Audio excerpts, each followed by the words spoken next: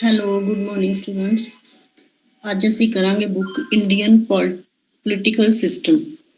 Indian political system ਇਹਦੇ content ਹੈਗੇ ਆ topics preamble of Indian constitutions, fundamental rights, fundamental duties, directive principles of state policy, union government, parliament and president, prime minister and council of ministers, the judiciary, Supreme Court, High Court, judicial review, public interest litigations and judicial reforms, state government, state legislature, governor, chief minister and council of ministers, Indian federalism, center-state relations, legislative, administrative, financial and political. Political parties in India, Indian National Congress, Bharatiya Janata Party, Communist Party of India and Shromani Akali Dal. ਇਕਾਈ first ਭਾਰਤੀ ਸੰਵਿਧਾਨ ਦੀ ਪ੍ਰਸਤਾਵਨਾ।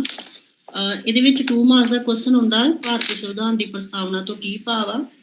ਭਾਰਤੀ ਸੰਵਿਧਾਨ ਦੀ ਪ੍ਰਸਤਾਵਨਾ ਦਾ ਭਾਵ ਕਿ ਜਿਹੜਾ ਸੰਵਿਧਾਨ ਆ ਉਹਦੀ ਕੁੰਜੀ ਕਿਹਾ ਗਿਆ ਇਹਨੂੰ। ਭਾਰਤੀ ਸੰਵਿਧਾਨ ਦੀ ਜਿਹੜੀ ਕੁੰਜੀ ਆ ਉਹਨੂੰ ਭਾਰਤੀ ਸੰਵਿਧਾਨ ਦੀ ਪ੍ਰਸਤਾਵਨਾ ਨੂੰ ਭਾਰਤੀ ਸੰਵਿਧਾਨ ਦੀ ਕੁੰਜੀ ਕਿਹਾ ਗਿਆ ਹੈ, ਜਾਂ ਭਾਰਤੀ ਸੰਵਿਧਾਨ ਦੀ ਆਤਮਾ ਕਿਹਾ ਗਿਆ ਹੈ, ਜਾਂ ਕੁਝ ਜਿਹੜੇ ਵਿਦਵਾਨ ਉਹ ਕਹਿੰਦੇ ਆ ਕਿ ਇਹ ਜਿਹੜੀ ਪ੍ਰਸਤਾਵਨਾ ਵਾ ਭਾਰਤੀ ਸੰਵਿਧਾਨ ਦੀ ਇਹ ਇਹਦਾ ਸ਼ੀਸ਼ਾ ਵਾ। ਉਸ ਤੋਂ ਇਲਾਵਾ ਇਹਨੂੰ ਇੱਕ ਹੋਰ ਨਾਂ ਦਿੱਤਾ ਗਿਆ ਹੈ ਕਿ ਸੰਵਿਧਾਨ ਦੀ ਜਿਹੜੀ ਆ ਜਨਮ ਕੁੰਡਲੀ ਆ। ਭਾਰਤੀ ਸੰਵਿਧਾਨ ਦੀ ਜਿਹੜੀ ਪ੍ਰਸਤਾਵਨਾ ਵਾ ਉਹ ਭਾਰਤੀ ਸੰਵਿਧਾਨ ਦੀ ਜਨਮ ਕੁੰਡਲੀ ਹੈ। ਜਾਣਕਾਰੀ ਵਿੱਚ ਇੱਕ ਲਾਈਨ ਹੈਗੀ ਆ, ਭਾਰਤੀ ਸੰਵਿਧਾਨ ਦੀ ਪ੍ਰਸਤਾਵਨਾ ਨੂੰ ਸੰਵਿਧਾਨ ਦੀ ਆਤਮਾ ਕਿਹਾ ਗਿਆ ਹੈ।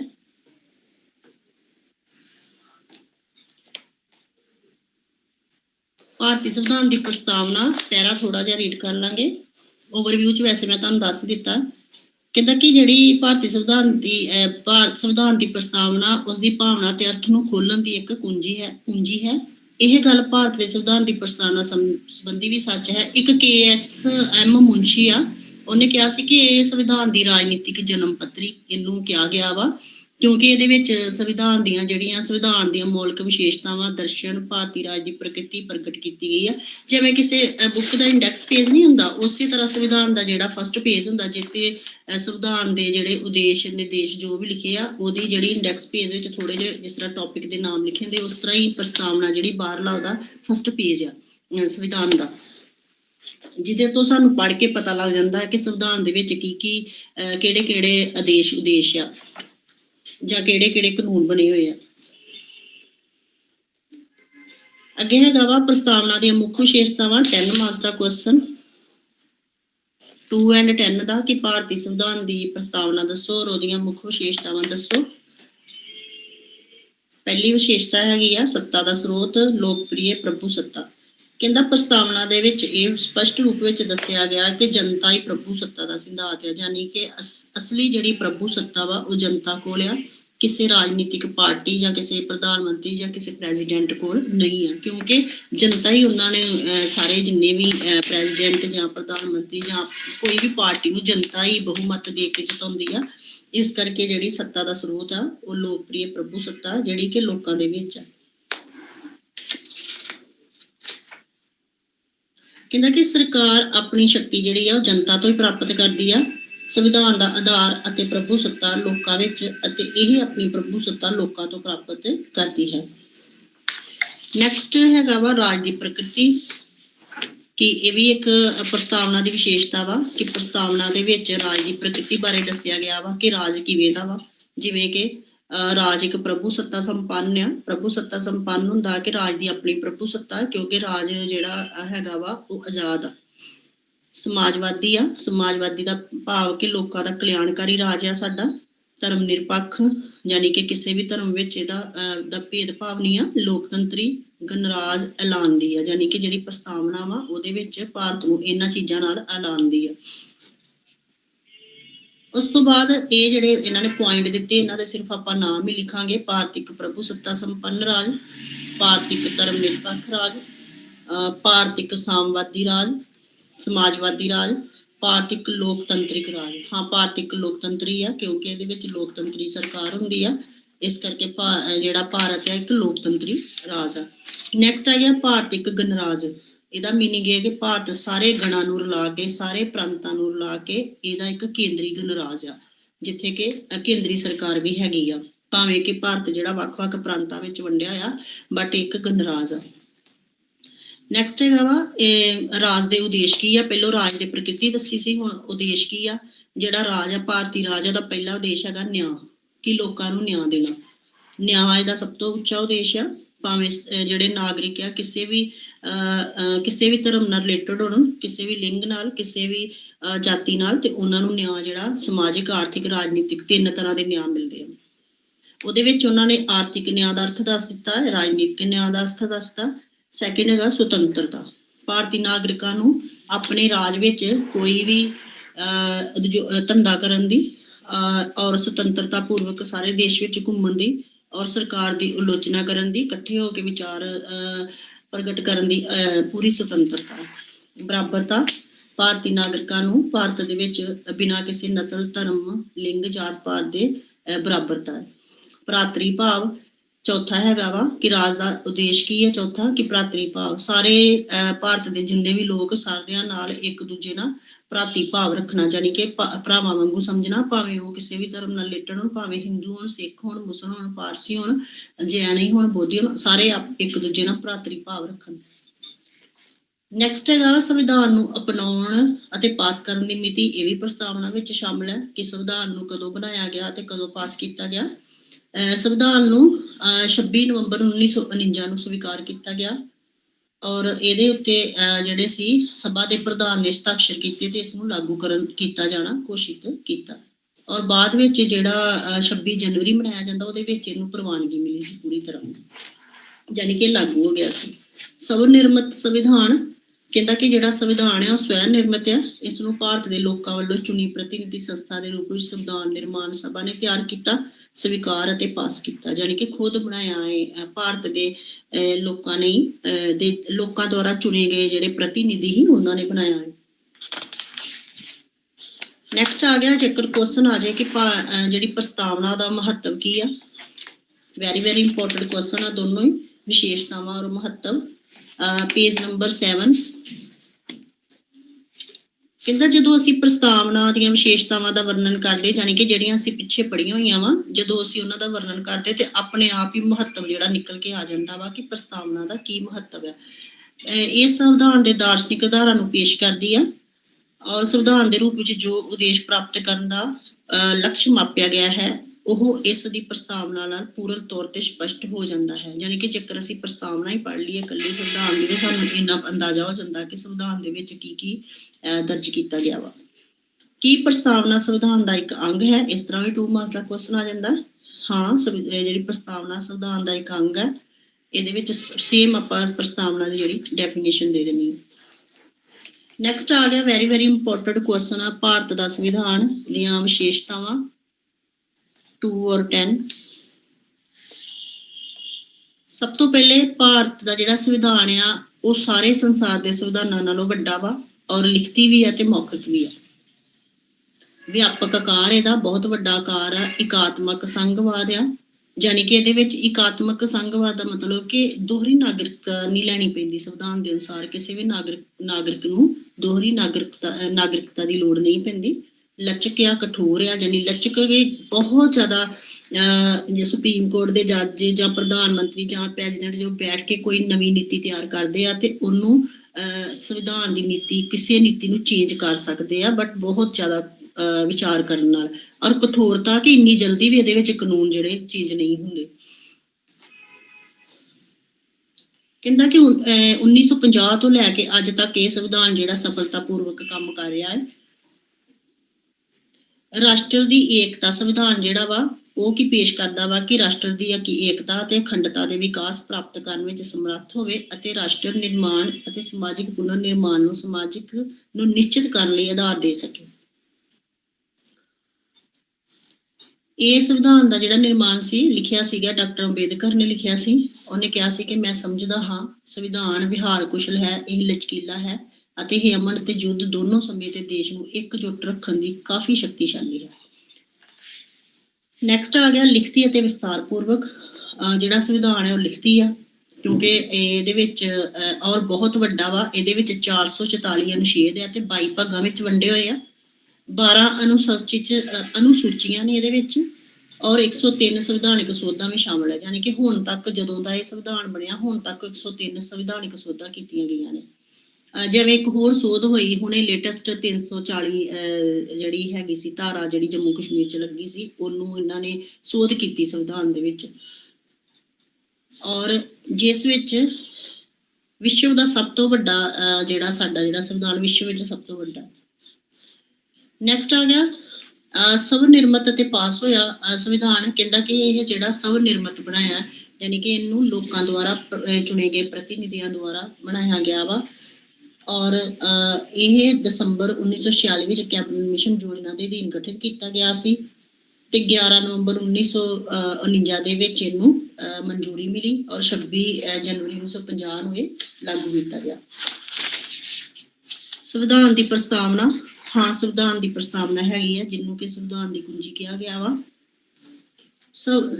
ਕਹਿੰਦਾ ਕਿ ਸੰਵਿਧਾਨ ਦੀ ਪ੍ਰਸਤਾਵਨਾ ਇਹ ਘੋਸ਼ਣਾ ਕਰਦੀ ਹੈ ਕਿ ਭਾਰਤ ਇੱਕ ਪ੍ਰਭੂ ਸੱਤਾ ਸੰਪੰਨ, ਸਮਾਜਵਾਦੀ, ਧਰਮ ਨਿਰਪੱਖ, ਲੋਕਤੰਤਰੀ ਗਣਰਾਜ, ਜਿਸ ਵਿੱਚ ਲੋਕਾਂ ਦੀ ਨਿਆਂ, ਸੁਤੰਤਰਤਾ ਤੇ ਬਰਾਬਰਤਾ ਪ੍ਰਦਾਨ ਕਰਨ ਅਤੇ ਭਾਈਚਾਰਕ ਸਾਂਝ, ਵਿਅਕਤੀਗਤ ਆਦਰ, ਯਾਨੀ ਕਿ ਵਿਅਕਤੀ ਦੇ ਵਿਚਾਰਾਂ ਨੂੰ ਪੂਰਾ ਆਦਰ ਕੀਤਾ ਜਾਂਦਾ, ਰਾਸ਼ਟਰ ਦੀ ਏਕਤਾ ਅਤੇ ਅਖੰਡਤਾ ਨੂੰ ਉਤਸ਼ਾਹਿਤ ਕਰਨ ਅਤੇ ਸਥਾਪਿਤ ਕਰਨ ਦਾ ਵਚਨ ਦਿੱਤਾ ਗਿਆ ਹੈ। ਨੈਕਸਟ ਆ ਜੋ ਭਾਰਤ ਇੱਕ ਪ੍ਰਭੂ ਸੱਤਾ ਸੰਪੰਨ ਦੇਸ਼ ਹੈ। 4 ਪੁਆਇੰਟ ਵਿੱਚ ਉਹਨਾਂ ਨੇ 3 ਪੁਆਇੰਟ ਦਿੱਤੇ ਆ, ਜਿੱਥੋਂ ਉਹਨਾਂ ਨੇ ਅੱਗੋਂ ਡਿਟੇਲ ਵੀ ਦਿੱਤੀ ਹੈ ਕਿ ਭਾਰਤ ਇੱਕ ਪ੍ਰਭੂ ਸੱਤਾ ਸੰਪੰਨ, ਸਮਾਜਵਾਦੀ, ਧਰਮ ਨਿਰਪੱਖ, ਲੋਕਤੰਤਰੀ ਗਣਰਾਜ ਹੈ। ਸੇਮ ਕਿ ਭਾਰਤ ਇੱਕ ਪ੍ਰਭੂ ਸੱਤਾ ਸੰਪੰਨ ਹੈ, ਕਿਉਂਕਿ ਭਾਰਤ ਆਜ਼ਾਦ ਆ ਤੇ ਆਜ਼ਾਦ ਰਾਜ ਜਿਹੜਾ ਵਾ ਉਹ ਹਮੇਸ਼ਾ ਪ੍ਰਭੂ ਸੱਤਾ ਸੰਪੰਨ ਹੁੰਦਾ ਵਾ। ਭਾਰਤ ਇੱਕ ਸਮਾਜਵਾਦੀ ਆ। ਕਹਿੰਦਾ ਕਿ ਭਾਰਤ ਜਿਹੜਾ ਹੈ ਸਮਾਜਵਾਦੀ ਆ। ਇਹਦਾ ਪਹਿਲਾ ਕੰਮ ਹੁੰਦਾ ਲੋਕਾਂ ਦਾ ਕਲਿਆਣ ਕਰਨਾ, ਸਮਾਜ ਦਾ ਕਲਿਆਣ ਕਰਨਾ, ਔਰ ਲੋਕਾਂ ਨੂੰ ਨਿਆਂ ਦੇਣਾ, ਸਮਾਜਿਕ, ਆਰਥਿਕ ਤੇ ਰਾਜਨੀਤਿਕ। ਨੈਕਸਟ ਹੈਗਾ ਵਾ ਭਾਰਤ ਇੱਕ ਧਰਮ ਨਿਰਪੱਖ ਰਾਜ। ਹਾਂ, ਭਾਰਤ ਇੱਕ ਧਰਮ ਨਿਰਪੱਖ ਰਾਜ ਆ। 42ਵੀਂ ਸੋਧ ਵਿੱਚ ਇਹਦੀ ਜਿਹੜੀ ਧਰਮ ਨਿਰਪੱਖਤਾ ਜਿਹੜੀ ਸ਼ਾਮਲ ਕੀਤੀ ਗਈ ਸੀ। ਭਾਰਤੀ ਸੰਵਿਧਾਨ ਦੇ ਧਰਮ ਨਿਰਪੱਖ ਸਰੂਪ ਨੂੰ ਜ਼ਿਆਦਾ ਤੇ ਸਪਸ਼ਟ ਕਰਦਾ ਹੈ। ਰਾਜ ਇੱਕ ਦੇਸ਼ ਹੋਣ ਦੇ ਨਾਤੇ ਭਾਰਤ ਕਿਸੇ ਵੀ ਧਰਮ ਨੂੰ ਕੋਈ ਵਿਸ਼ੇਸ਼ ਦਰਜਾ ਨਹੀਂ ਦਿੰਦਾ, ਯਾਨੀ ਕਿ ਭਾਰਤ ਵਿੱਚ ਜਿੰਨੇ ਵੀ ਧਰਮ ਹੈ ਸਾਰਿਆਂ ਨੂੰ ਕੋਈ ਵਿਸ਼ੇਸ਼ ਸਹੂਲਤ, ਸਾਰੇ ਧਰਮਾਂ ਵਿੱਚੋਂ ਕਿਸੇ ਇੱਕ ਧਰਮ ਨੂੰ ਕੋਈ ਵਿਸ਼ੇਸ਼ ਸਹੂਲਤ ਨਹੀਂ ਦਿੱਤੀ ਜਾਂਦੀ। ਭਾਰਤ ਇੱਕ ਲੋਕਤੰਤਰੀ ਰਾਜ ਹੈ। ਹਾਂ, ਭਾਰਤ ਇੱਕ ਲੋਕਤੰਤਰੀ ਰਾਜ ਹੈ, ਕਿਉਂਕਿ ਇੱਥੇ ਜਿਹੜੀ ਸਰਕਾਰ ਹੈ ਲੋਕਾਂ ਦੁਆਰਾ ਚੁਣੀ ਦੀ, ਲੋਕਾਂ ਦੀ, ਲੋਕਾਂ ਲਈ ਤੇ ਲੋਕਾਂ ਦੁਆਰਾ ਚੁਣੀ ਜਾਂਦੀ ਆ। ਇਹਦੀ ਜਿਹੜੀ ਪ੍ਰਭੂ ਸੱਤਾ ਉਹ ਜਨਤਾ ਦੇ ਹੱਥ ਵਿੱਚ ਆ। ਇਹ ਜਨਤਾ ਦੀ ਪ੍ਰਭੂ ਸੱਤਾ ਤੋਂ ਹੀ ਆਪਣੀ ਜਿਹੜੀ ਸ਼ਕਤੀ ਪ੍ਰਾਪਤ ਕਰਦਾ ਹੈ। ਇਹਦੇ ਵਿੱਚ ਹਰ ਇੱਕ ਨਾਗਰਿਕ ਨੂੰ ਵਿਅਸਕ ਵੋਟ ਦਾ ਅਧਿਕਾਰ, ਚੋਣ ਲੜਨ ਦਾ ਅਧਿਕਾਰ, ਸਰਕਾਰੀ ਅਹੁਦਾ ਪ੍ਰਾਪਤ ਕਰਨ ਦਾ ਅਧਿਕਾਰ, ਸੰਗਠਿਤ ਸਥਾਪਿਤ ਕਰਨ ਦਾ ਅਧਿਕਾਰ, ਯਾਨੀ ਕਿ ਯੂਨੀਅਨ ਬਣਾਉਣ ਦਾ ਅਧਿਕਾਰ ਵੀ ਹੈਗਾ ਵਾ, ਜਿਵੇਂ ਕਿ ਕਿਸਾਨ ਯੂਨੀਅਨ, ਅਧਿਆਪਕ ਯੂਨੀਅਨ, ਵਪਾਰ ਯੂਨੀਅਨ, ਇਸ ਤਰ੍ਹਾਂ ਮਜ਼ਦੂਰ ਯੂਨੀਅਨ, ਅਤੇ ਸਰਕਾਰ ਦੀਆਂ ਨੀਤੀਆਂ ਦੀ ਆਲੋਚਨਾ ਅਤੇ ਉਹਨਾਂ ਦਾ ਵਿਰੋਧ ਕਰਨ ਦਾ ਅਧਿਕਾਰ ਮਿਲਿਆ ਹੋਇਆ ਹੈ। ਕਹਿੰਦਾ ਇਹਨਾਂ ਅਧਿਕਾਰਾਂ ਦੇ ਅਧਿਕਾਰ ਤੇ ਹੀ ਲੋਕ ਰਾਜਨੀਤੀ ਦੀ ਪ੍ਰਕਿਰਿਆ ਵਿੱਚ ਭਾਗ ਲੈਂਦੇ ਹਨ। ਜੇਕਰ ਇਹ ਅਧਿਕਾਰ ਲੋਕਾਂ ਨੂੰ ਨਹੀਂ ਮਿਲੇ ਹੋਣਗੇ ਤਾਂ ਉਹ ਕਦੀ ਵੀ ਰਾਜਨੀਤੀ ਵਿੱਚ ਭਾਗ ਨਹੀਂ ਲੈਣਗੇ, ਉਹਨਾਂ ਦਾ ਕੋਈ ਇੰਟਰਸਟ ਨਹੀਂ ਹੋਊਗਾ। ਨੈਕਸਟ, ਭਾਰਤ ਇੱਕ ਗਣਰਾਜ। ਹਾਂ, ਭਾਰਤ ਇੱਕ ਗਣਰਾਜ ਆ, ਕਿਉਂਕਿ ਇਹਦੇ ਕਾਫੀ ਪ੍ਰਾਂਤਾਂ ਵਿੱਚ ਵੰਡਿਆ ਹੋਣ ਦੇ ਬਾਵਜੂਦ ਵੀ ਇਹਦੀ ਕੇਂਦਰੀ ਸਰਕਾਰ ਆ, ਔਰ ਸਾਰੇ ਜਿਹੜੇ ਪ੍ਰਾਂਤ ਆ ਉਹ ਕੇਂਦਰੀ ਸਰਕਾਰ ਦੇ ਅੰਡਰ ਹੀ ਹੁੰਦੇ ਆ। ਨੈਕਸਟ, ਭਾਰਤ ਰਾਜਾਂ ਦਾ ਇੱਕ ਸੰਘ। ਹਾਂ, ਭਾਰਤ ਸਾਰੇ ਰਾਜਾਂ ਦਾ ਇੱਕ ਸੰਘ ਹੈ, ਯਾਨੀ ਕਿ ਸਾਰੇ ਰਾਜ, ਆਪਾਂ ਫੈਮਿਲੀ ਮੈਂਬਰ ਰਲ ਕੇ ਇੱਕ ਪਰਿਵਾਰ ਬਣਾਉਂਦੇ ਆ, ਉਸੇ ਤਰ੍ਹਾਂ ਸਾਰੇ ਸਟੇਟ, ਸਾਰੇ ਰਾਜ ਜਾਂ ਸਾਰੇ ਪ੍ਰਾਂਤ ਜਾਂ ਸਾਰੇ ਸੂਬੇ ਕਹਿ ਸਕਦੇ ਮਿਲ ਕੇ ਇੱਕ ਰਾਜ ਬਣਾਉਂਦੇ ਨੇ, ਸੰਘ ਬਣਾਉਂਦੇ, ਯੂਨੀਅਨ ਬਣਾਉਂਦੇ ਆ। ਯਾਨੀ ਕਿ ਜੇਕਰ ਕਿਸੇ ਅੰਦਰੂਨੀ ਤੌਰ ਤੇ ਭਾਵੇਂ ਕਿਸੇ ਸੂਬੇ ਦਾ ਕਿਸੇ ਦੂਸਰੇ ਸੂਬੇ ਨਾਲ ਜ਼ਰੂਰ ਝਗੜਾ ਚੱਲ ਸਕਦਾ, ਬਟ ਜਦੋਂ ਬਾਹਰੀ ਕੋਈ ਹਮਲਾ ਹੁੰਦਾ ਤੇ ਸਾਰੇ ਸੂਬੇ ਜਿਹੜੇ ਇੱਕ ਹੋ ਜਾਂਦੇ ਔਰ ਰਾਸ਼ਟਰੀ ਰਾਜ ਹੋ ਜਾਂਦਾ। ਨੈਕਸਟ ਹੈਗਾ ਸੰਘੀ ਢਾਂਚਾ ਤੇ ਇਕਾਤਮਕ ਭਾਵਨਾ। ਕਹਿੰਦਾ ਇਹਦੇ ਵਿੱਚ ਭਾਰਤ ਦਾ ਸੰਵਿਧਾਨ ਇਕਾਤਮਕ ਭਾਵਨਾ ਵਾਲੀ ਸੰਘੀ ਰਚਨਾ ਦੀ ਸਥਾਪਿਤ ਕਰਦਾ ਹੈ, ਜਿਵੇਂ ਕਿ ਕੇਂਦਰ ਅਤੇ ਰਾਜਾਂ ਦੀਆਂ ਸ਼ਕਤੀਆਂ ਦੀ ਵੰਡ, ਇੱਕ ਲਿਖਤੀ ਅਤੇ ਕਠੋਰ ਸੰਵਿਧਾਨ, ਸੰਵਿਧਾਨ ਦੀ ਸਰਵਉੱਚਤਾ, ਸੁਤੰਤਰ ਨਿਆਂਪਾਲਿਕਾ, ਇਹ ਸਾਰੀਆਂ ਇਹਨੂੰ ਇਕਾਤਮਕ ਭਾਵਨਾ ਦੱਸਦੀਆਂ ਨੇ। ਇਹ ਇਕਾਤਮਕ ਭਾਵਨਾ ਦਾ ਵੀ ਮੀਨਿੰਗ ਦਾ ਏਕਲ ਨਾਗਰਿਕਤਾ ਇਹਦੇ ਵਿੱਚ, ਯਾਨੀ ਕਿ ਜੇਕਰ ਕਿਸੇ ਨੇ ਸਿਟੀਜ਼ਨਸ਼ਿਪ ਲੈਣੀ ਹੈ ਇੰਡੀਆ ਦੀ ਤੇ ਉਹਨੂੰ ਸਿਰਫ ਇਹ ਆਪਣੇ ਰਾਜ ਦੀ ਜਿਹੜੇ ਰਾਜ ਵਿੱਚ ਰਹਿੰਦਾ ਉਹਦੀ ਹੋਈ ਸਿਟੀਜ਼ਨਸ਼ਿਪ ਦੀ ਲੋੜ ਪੈਂਦੀ ਆ, ਉਹਨੂੰ ਦੋਹਰੀ ਨਾਗਰਿਕਤਾ ਦੀ ਲੋੜ ਨਹੀਂ ਪੈਂਦੀ। ਜਿਵੇਂ ਕਿ ਅਮਰੀਕਾ ਦੇ ਵਿੱਚ ਕਿਸੇ ਵੀ ਇਨਸਾਨ ਨੂੰ ਜਿਹੜੀ ਹੈ ਪਹਿਲੋਂ ਆਪਣੇ ਸਟੇਟ ਦੀ ਨਾਗਰਿਕਤਾ ਲੈਣੀ ਪੈਂਦੀ ਹੈ, ਫਿਰ ਉਹਨੂੰ ਸਾਰੇ ਅਮਰੀਕਾ ਦੀ ਵੱਖਰੀ ਨਾਗਰਿਕਤਾ ਲੈਣੀ ਪੈਂਦੀ ਹੈ। ਕਠੋਰਤਾ ਤੇ ਲਚਕਸ਼ੀਲਤਾ ਦਾ ਮਿਸ਼ਰਣ ਕਹਿੰਦਾ ਇਹਦੇ ਵਿੱਚ ਕਠੋਰਤਾ ਵੀ ਹੈਗੀ ਆ, ਕਿਉਂਕਿ ਇਹਦੇ ਵਿੱਚ ਜਿਹੜੀਆਂ ਸੋਧਾਂ ਵਾ ਇੰਨੀ ਜਲਦੀ ਜਾਂ ਇੰਨੇ ਆਸਾਨ ਤਰੀਕੇ ਨਾਲ ਨਹੀਂ ਹੁੰਦੀਆਂ, ਇਸ ਕਰਕੇ ਇਹ ਕਠੋਰ ਆ। ਔਰ ਜੇਕਰ ਲਚਕਸ਼ੀਲਤਾ ਦੇ ਵਿੱਚ ਤਾਂ ਵਾ ਕਿ ਜੇਕਰ ਕੋਈ ਇਸ ਤਰ੍ਹਾਂ ਦਾ ਕੁਛ ਲੱਗੇ ਸਾਰੇ ਪ੍ਰਤੀਨਿਧੀਆਂ ਨੂੰ ਕਿ ਆਹ ਜਿਹੜਾ ਕਾਨੂੰਨ ਹੈ ਸਹੀ ਨਹੀਂ ਬਣਿਆ, ਇਹਦੇ ਵਿੱਚ ਸੋਧ ਕਰਨ ਦੀ ਲੋੜ ਆ, ਤੇ ਫਿਰ ਉਹਦੇ ਵਿੱਚ ਸੋਧ ਕੀਤੀ ਜਾ ਸਕਦੀ। ਕਹਿੰਦਾ ਕੁਝ ਇਹੋ ਜਿਹੇ ਮਾਮਲੇ ਹੁੰਦੇ ਆ ਜਿਨ੍ਹਾਂ ਵਿੱਚ ਸੰਵਿਧਾਨ ਦੇ ਹਿੱਸੇ ਨੂੰ ਕੇਵਲ ਇੱਕ ਕਾਨੂੰਨ ਪਾਸ ਕਰਕੇ ਹੀ ਸੋਧ ਕੀਤਾ ਜਾਂਦਾ ਹੈ, ਔਰ ਉਹਦੇ ਵਿੱਚ ਰਾਜ ਸਭਾ ਦੇ ਜਿਹੜੇ 2/3 ਮੈਂਬਰਾਂ ਦਾ ਬਹੁਮਤ ਹੋਣਾ ਜ਼ਰੂਰੀ ਹੈ। ਨੈਕਸਟ ਆ ਜਾਓ ਮੌਲਿਕ ਅਧਿਕਾਰ। ਇਹਦੇ ਵਿੱਚ ਸੰਵਿਧਾਨ ਦੇ ਵਿੱਚ ਨਾਗਰਿਕਾਂ ਦੇ ਜਿਹੜੇ ਨੇ 7 ਪਹਿਲੋਂ ਮੌਲਿਕ ਅਧਿਕਾਰ ਦਿੱਤੇ ਸੀ ਨਾਗਰਿਕਾਂ ਨੂੰ, ਬਟ ਹੁਣ ਉਹਨਾਂ ਕੋਲ ਇੱਕ ਅਧਿਕਾਰ ਲੈ ਲਿਆ ਗਿਆ ਵਾਪਸ, ਔਰ ਹੁਣ ਨਾਗਰਿਕਾਂ ਦੇ ਹੈਗੇ 6 ਮੌਲਿਕ ਅਧਿਕਾਰ, ਫੰਡਾਮੈਂਟਲ ਰਾਈਟਸ। ਔਰ ਇਹਦੇ ਵਿੱਚ ਇਹ ਸਾਰੇ ਅਧਿਕਾਰ ਜਿਹੜੇ ਸਾਰੇ ਨਾਗਰਿਕਾਂ ਨੂੰ ਮਿਲੇ ਹੋਏ ਆ, ਉਹਨਾਂ ਨਾਲ ਕਿਸੇ ਨਾਲ ਵੀ ਕੋਈ ਭੇਦਭਾਵ ਦੇ ਤੌਰ ਤੇ ਨਹੀਂ ਦਿੱਤੇ ਗਏ। ਪਹਿਲਾ ਹੈਗਾ ਵਾ ਇਹ ਜਿਹੜੇ ਹੈਗੇ ਆ ਅਧਿਕਾਰ, ਬਰਾਬਰਤਾ ਦਾ ਅਧਿਕਾਰ, ਸੁਤੰਤਰਤਾ ਦਾ ਅਧਿਕਾਰ, ਸ਼ੋਸ਼ਣ ਵਿਰੁੱਧ ਬੋਲਣ ਦਾ ਅਧਿਕਾਰ, ਧਰਮ ਦੀ ਸੁਤੰਤਰਤਾ, ਸੰਸਕ੍ਰਿਤਿਕ ਅਤੇ ਸਿੱਖਿਅਕ ਅਧਿਕਾਰ, ਸੰਵਿਧਾਨਿਕ ਉਪਚਾਰਾਂ ਦਾ ਅਧਿਕਾਰ। ਯਾਨੀ ਕਿ ਜੇਕਰ ਸਾਨੂੰ ਕੋਈ ਸਾਡੇ ਨਾਲ ਧੱਕਾ ਹੋ ਰਿਹਾ ਹੈ ਜਾਂ ਸਾਨੂੰ ਮਤਲਬ ਕੋਈ ਆਪਣਾ ਵੋਟ ਪਾਉਣ ਤੋਂ ਵਾਂਝਿਆ ਰੱਖਿਆ ਜਾ ਰਿਹਾ ਜਾਂ ਕਿਸੇ ਹੋਰ ਸਾਨੂੰ ਅਧਿਕਾਰ ਨਹੀਂ ਮਿਲ ਰਿਹਾ, ਤੇ ਉਹਦੇ ਵਾਸਤੇ ਅਸੀਂ ਕਾਨੂੰਨ ਜਿਹੜਾ ਉਹਨੂੰ ਅਦਾਲਤ ਦਾ ਦਰਵਾਜ਼ਾ ਜਿਹੜਾ ਖਟਖਾ ਸਕਦੇ ਹਾਂ। ਰਾਸ਼ਟਰੀ ਮਨੁੱਖੀ ਅਧਿਕਾਰ ਆਯੋਗ ਅਤੇ ਮਨੁੱਖੀ ਅਧਿਕਾਰਾਂ ਦੀ ਸੁਰੱਖਿਆ। ਕਹਿੰਦਾ ਕਿ ਰਾਸ਼ਟਰੀ ਜਿਹੜਾ ਮਨੁੱਖੀ ਅਧਿਕਾਰਾਂ ਦੀ ਸੁਰੱਖਿਆ ਕਰਦਾ ਹੈ। ਭਾਰਤ ਦੇ ਲੋਕਾਂ ਦੇ ਸਾਰੇ ਲੋਕਤੰਤਰੀ ਅਤੇ ਮਨੁੱਖੀ ਅਧਿਕਾਰਾਂ ਨੂੰ ਵਧੇਰੇ ਚੰਗੀ ਤਰ੍ਹਾਂ ਸੁਰੱਖਿਆ ਪ੍ਰਦਾਨ ਕਰਨ ਲਈ ਕੇਂਦਰੀ ਸੰਸਦ ਨੇ 1993 ਵਿੱਚ ਮਨੁੱਖੀ ਅਧਿਕਾਰਾਂ ਦੀ ਸੁਰੱਖਿਆ ਸੰਬੰਧੀ ਅਧਿਨਿਯਮ ਯਾਨੀ ਕਿ ਇੱਕ ਕਾਨੂੰਨ ਪਾਸ ਕੀਤਾ ਕਿ ਉਹਨਾਂ ਕੋਲੋਂ ਇਹ ਕਿਸੇ ਵੀ ਤਰ੍ਹਾਂ ਦੇ ਅਧਿਕਾਰ ਨਾ ਖੋਏ ਜਾਣ। ਇਸ ਦੇ ਅਧੀਨ ਭਾਰਤ ਦੇ ਲੋਕ ਸੇਵਾ ਮੁਕਤ ਜੱਜ ਦੀ ਅਗਵਾਈ ਵਿੱਚ ਮਨੁੱਖੀ ਅਧਿਕਾਰਾਂ ਦੀ ਸੁਰੱਖਿਆ ਲਈ ਰਾਸ਼ਟਰੀ ਮਨੁੱਖੀ ਅਧਿਕਾਰ ਆਯੋਗ ਸਥਾਪਿਤ ਕੀਤਾ ਗਿਆ।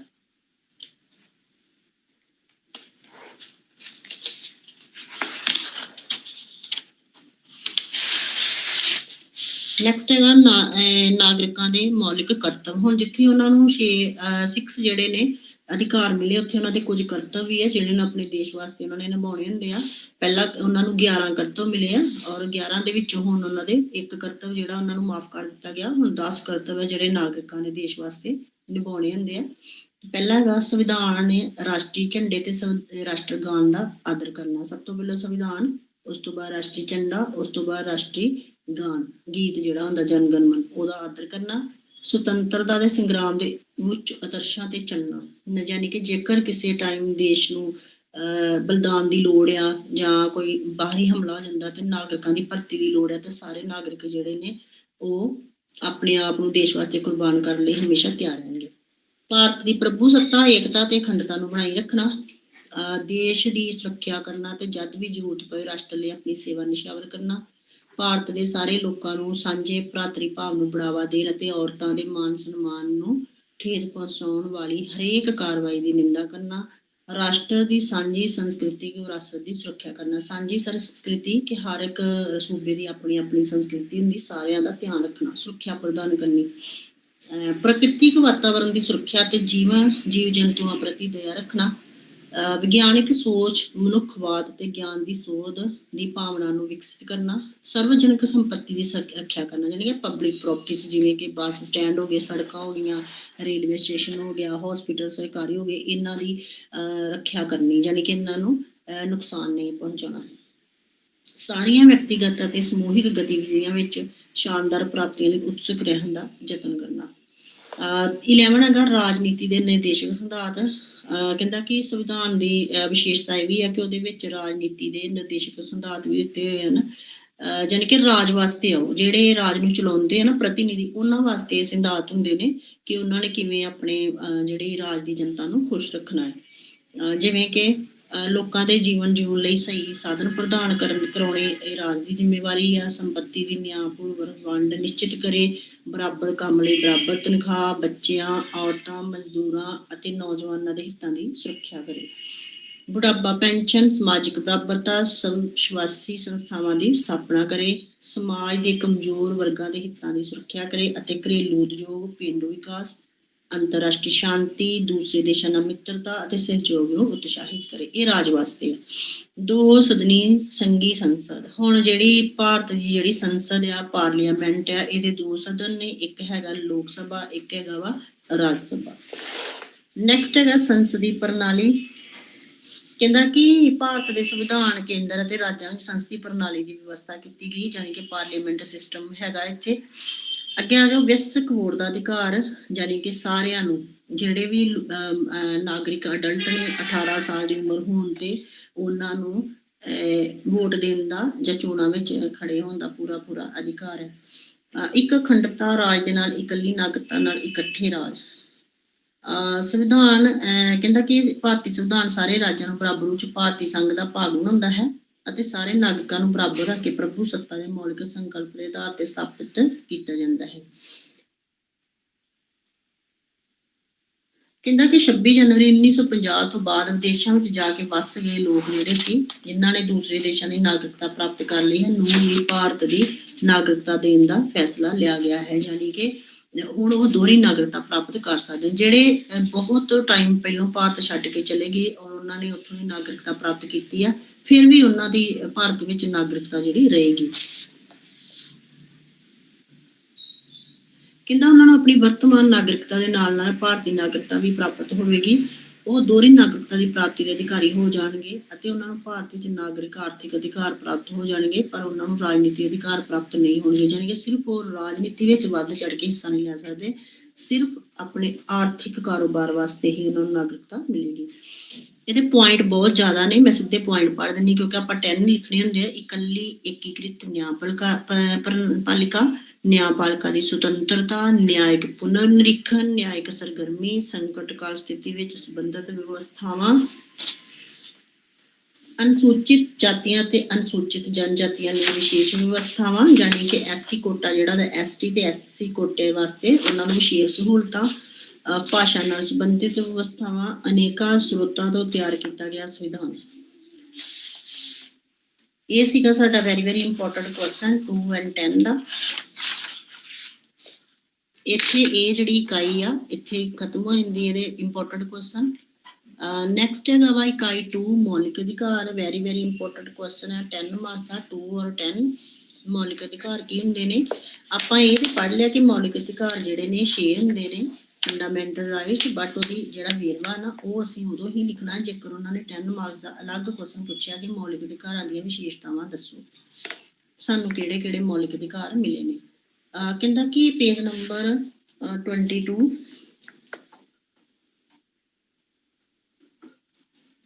ਮੌਲਿਕ ਅਧਿਕਾਰਾਂ ਦੀਆਂ ਵਿਸ਼ੇਸ਼ਤਾਵਾਂ ਤੇ ਮੌਲਿਕ ਅਧਿਕਾਰ। ਮੌਲਿਕ ਅਧਿਕਾਰਾਂ ਦੀਆਂ ਵਿਸ਼ੇਸ਼ਤਾਵਾਂ ਵਿੱਚ ਪਹਿਲੀ ਵਿਸ਼ੇਸ਼ਤਾ ਹੈ ਕਿ ਵਿਸਤ੍ਰਿਤ ਅਧਿਕਾਰ ਪੱਤਰ, ਜਾਣੀ ਕਿ ਇਹ ਜਿਹੜੇ ਅਧਿਕਾਰ ਨੇ ਬਹੁਤ ਵਧੀਆ ਨੇ, ਮਤਲਬ ਕਿ ਕਾਫੀ ਮਾਤਰਾ ਵਿੱਚ ਆ। ਵਿਸਤ੍ਰਿਤ ਪੱਤਰ ਹੈ, ਇਹ ਇੱਕ ਵਿਸਤ੍ਰਿਤ ਪੱਤਰ ਹੈ। ਇਹ 23 ਅਨੁਛੇਦਾਂ ਵਿੱਚ ਵੰਡੇ ਨੇ, ਜਿਨ੍ਹਾਂ ਦੀਆਂ ਅੱਗੇ ਜਾ ਕੇ ਕਈ ਧਾਰਾਵਾਂ ਹਨ। ਨਾਗਰਿਕਾਂ ਦੇ ਅਧਿਕਾਰਾਂ ਦਾ ਵਿਸਤ੍ਰਿਤ ਵਰਣਨ ਇਹਦੇ ਵਿੱਚ ਕੀਤਾ ਗਿਆ, ਬਹੁਤ ਵੱਡਾ ਵਰਣਨ ਕੀਤਾ ਗਿਆ। ਕਹਿੰਦਾ ਕਿ ਅਨੁਛੇਦ 19 ਨਾਲ ਨਾਗਰਿਕਾਂ ਨੂੰ ਸੁਤੰਤਰਤਾ ਦਾ ਅਧਿਕਾਰ ਦਿੱਤਾ ਗਿਆ ਹੈ ਅਤੇ ਇਸ ਦੇ 6 ਭਾਗ ਨੇ, ਯਾਨੀ ਕਿ ਅਨੁਛੇਦ ਭਾਵੇਂ 19 ਆ, ਧਾਰਾ 19 ਆ, ਬਟ ਅੱਗੋਂ ਇਹਦੇ 6 ਭਾਗ ਨੇ ਕਿ ਕਿਹੜੀ ਸੁਤੰਤਰਤਾ ਦਿੱਤੀ ਗਈ ਹੈ, ਜਿਨ੍ਹਾਂ ਵਿੱਚ ਨਾਗਰਿਕਾਂ ਦੀਆਂ 6 ਵੱਖ-ਵੱਖ ਸੁਤੰਤਰਤਾਵਾਂ ਅਤੇ ਉਹਨਾਂ ਦੇ ਅਪਵਾਦਾਂ ਆਦਿ ਦਾ ਵਿਸਤ੍ਰਿਤ ਵਰਣਨ ਹੈ। ਨੈਕਸਟ ਦੂਸਰਾ ਹੈ ਸੰਵਿਧਾਨ ਵੱਲੋਂ ਦਿੱਤੇ ਗਏ ਅਧਿਕਾਰਾਂ ਤੋਂ ਇਲਾਵਾ ਨਾਗਰਿਕਾਂ ਦਾ ਕੋਈ ਅਧਿਕਾਰ ਨਹੀਂ। ਇਹ ਵੀ ਕਿ ਜਿਹੜੇ ਉਹਨੂੰ ਸਿਰਫ ਨਾਗਰਿਕ ਨੂੰ ਅਧਿਕਾਰ ਮਿਲੇ 6, ਉਸ ਤੋਂ ਇਲਾਵਾ ਉਹਨੂੰ ਕੋਈ ਹੋਰ ਅਧਿਕਾਰ ਨਹੀਂ ਮਿਲਿਆ। ਕਹਿੰਦਾ ਜਿਵੇਂ ਅਮਰੀਕਾ ਦੇ ਵਿੱਚ ਜਿਹੜੇ ਉੱਥੋਂ ਦੇ ਨਾਗਰਿਕ ਆ ਉਹਨਾਂ ਨੂੰ ਸਿਰਫ ਰਾਜ ਵੱਲੋਂ ਵੀ ਇੱਕ ਸੰਵਿਧਾਨ ਦੇ ਮੁਤਾਬਕ ਵੀ ਉਹਨਾਂ ਨੂੰ ਅਧਿਕਾਰ ਮਿਲੇ ਆ, ਤੇ ਇਸ ਤੋਂ ਇਲਾਵਾ ਉਹਨਾਂ ਨੂੰ ਉਹ ਸਾਰੇ ਅਧਿਕਾਰ ਵੀ ਨਾਗਰਿਕਾਂ ਨੂੰ ਪ੍ਰਾਪਤ ਹਨ, ਜਿਹੜੇ ਕਿ ਨਾਗਰਿਕਾਂ ਕੋਲ ਪੁਰਾਣੇ ਸਮੇਂ ਤੋਂ ਆ, ਬਟ ਸਾਡੇ ਦੇਸ਼ ਵਿੱਚ ਇਸ ਤਰ੍ਹਾਂ ਨਹੀਂ ਆ। ਦੂਸਰਾ ਹੈਗਾ ਸਾਰੇ ਨਾਗਰਿਕਾਂ ਨੂੰ ਬਰਾਬਰ ਅਧਿਕਾਰ। ਹਾਂ, ਇਹ ਇੱਕਦਮ ਮੌਲਿਕ ਅਧਿਕਾਰ ਜਿਹੜੇ ਨਾ ਕਿਸੇ ਵੀ ਜਾਤੀ, ਧਰਮ, ਨਸਲ, ਰੰਗ, ਲਿੰਗ ਆਦਿ ਦੇ ਭੇਦਭਾਵ ਦੇ ਬਿਨਾਂ ਨਾਗਰਿਕਾਂ ਨੂੰ ਪ੍ਰਾਪਤ ਹੋਏ ਆ।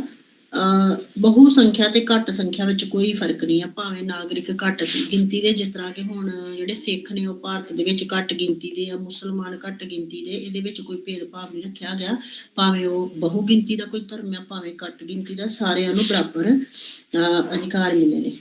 ਨੈਕਸਟ ਹੈਗਾ ਅਧਿਕਾਰ ਨਕਾਰਾਤਮਕ ਅਧਿਕਾਰ। ਕਹਿੰਦਾ ਕਿ ਭਾਰਤੀ ਅਧਿਕਾਰ ਪੱਤਰ ਵਿੱਚ ਲਿਖਤੀ ਤੌਰ ਤੇ ਜ਼ਿਆਦਾਤਰ ਨਕਾਰਾਤਮਕ ਅਧਿਕਾਰ ਹਨ। ਇਹਨਾਂ ਅਧਿਕਾਰਾਂ ਦਾ ਨਾਲ ਰਾਜ ਦੇ ਰੋਕਾਂ ਅਤੇ ਹੱਦਾਂ ਲਗਾਈਆਂ ਗਈਆਂ ਹਨ, ਯਾਨੀ ਕਿ ਇਹ ਅਧਿਕਾਰ ਇਸ ਕਰਕੇ ਮਿਲੇ ਆ, ਕੋਈ ਵੀ ਰਾਜ ਜਿਹੜਾ, ਰਾਜ ਦਾ ਕੋਈ ਵੀ ਪ੍ਰਤੀਨਿਧੀ ਜਿਹੜਾ ਵਾ ਉਹ ਉਹਨਾਂ ਨੂੰ ਭੇਦਭਾਵ ਨਾ ਕਰ ਸਕੇ ਅਤੇ ਉਹਨਾਂ ਦੀ ਜਿਹੜੀ ਸ਼ਕਤੀ ਉਹਨੂੰ ਰੋਕ ਸਕੇ, ਉਹ ਬੇਫਜ਼ੂਲੀ ਸ਼ਕਤੀ ਦਾ ਇਸਤੇਮਾਲ ਨਾਗਰਿਕਾਂ ਉੱਤੇ ਨਾ ਕਰਨ। ਜਿਸ ਤਰ੍ਹਾਂ ਕਿ ਹੁਣ ਸਰਕਾਰ ਦੀ ਆਲੋਚਨਾ ਕਰਨ ਦਾ ਅਧਿਕਾਰ ਆ, ਤੇ ਉਹਦੇ ਵਿੱਚ ਨਾਗਰਿਕਾਂ ਦੇ ਕੋਈ ਵੀ ਪ੍ਰਤੀਨਿਧੀ ਉਹਨਾਂ ਨੂੰ ਨਹੀਂ ਰੋਕ ਸਕਦਾ। ਕਿਸੇ ਵੀ ਜਿਹੜੀ ਵੀ ਉਸ ਸਮੇਂ ਦੀ ਸਰਕਾਰ ਉਹਦੀ ਉਹ ਆਲੋਚਨਾ ਵੱਧ ਚੜ ਕੇ ਕਰ ਸਕਦੇ ਆ, ਉਹਦੇ ਪੁਤਲੇ ਸਾੜ ਸਕਦੇ ਆ, ਧਰਨੇ ਲਗਾ ਸਕਦੇ ਆ। ਨੈਕਸਟ ਆ ਜਾਓ ਅਧਿਕਾਰ ਸੰਘ, ਰਾਜਾਂ ਅਤੇ ਹੋਰ ਸਰਕਾਰੀ ਸੰਸਥਾਵਾਂ ਦੇ ਬਰਾਬਰ ਰੂਪ ਨਾਲ ਲਾਗੂ ਹਨ। ਕਹਿੰਦਾ ਕਿ ਅਧਿਕਾਰ ਜਿਹੜੇ ਨੇ ਰਾਜ ਤੇ ਹੋਰ ਸਰਕਾਰੀ ਸੰਸਥਾਵਾਂ ਜਿੰਨੀਆਂ ਵੀ ਆ ਸਾਰਿਆਂ ਵਿੱਚ ਬਰਾਬਰ ਨੇ। ਭਾਰਤੀ ਨਾਗਰਿਕਾਂ ਅਤੇ ਵਿਦੇਸ਼ੀਆਂ ਵਿੱਚ ਅੰਤਰ। ਕਹਿੰਦਾ ਕਿ ਸੰਵਿਧਾਨ ਵਿੱਚ ਮੌਲਿਕ ਅਧਿਕਾਰਾਂ ਦੇ ਸੰਬੰਧ ਵਿੱਚ ਇਹ ਹੈਗਾ ਵਾ ਕਿ ਜਿਹੜੇ ਭਾਰਤੀ ਨਾਗਰਿਕ ਆ ਨਾ ਉਹਨਾਂ ਦੇ ਅਧਿਕਾਰਾਂ ਤੇ ਜਿਹੜੇ ਵਿਦੇਸ਼ੀ ਭਾਵੇਂ ਉਹ ਭਾਰਤ ਦੇ ਰਹਿਣ ਵਾਲੇ ਉਹਨਾਂ ਵਿੱਚ ਫਰਕ ਕੀਤਾ ਗਿਆ। ਇੱਕ ਅਧਿਕਾਰ ਵਿਦੇਸ਼ੀਆਂ ਨੂੰ ਨਹੀਂ ਦਿੱਤਾ ਗਿਆ ਜਿਹੜਾ ਕਿ ਭਾਰਤੀ ਨਾਗਰਿਕਾਂ ਨੂੰ ਮਿਲਿਆ, ਭਾਸ਼ਣ ਦੇਣਾ ਔਰ ਸਰਕਾਰ ਦੇ ਖਿਲਾਫ ਬੋਲਣਾ। ਇਹ ਚੀਜ਼ ਜਿਹੜੀ ਵਿਦੇਸ਼ੀ ਨਾਗਰਿਕਾਂ ਨੂੰ ਨਹੀਂ ਦਿੱਤੀ ਗਈ। ਔਰ ਕਹਿੰਦਾ ਕਿ ਭਾਸ਼ਣ ਦੇਣਾ, ਵਿਚਾਰ ਪ੍ਰਗਟ ਕਰਨ ਦੀ ਸੁਤੰਤਰਤਾ, ਘੁੰਮਣ ਫਿਰਨ, ਦੇਸ਼ ਦੇ ਕਿਸੇ ਭਾਗ ਵਿੱਚ ਰਹਿਣ ਦੀ ਸੁਤੰਤਰਤਾ, ਇਹ ਉਹਨਾਂ ਨੂੰ ਨਹੀਂ ਦਿੱਤੀ ਗਈ ਬਾਹਰਲਿਆਂ ਨੂੰ। ਅਧਿਕਾਰ ਰੱਦ ਕੀਤੇ ਜਾ ਸਕਦੇ। ਕਹਿੰਦਾ ਜੇਕਰ ਸੰਵਿਧਾਨ ਨੂੰ ਲੱਗੇ ਕਿ ਇਹਨਾਂ ਅਧਿਕਾਰਾਂ ਦਾ ਗਲਤ ਇਸਤੇਮਾਲ ਹੋ ਰਿਹਾ ਹੈ ਤਾਂ ਫਿਰ ਉਹਦੇ ਅਧਿਕਾਰ ਜਿਹੜੇ ਰੱਦ ਕੀਤੇ ਜਾ ਸਕਦੇ। ਮੌਲਿਕ ਅਧਿਕਾਰ ਨਿਆਂ ਸੰਗਤ ਹਨ। ਕਹਿੰਦਾ ਕਿ ਜਿਹੜੇ ਮੌਲਿਕ ਅਧਿਕਾਰ ਨੇ ਨਿਆਂ ਸੰਗਤ ਆ। ਇਹਦੇ ਮੌਲਿਕ ਅਧਿਕਾਰਾਂ ਨੂੰ ਲਾਗੂ ਕਰਾਉਣ ਲਈ ਸੰਵਿਧਾਨ ਵਿੱਚ ਵਿਸ਼ੇਸ਼ ਵਿਵਸਥਾਵਾਂ ਕੀਤੀਆਂ ਗਈਆਂ ਹਨ ਔਰ ਮੌਲਿਕ ਅਧਿਕਾਰਾਂ ਵਿੱਚ ਵਿਸ਼ੇਸ਼ ਰੂਪ ਵਿੱਚ ਸ਼ਾਮਿਲ ਹੈ। ਸੰਵਿਧਾਨਿਕ ਉਪਚਾਰ ਜਿਹੜੇ ਨੇ ਮੌਲਿਕ ਅਧਿਕਾਰਾਂ ਵਿੱਚ ਵਿਸ਼ੇਸ਼ ਰੂਪ ਵਿੱਚ ਸ਼ਾਮਿਲ ਹਨ। ਇਸ ਦਾ ਅਰਥ ਹੈ ਕਿ ਕੋਈ ਵੀ ਨਾਗਰਿਕ ਜਿਸ ਦੇ ਮੌਲਿਕ ਅਧਿਕਾਰਾਂ ਦੀ ਉਲੰਘਣਾ ਹੁੰਦੀ ਹੋਵੇ ਉਹ ਹਾਈ ਕੋਰਟ ਜਾਂ ਸੁਪਰੀਮ ਕੋਰਟ ਜਾ ਕੇ ਆਪਣੇ ਅਧਿਕਾਰਾਂ ਦੀ ਅਪੀਲ ਦੀ ਰੱਖਿਆ ਦੀ ਅਪੀਲ ਕਰ ਸਕਦਾ ਹੈ। ਸੰਸਦ ਅਧਿਕਾਰਾਂ ਨੂੰ ਘੱਟ ਕਰ ਸਕਦੀ ਹੈ। ਕਹਿੰਦਾ ਕਿ ਜਿਹੜੀ ਸੰਸਦ ਆ, ਪਾਰਲੀਮੈਂਟ ਆ, ਉਹ ਇਹਨਾਂ ਦੇ ਅਧਿਕਾਰਾਂ ਨੂੰ ਘੱਟ ਕਰ ਸਕਦੀ ਆ, ਉਹਦੇ ਕੋਈ ਪਾਵਰ ਹੈਗੀ ਆ। ਨੈਕਸਟ ਆ ਗਿਆ ਘੱਟ ਗਿਣਤੀ ਲਈ ਵਿਸ਼ੇਸ਼ ਅਧਿਕਾਰ। ਹਾਂ, ਥੋੜੇ ਜਿਹੇ ਅਧਿਕਾਰ ਘੱਟ ਗਿਣਤੀ ਵਾਲਿਆਂ ਨੂੰ ਮਿਲੇ ਨੇ, ਜਿਵੇਂ ਕਿ ਉਹ ਆਪਣੇ ਧਾਰਮਿਕ ਸੁਤੰਤਰਤਾ ਦਾ ਅਧਿਕਾਰ ਹੈ, ਉਹਨਾਂ ਨੂੰ ਆਪਣੀ ਸੰਸਕ੍ਰਿਤੀ ਤੇ ਸਿੱਖਿਆ ਦਾ ਅਧਿਕਾਰ, ਯਾਨੀ ਕਿ ਜਿਹੜੇ ਘੱਟ ਗਿਣਤੀ ਦੇ ਲੋਕ ਆਪਣੀ ਵੱਧ ਤੋਂ ਵੱਧ ਧਰਮ ਦਾ ਪ੍ਰਚਾਰ ਕਰ ਸਕਦੇ ਆ ਔਰ ਵੱਧ ਤੋਂ ਵੱਧ ਸਿੱਖਿਅਕ ਹੋ ਸਕਦੇ ਆ, ਆਪਣੇ ਕਲਚਰ ਨੂੰ ਫੈਲਾ ਸਕਦੇ ਆ। ਨੈਕਸਟ ਸਮਾਜਿਕ ਅਤੇ ਆਰਥਿਕ ਅਧਿਕਾਰਾਂ ਦਾ ਅਹਿਸਾਸ। ਕਹਿੰਦਾ ਇਹਦੇ ਵਿੱਚ ਸਮਾਜਿਕ ਤੇ ਆਰਥਿਕ ਅਧਿਕਾਰ ਜਿਹੜੇ ਬਹੁਤ ਘੱਟ ਹੈ। ਅਗਲਾ ਹੈਗਾ ਸ਼ਾਸਤਰੀ ਸੇਵਾਵਾਂ ਦੇ ਅਧਿਕਾਰ ਸੀਮਿਤ ਕੀਤੇ ਗਏ ਹਨ। ਕਹਿੰਦਾ ਸੰਵਿਧਾਨ ਦੀ ਧਾਰਾ 33 ਦੇ ਅਨੁਸਾਰ ਸੰਸਦ ਸੇਵਾਵਾਂ ਵਿੱਚ ਅਨੁਸ਼ਾਸਨ ਨੂੰ ਬਣਾਏ ਰੱਖਣ ਦੇ ਲਈ ਮੌਲਿਕ ਅਧਿਕਾਰਾਂ ਵਿੱਚ ਸੋਧ ਕਰ ਸਕਦੀ ਹੈ। ਸੰਸਦ ਪੁਲਿਸ, ਹੱਦ ਸੁਰੱਖਿਆ ਆਦਿ ਦੇ ਵਿਸ਼ੇ ਵਿੱਚ ਉਚਿਤ ਵਿਵਸਥਾ ਕਰ ਸਕਦੀ ਹੈ। ਮੌਲਿਕ ਅਧਿਕਾਰਾਂ ਨੂੰ ਲਾਗੂ ਕਰਨ ਲਈ ਵਿਸ਼ੇਸ਼ ਸੰਵਿਧਾਨ ਵਿਵਸਥਾ। ਕਹਿੰਦਾ ਕਿ ਸੰਵਿਧਾਨ ਦੇ ਵਿੱਚ ਇਹ ਵਿਸ਼ੇਸ਼ ਵਿਵਸਥਾ ਕੀਤੀ ਗਈ ਆ ਕਿ ਜਿਹੜੇ ਮੌਲਿਕ ਅਧਿਕਾਰ ਨੇ ਉਹਨਾਂ ਨੂੰ ਲਾਗੂ ਕਿਵੇਂ ਕੀਤਾ ਜਾਵੇ। ਜਾਣੀ ਕਿ ਜੇਕਰ 226 ਧਾਰਾ ਦੇ ਅਧੀਨ ਸਾਡੇ ਕੋਈ ਅਧਿਕਾਰ ਖੁੰਦਾ ਤੇ ਉਹਦੇ ਵਾਸਤੇ ਅਸੀਂ ਕਿਸੇ ਵੀ ਅਦਾਲਤ ਦੀ ਸ਼ਰਨ ਜਿਹੜੀ ਲੈ ਸਕਦੇ ਹਾਂ। ਅੱਗੇ ਆ ਗਿਆ ਮੌਲਿਕ ਅਧਿਕਾਰ ਸਾਡੇ ਕੋਲ ਕਿਹੜੇ ਕਿਹੜੇ। ਇਹ ਵਿਸ਼ੇਸ਼ਤਾਵਾਂ ਸੀਗੀਆਂ, ਇਹ ਵੀ ਆ ਸਕਦਾ ਕੁਐਸਚਨ, ਔਰ ਕਿਹੜੇ ਕਿਹੜੇ ਮੌਲਿਕ ਅਧਿਕਾਰ ਇਹ ਵੀ ਆ ਸਕਦਾ। ਪਹਿਲਾ ਹੈਗਾ ਬਰਾਬਰਤਾ ਦਾ ਅਧਿਕਾਰ। ਆਰਟੀਕਲ 14 ਤੋਂ ਲੈ ਕੇ 18 ਤੱਕ ਸਾਰੇ ਬਰਾਬਰਤਾ ਦੇ ਅਧਿਕਾਰ ਸਾਨੂੰ ਮਿਲ ਗਏ, ਜਿਵੇਂ ਕਿ ਵਿਅਕਤੀਆਂ ਨੂੰ ਕਾਨੂੰਨ ਦੇ ਸਾਹਮਣੇ ਬਰਾਬਰਤਾ, ਰਾਜ ਦੇ ਅਧੀਨ ਤੇ ਨੌਕਰੀਆਂ ਪ੍ਰਾਪਤ ਕਰਨ ਦੀ ਬਰਾਬਰਤਾ, ਸਮਾਜਿਕ ਬਰਾਬਰਤਾ। ਨੈਕਸਟ ਹੈਗਾ ਕਾਨੂੰਨ ਦੇ ਸਾਹਮਣੇ, ਇਹ ਉਹਨਾਂ ਨੇ ਡਿਟੇਲ ਦਿੱਤੀ ਹੈ, ਇਹ ਆਪਾਂ ਡਿਟੇਲ ਨਹੀਂ ਕਰਾਂਗੇ। ਅਗਲਾ ਹੈਗਾ ਵਾ ਨੈਕਸਟ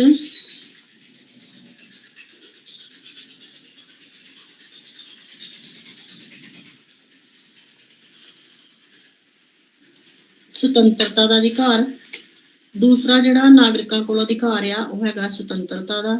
ਨਾਗਰਿਕ ਸੁਤੰਤਰ ਰੂਪ ਵਿੱਚ ਦੇਸ਼ ਦੇ ਕਿਸੇ ਵੀ ਕੋਨੇ ਵਿੱਚ ਜਾ ਕੇ ਆਪਣਾ ਕੋਈ ਦੁਕਾਨ ਖੋਲ ਸਕਦੇ ਆ, ਕੋਈ ਬਿਜ਼ਨਸ ਖੋਲ ਸਕਦੇ ਆ, ਕੋਈ ਨੌਕਰੀ ਵੀ ਪ੍ਰਾਪਤ ਕਰ ਸਕਦੇ ਆ। ਵੀ ਉਹਨਾਂ ਨੂੰ ਇਹ ਆਜ਼ਾਦੀ ਹੈ ਦੇਸ਼ ਵਿੱਚ ਘੁੰਮਣ ਫਿਰਨ ਦੀ, ਕਿਸੇ ਵੀ ਕੋਨੇ ਵਿੱਚ ਜਾ ਕੇ ਰਹਿਣ ਦੀ ਆਜ਼ਾਦੀ ਹੈ। ਇਹ ਲਿਖੇ ਹੋਏ ਆ ਪੇਜ ਨੰਬਰ 26 ਤੇ, ਭਾਸ਼ਣ ਦੇਣ ਅਤੇ ਵਿਚਾਰ ਪ੍ਰਗਟ ਕਰਨ ਦੀ ਸੁਤੰਤਰਤਾ, ਸ਼ਾਂਤੀਪੂਰਵਕ ਬਿਨਾਂ ਇਸਤਰੀਆਂ ਦੇ, ਇਸਤਰੀਆਂ ਨਹੀਂ ਹਥਿਆਰ ਹੋਣੇ ਆ ਇੱਥੇ, ਇਸਤਰੀਆਂ ਨਹੀਂ ਹਥਿਆਰਾਂ ਦੇ, ਨਾਗਰਿਕ ਇਕੱਠੇ ਹੋ ਕੇ ਸਰਕਾਰ ਦੀ ਲੋਚਨਾ ਤੇ ਕਰ ਸਕਦੇ, ਇਹ ਉਹਨਾਂ ਨੂੰ ਸੁਤੰਤਰਤਾ ਮਿਲੀ ਆ। ਬਟ ਉਹ ਨਾ ਹਥਿਆਰ ਲੈ ਕੇ ਨਹੀਂ ਇਕੱਠੇ ਹੋ ਸਕਦੇ, ਇਹ ਉਹਨਾਂ ਨੂੰ ਮਨਾਹੀ ਆ। ਕਿਸੇ ਵੀ ਤਰ੍ਹਾਂ ਦੇ ਹਥਿਆਰ ਲੈ ਕੇ ਉਹ ਇਕੱਠੀ ਯੂਨੀਅਨ ਬਣਾ ਕੇ ਸੜਕਾਂ ਤੇ ਨਹੀਂ ਖਲੋ ਸਕਦੇ, ਨਾ ਹੀ ਸਰਕਾਰ ਦੀ ਲੋਚਨਾ ਕਰ ਸਕਦੇ, ਸ਼ਾਂਤੀਪੂਰਵਕ ਖੜੇ ਹੋ ਸਕਦੇ। ਇੱਥੇ ਇਸਤਰੀਆਂ ਲਿਖਿਆ ਇਹ ਗਲਤ ਹੈ।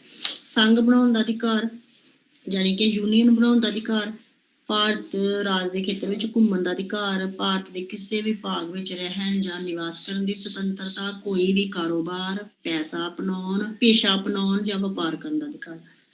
ਨੈਕਸਟ ਆ ਜਾਓ ਸ਼ੋਸ਼ਣ ਦੇ ਵਿਰੁੱਧ ਅਧਿਕਾਰ। ਜੇਕਰ ਨਾਗਰਿਕਾਂ ਨੂੰ ਲੱਗੇ ਕਿ ਕਿਸੇ ਇਨਸਾਨ ਨਾਲ ਸ਼ੋਸ਼ਣ ਹੋ ਰਿਹਾ ਵਾ ਤਾਂ ਉਹਦੇ ਵਿਰੁੱਧ ਬੋਲਣ ਦਾ ਅਧਿਕਾਰ ਉਹਨਾਂ ਨੂੰ ਹੈਗਾ ਵਾ। ਇਹ ਵੀ ਇੱਕ ਅਧਿਕਾਰ ਮਿਲਿਆ ਹੈ।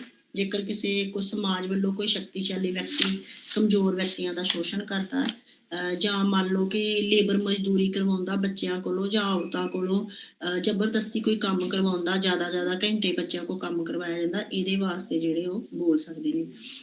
ਧਾਰਮਿਕ ਸੁਤੰਤਰਤਾ ਦਾ ਅਧਿਕਾਰ, ਇਹਦੇ ਵਿੱਚ ਹੁਣ ਸੁਤੰਤਰਤਾ ਆ ਗਈ ਧਾਰਮਿਕ ਸੁਤੰਤਰਤਾ। ਧਰਮ ਦੇ ਨਾਲ ਰਿਲੇਟਡ ਜਿਹੜੇ ਨਾਗਰਿਕ ਉਹਨਾਂ ਨੂੰ ਪੂਰੀ ਸੁਤੰਤਰਤਾ, ਉਹ ਕਿਸੇ ਵੀ ਧਰਮ ਨੂੰ ਮੰਨ ਸਕਦੇ ਆ, ਕਿਸੇ ਵੀ ਧਰਮ ਦੇ ਕੰਮ ਦਾ ਪ੍ਰਬੰਧ ਕਰ ਸਕਦੇ ਆ। ਧਰਮ ਦੇ ਪ੍ਰਚਾਰ ਲਈ ਉਹਨਾਂ ਨੂੰ ਕਿਸੇ ਤਰ੍ਹਾਂ ਦਾ ਕੋਈ ਟੈਕਸ ਨਹੀਂ ਦੇਣਾ ਪੈਂਦਾ। ਔਰ ਸਿੱਖਿਅਕ ਸੰਸਥਾਵਾਂ 'ਚ ਧਾਰਮਿਕ ਸਿੱਖਿਆ ਨਾ ਦਿੱਤੀ ਜਾਣ ਤੇ ਰੋਕ। ਹੁਣ ਜਿਹੜੇ ਸਕੂਲ ਹੈ ਨਾ ਉਹਦੇ ਵਿੱਚ ਕਿਸੇ ਵੀ ਤਰ੍ਹਾਂ ਦੀ ਧਾਰਮਿਕ ਸਿੱਖਿਆ ਨਹੀਂ ਦੇ ਸਕਦੇ। ਨੈਕਸਟ ਆ ਗਿਆ ਸੰਸਕ੍ਰਿਤੀ ਅਤੇ ਸਿੱਖਿਆ ਸੰਬੰਧੀ ਅਧਿਕਾਰ। ਕੋਈ ਵੀ ਇਨਸਾਨ, ਕੋਈ ਵੀ ਨਾਗਰਿਕ ਜਿਹੜਾ ਆਪਣੇ ਵੱਧ ਤੋਂ ਵੱਧ ਸੰਸਕ੍ਰਿਤੀ ਦਾ ਪ੍ਰਚਾਰ ਕਰ ਸਕਦਾ ਹੈ ਔਰ ਸਿੱਖਿਆ ਪ੍ਰਾਪਤ ਕਰ ਸਕਦਾ, ਉਹਦੇ ਉੱਤੇ ਕਿਸੇ ਵੀ ਤਰ੍ਹਾਂ ਦੀ ਕੋਈ ਰੋਕ ਨਹੀਂ ਹੁੰਦੀ। ਸੰਵਿਧਾਨਿਕ ਉਪਚਾਰਾਂ ਦਾ ਅਧਿਕਾਰ, ਜੇਕਰ ਉਹਨੂੰ ਇਹ ਸਿੱਖ ਅਧਿਕਾਰ ਉਹਨੂੰ ਮਿਲਿਆ ਹੀ ਇਸੇ ਕਰਕੇ ਆ ਕਿ ਜੇਕਰ ਉਹਨੂੰ ਇਹ ਅਧਿਕਾਰ ਨਹੀਂ ਮਿਲਦੇ ਤਾਂ ਉਹ ਫਿਰ ਸੰਵਿਧਾਨਿਕ ਕਾਨੂੰਨ ਜਿਹੜੇ ਆ, ਯਾਨੀ ਕਿ ਕਾਨੂੰਨਾਂ ਦੀ ਸਹਾਇਤਾ ਲੈ ਸਕਦਾ ਵਾ। ਜਿਵੇਂ ਕਿ ਬੰਦੀ ਪ੍ਰਤੱਖ ਕਰਨਾ, ਇੱਕ ਨਾ 2 ਮਾਰਕਸ ਦਾ ਕੁਐਸਚਨ ਆਉਂਦਾ ਹੀਬੀਅਸ ਕਾਰਪਸ ਜਾਂ ਬੰਦੀ ਪ੍ਰਤੱਖ 28 ਤੇ 2 ਮਾਰਕਸ ਦਾ ਕੁਐਸਚਨ। ਬੰਦੀ ਪ੍ਰਤੱਖ, ਪਰਮਾਦੇਸ਼, ਉਤਪ੍ਰੇਸ਼ਨ, ਪ੍ਰਤੀਦੇਸ਼, ਇਹ ਉਹਦੇ ਨਾਮ ਲਿਖੇ ਕਿਹੜੇ ਮਾਮਲਿਆਂ ਵਿੱਚ ਉਹ ਅਦਾਲਤ ਦਾ ਦਰਵਾਜ਼ਾ ਖੜਕਾ ਸਕਦਾ। ਬੰਦੀ ਪ੍ਰਤੱਖ ਮੈਂ ਡਿਟੇਲ 'ਚ ਤੁਹਾਨੂੰ ਦੱਸ ਦਿੰਦੀ ਹਾਂ ਕਿਉਂਕਿ ਇਹ 2 ਮਾਰਕਸ ਦਾ ਅਲੱਗ ਕੁਐਸਚਨ ਆਉਂਦਾ। ਕਹਿੰਦਾ ਵਿਅਕਤੀਗਤ ਸੁਤੰਤਰਤਾ ਲਈ ਇਹ ਲੇਖ ਬਹੁਤ ਜ਼ਿਆਦਾ ਮਹੱਤਵਪੂਰਨ ਹੈ। ਇਹ ਉਸ ਵਿਅਕਤੀ ਦੀ ਪ੍ਰਾਰਥਨਾ ਤੇ ਜਾਰੀ ਕੀਤਾ ਗਿਆ ਹੈ। ਮੰਨ ਲਓ ਕਿਸੇ ਇਨਸਾਨ ਉੱਤੇ ਕੋਈ ਅਪਰਾਧ ਦਾ ਦੋਸ਼ ਲੱਗ ਜਾਂਦਾ ਜਾਂ ਉਹਨੂੰ ਅਪਰਾਧੀ ਕਿਹਾ ਜਾਂਦਾ ਤਾਂ ਉਹ ਆਪਣੇ ਆਪ ਨੂੰ ਕੀ ਕਹਿੰਦੇ ਆ ਕਿ ਉਹਦੇ ਤੇ ਜਿਹੜਾ ਜੁਰਮ ਲੱਗਾ ਉਹਨੂੰ ਕਿ ਉਹਨੇ ਨਹੀਂ ਉਹ ਜੁਰਮ ਕੀਤਾ ਤੇ ਉਹਨੂੰ ਆਪਣੇ ਆਪ ਨੂੰ ਕਰਨ ਵਾਸਤੇ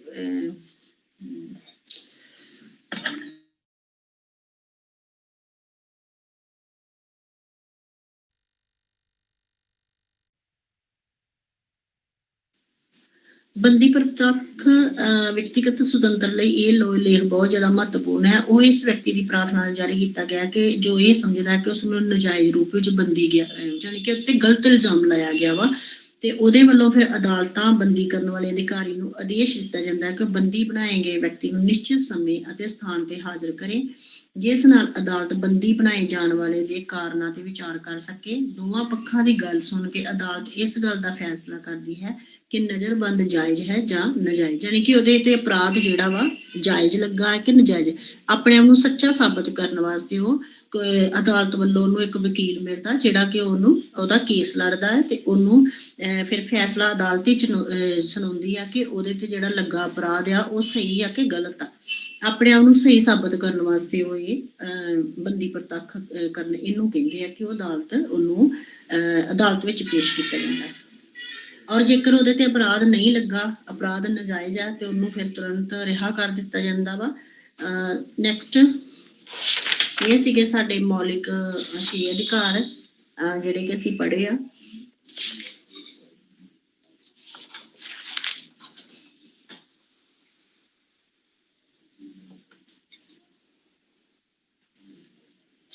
ਨੈਕਸਟ ਇਕਾਈ ਹੈਗੀ 3 ਮੌਲਿਕ ਕਰਤਵ, ਜਿੱਥੇ ਸਾਨੂੰ 6 ਮੌਲਿਕ ਅਧਿਕਾਰ ਮਿਲੇ ਆ, ਉੱਥੇ ਸਾਨੂੰ 11 ਮੌਲਿਕ ਕਰਤਵ ਵੀ ਮਿਲੇ ਆ।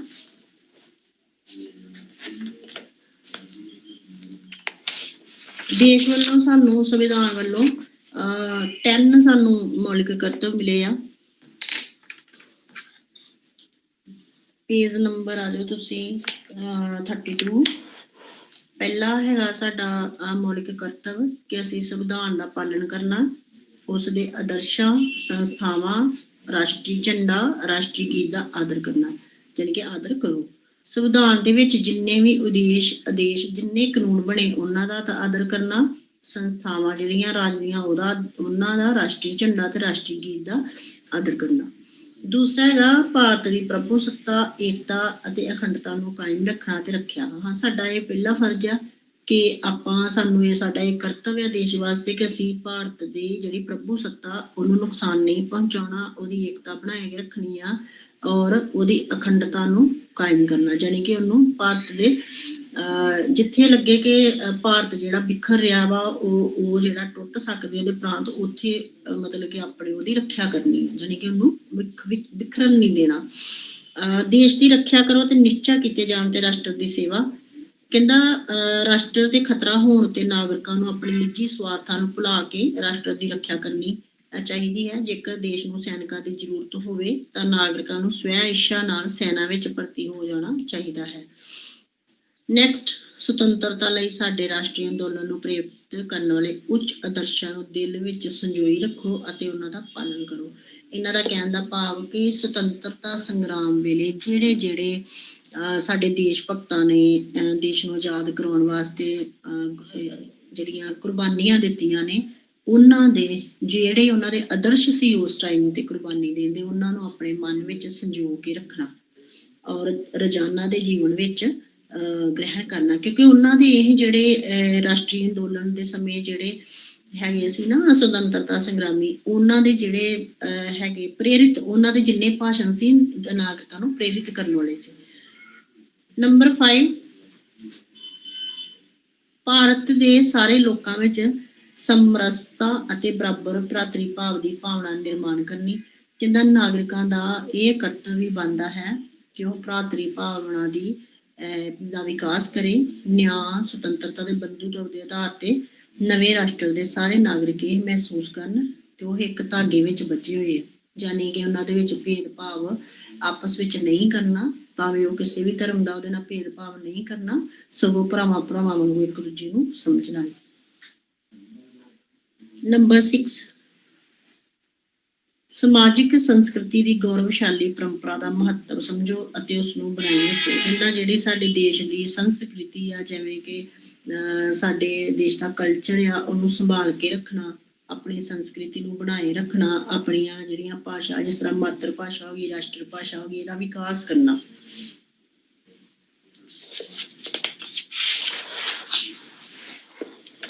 ਨੈਕਸਟ ਹੈਗਾ ਵਾ ਜੰਗਲਾਂ, ਝੀਲਾਂ, ਨਦੀਆਂ ਅਤੇ ਜੰਗਲੀ ਜੀਵਨ ਸਾਹਿਤ ਪਰਿਵਾਰ, ਪ੍ਰਾਕ੍ਰਿਤਿਕ ਵਾਤਾਵਰਨ ਦੀ ਸੰਭਾਲ ਅਤੇ ਸੁਧਾਰ ਤੇ ਜੀਵਨ ਪ੍ਰਾਣੀ ਪ੍ਰਤੀ ਦਇਆ ਭਾਵਨਾ ਰੱਖਣਾ। ਇਹਨਾਂ ਦਾ ਕਹਿਣ ਦਾ ਭਾਵ ਜਿੰਨੀਆਂ ਵੀ ਸਾਡੇ ਇੱਥੇ ਨੈਚੁਰਲ ਰਿਸੋਰਸਿਸ ਨੇ, ਜਿਵੇਂ ਜੰਗਲ ਨੇ, ਝੀਲਾਂ, ਨਦੀਆਂ, ਜੰਗਲੀ ਜੀਵਨ, ਯਾਨੀ ਕਿ ਜੰਗਲੀ ਜਿਹੜੇ ਜਾਨਵਰ, ਉਹਨਾਂ ਨੂੰ ਨੁਕਸਾਨ ਨਹੀਂ ਪਹੁੰਚਾਉਣਾ, ਉਹਨਾਂ ਦਾ ਸ਼ਿਕਾਰ ਨਹੀਂ ਕਰਨਾ ਅਤੇ ਆਪਣੇ ਵਾਤਾਵਰਨ ਦੀ ਸੰਭਾਲ ਵੀ ਕਰਨੀ ਹੈ ਔਰ ਜਾਨਵਰਾਂ ਦੇ ਪ੍ਰਤੀ ਦਇਆ ਵਿਖਾਉਣੀ। ਵਾਤਾਵਰਨ ਦੀ ਸੰਭਾਲ ਮੀਨ ਕਿ ਪੋਲਿਊਸ਼ਨ, ਜਿਹੜੀਆਂ ਚੀਜ਼ਾਂ ਨਾਲ ਪੋਲਿਊਸ਼ਨ ਫੈਲਦਾ ਉਹਨਾਂ ਨੂੰ ਨਹੀਂ ਕਰਨਾ, ਉਸ ਤਰ੍ਹਾਂ ਦੇ ਕੰਮ। ਨੰਬਰ 8, ਸਰਵਜਨਕ ਸੰਪਤੀ ਨੂੰ ਸੁਰੱਖਿਆ ਰੱਖੋ ਔਰ ਹਿੰਸਾ ਤੋਂ ਦੂਰ ਰਹੋ। 8ਵਾਂ ਜਿਹੜਾ ਸਾਡਾ ਕਰਤੱਵ ਆ ਉਹ ਇਹ ਆ ਕਿ ਸਾਰੇ ਨਾਗਰਿਕਾਂ ਦਾ ਇਹ ਫਰਜ਼ ਬਣਦਾ ਕਿ ਉਹ ਜਿਹੜੀ ਪਬਲਿਕ ਪ੍ਰੋਪਰਟੀ ਉਹਨੂੰ ਨੁਕਸਾਨ ਨਾ ਪਹੁੰਚਾਉਣ, ਕਿਸੇ ਵੀ ਤਰ੍ਹਾਂ ਦੀ ਠੇਸ ਨਾ ਉਹਨਾਂ ਨੂੰ ਪਹੁੰਚਾਉਣ ਔਰ ਨਾ ਹੀ ਹਿੰਸਾ ਤੋਂ ਵੀ ਦੂਰ ਰਹਿਣ, ਇੱਕ ਦੂਜੇ ਨਾਲ ਧਰਮ ਦੇ ਨਾਂ ਤੇ, ਜਾਤ ਦੇ ਨਾਂ ਤੇ ਜਾਂ ਨਸਲ ਦੇ ਨਾਂ ਤੇ ਲੜਾਈਆਂ ਨਾ ਕਰਨ।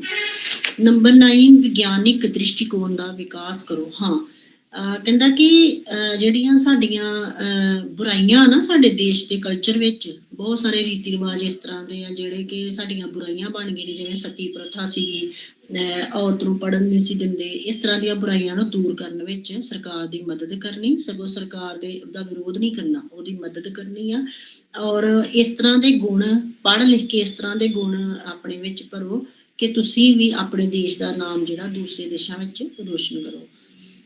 ਨੰਬਰ 10 ਵਿਅਕਤੀਗਤ ਅਤੇ ਸਮੂਹਿਕ ਖੇਤਰ ਵਿੱਚ ਵੱਖ-ਵੱਖ ਵਿਸ਼ਿਆਂ 'ਚ ਉੱਨਤੀ ਵੱਲ ਆਕਰਸ਼ਿਤ ਹੋਣਾ। ਸਾਰੇ ਨਾਗਰਿਕਾਂ ਦਾ ਇਹ ਕਰਤੱਵ ਹੈ ਕਿ ਉਹ ਇੰਨਾ ਜ਼ਿਆਦਾ ਗਿਆਨ ਪ੍ਰਾਪਤ ਕਰਨ ਕਿ ਉਹ ਵਿਅਕਤੀਗਤ ਤੌਰ ਤੇ ਵੀ ਆਪਣਾ ਵਿਕਾਸ ਕਰਨ ਔਰ ਇਸ ਤਰ੍ਹਾਂ ਦਾ ਵਿਕਾਸ ਕਰਨ ਕਿ ਉਹਦੇ ਨਾਲ ਉਹਦੇ ਰਾਜ ਦਾ ਫਾਇਦਾ ਵੀ ਹੋਵੇ, ਉਹਦੇ ਦੇਸ਼ ਦਾ ਫਾਇਦਾ ਵੀ ਹੋਵੇ। ਉਹਦੇ ਵਿਕਾਸ ਕਰਨ ਨਾਲ ਦੇਸ਼ ਦਾ ਜਿਹੜਾ ਨਾਮ ਰੋਸ਼ਨ ਹੋਵੇ। ਇਹ ਸੀਗੇ ਸਾਡੇ ਮੌਲਿਕ ਕਰਤੱਵ 10 ਜਿਹੜੇ ਕਿ ਅਸੀਂ ਹੁਣੇ ਪੜ੍ਹੇ ਆ। ਇੱਥੇ ਚੈਪਟਰ ਜਿਹੜਾ ਇਹ ਇਕਾਈ 3 ਜਿਹੜੀ ਆ ਖਤਮ ਹੋ ਜਾਂਦੀ ਆ। ਨੈਕਸਟ ਇਕਾਈ ਹੈਗੀ ਆ ਨੰਬਰ 4 ਰਾਜ ਦੇ ਨੀਤੀ ਨਿਰਦੇਸ਼ਕ ਸਿਧਾਂਤ। ਇਹਦੇ ਵਿੱਚ ਹੈਗਾ ਨਿਰਦੇਸ਼ਕ ਸਿਧਾਂਤਾਂ ਦੀ ਪ੍ਰਕਿਰਤੀ, ਨਿਰਦੇਸ਼ਕ ਸਿਧਾਂਤਾਂ ਦਾ ਮਹੱਤਵ, ਨਿਰਦੇਸ਼ਕ ਸਿਧਾਂਤਾਂ ਦਾ ਵਰਗੀਕਰਨ, ਨੀਤੀ ਨਿਰਦੇਸ਼ਕ ਤੱਤਾਂ ਦੀ ਆਲੋਚਨਾ, ਰਾਜ ਦੇ ਨੀਤੀ ਨਿਰਦੇਸ਼ਕ ਤੱਤਾਂ ਦੀ ਉਪਯੋਗਤਾ ਕੀ ਵਰਤੋਂ ਹੋ ਰਹੀ ਹੈ ਕਿ ਨਹੀਂ, ਨਿਰਦੇਸ਼ਕ ਤੱਤਾਂ ਦੀ ਕਿਰਿਆਸ਼ੀਲਤਾ ਅਤੇ ਉਪਲਬਧੀਆਂ, ਨਿਰਦੇਸ਼ਕ ਸਿਧਾਂਤ ਅਤੇ ਮੌਲਿਕ ਅਧਿਕਾਰਾਂ ਵਿੱਚ ਅੰਤਰ। ਨਿਰਦੇਸ਼ਕ ਸਿਧਾਂਤ ਮੈਂ ਪਹਿਲੇ ਤੁਹਾਨੂੰ ਦੱਸਿਆ ਕਿ ਸੰਵਿਧਾਨ ਦੇ ਵਿੱਚ ਜਿੱਥੇ ਨਾਗਰਿਕਾਂ ਨੂੰ ਮੌਲਿਕ ਅਧਿਕਾਰ ਦੇ ਨਾਲ ਕਰਤੱਵ ਮਿਲੇ, ਉੱਥੇ ਕੁਝ ਰਾਜ ਦੇ ਵਾਸਤੇ ਵੀ ਨਿਰਦੇਸ਼ ਦਿੱਤੇ ਗਏ ਕਿ ਰਾਜ ਨੇ ਕਿਹੜੇ ਕਿਹੜੇ ਕੰਮ ਕਰਨੇ ਆ। ਯਾਨੀ ਕਿ ਇਹਦੇ ਨਾਲ ਇਹ ਜਿਹੜੇ ਨਿਰਦੇਸ਼ਕ ਸਿਧਾਂਤ ਨੇ, ਇਹਨਾਂ ਨਾਲ ਜਿੰਨੇ ਵੀ ਰਾਜ ਨੂੰ ਚਲਾਉਂਦੀਆਂ ਸਰਕਾਰਾਂ ਨੇ ਉਹਨਾਂ ਦੇ ਹੱਥ ਬੰਨੇ ਹੋਏ ਆ ਕਿ ਉਹ ਆਪਣੀ ਸ਼ਕਤੀ ਦੀ ਜਿਹੜੀ ਆ ਦੁਰਵਰਤੋਂ ਨਹੀਂ ਕਰ ਸਕਦੇ।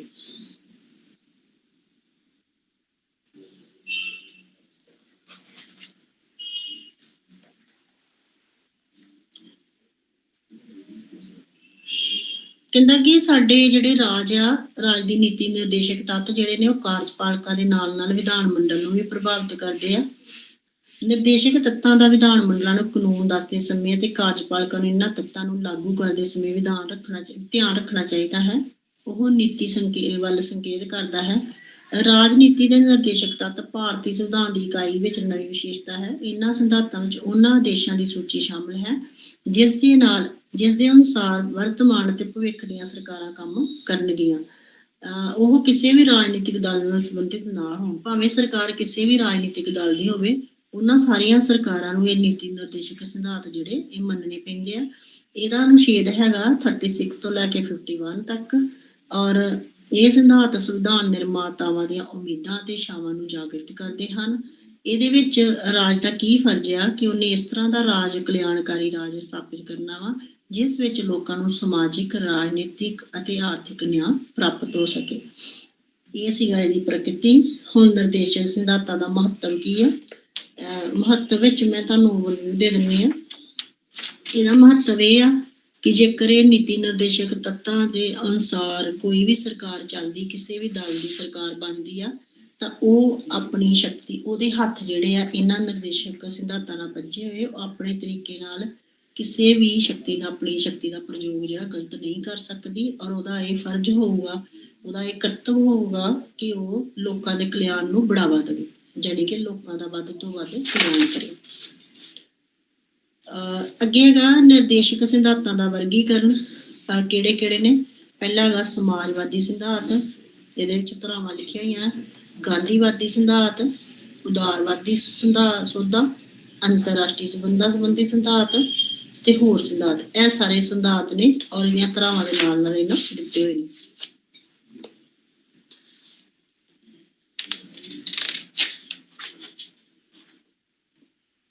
ਇਹ ਸਾਰੇ ਸਿਧਾਂਤ ਤੁਸੀਂ ਖੁਦ ਪੜ੍ਹਨੇ, ਜਿਵੇਂ ਐੜਾ, ਈੜੀ, ਸੱਸਾ, ਦੱਦਾ, ਇਹ ਸਾਰੇ ਸੰਵਿਧਾਨਾਂ ਦੇ ਨਾਮ ਨੇ, ਪੁਆਇੰਟ ਲਿਖੇ ਹੋਏ ਨੇ। ਅੱਗੇ ਇਹਨਾਂ ਦੀ ਆਲੋਚਨਾ ਵੀ ਕੀਤੀ ਗਈ ਆ। ਕੁਝ ਲੋਕ ਜਿਹੜੇ ਨੇ, ਕੁਝ ਵਿਦਵਾਨ ਇਹਨਾਂ ਦੀ ਆਲੋਚਨਾ ਵੀ ਕਰਦੇ ਆ ਕਿ ਵਿਧਾਨਕ ਸ਼ਕਤੀ ਦਾ ਅਹਿਸਾਸ ਇਹਨੂੰ ਕਾਨੂੰਨੀ ਤੌਰ ਤੇ ਇੰਪਲੀਮੈਂਟ ਨਹੀਂ ਕੀਤਾ ਗਿਆ। ਅਸਪਸ਼ਟ ਅਤੇ ਅਤਾਕ੍ਰਿਕ ਰੂਪ ਨਾਲ ਸੰਗ੍ਰਹਿਤ, ਇਹਨਾਂ ਨੂੰ ਚੰਗੀ ਤਰ੍ਹਾਂ ਸਪਸ਼ਟ ਵੇਰਵਾ ਨਹੀਂ ਦਿੱਤਾ ਗਿਆ। ਇੱਕ ਪ੍ਰਭੂ ਸੱਤਾ ਸੰਪੰਨ ਵਿੱਚ ਗੈਰ ਸੁਭਾਵਿਕ, ਗੈਰ ਵਿਵਹਾਰਿਕ, ਅਨੁਚਿਤ, ਸੰਵਿਧਾਨਿਕ ਦੰਡ ਦੇ ਕਾਰਨ। ਬਸ ਇੰਨੀ ਇਹਦੀ ਆਲੋਚਨਾ।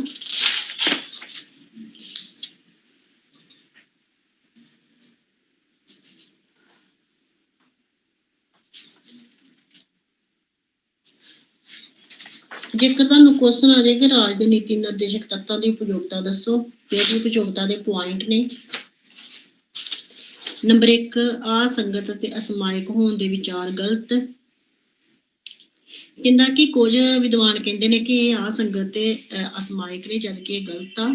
ਜੇਕਰ ਕਦੀ ਇਹ ਸਿਧਾਂਤ ਪੁਰਾਣੇ ਪੈ ਜਾਣਗੇ ਤੇ ਇਹਨਾਂ ਦੀ ਜ਼ਰੂਰਤ ਅਨੁਸਾਰ ਸੋਧ ਕੀਤੀ ਜਾ ਸਕਦੀ ਹੈ, ਪਰ ਸੋਧ ਪ੍ਰਕਿਰਿਆ ਬਹੁਤ ਸਰਲ ਹੈ।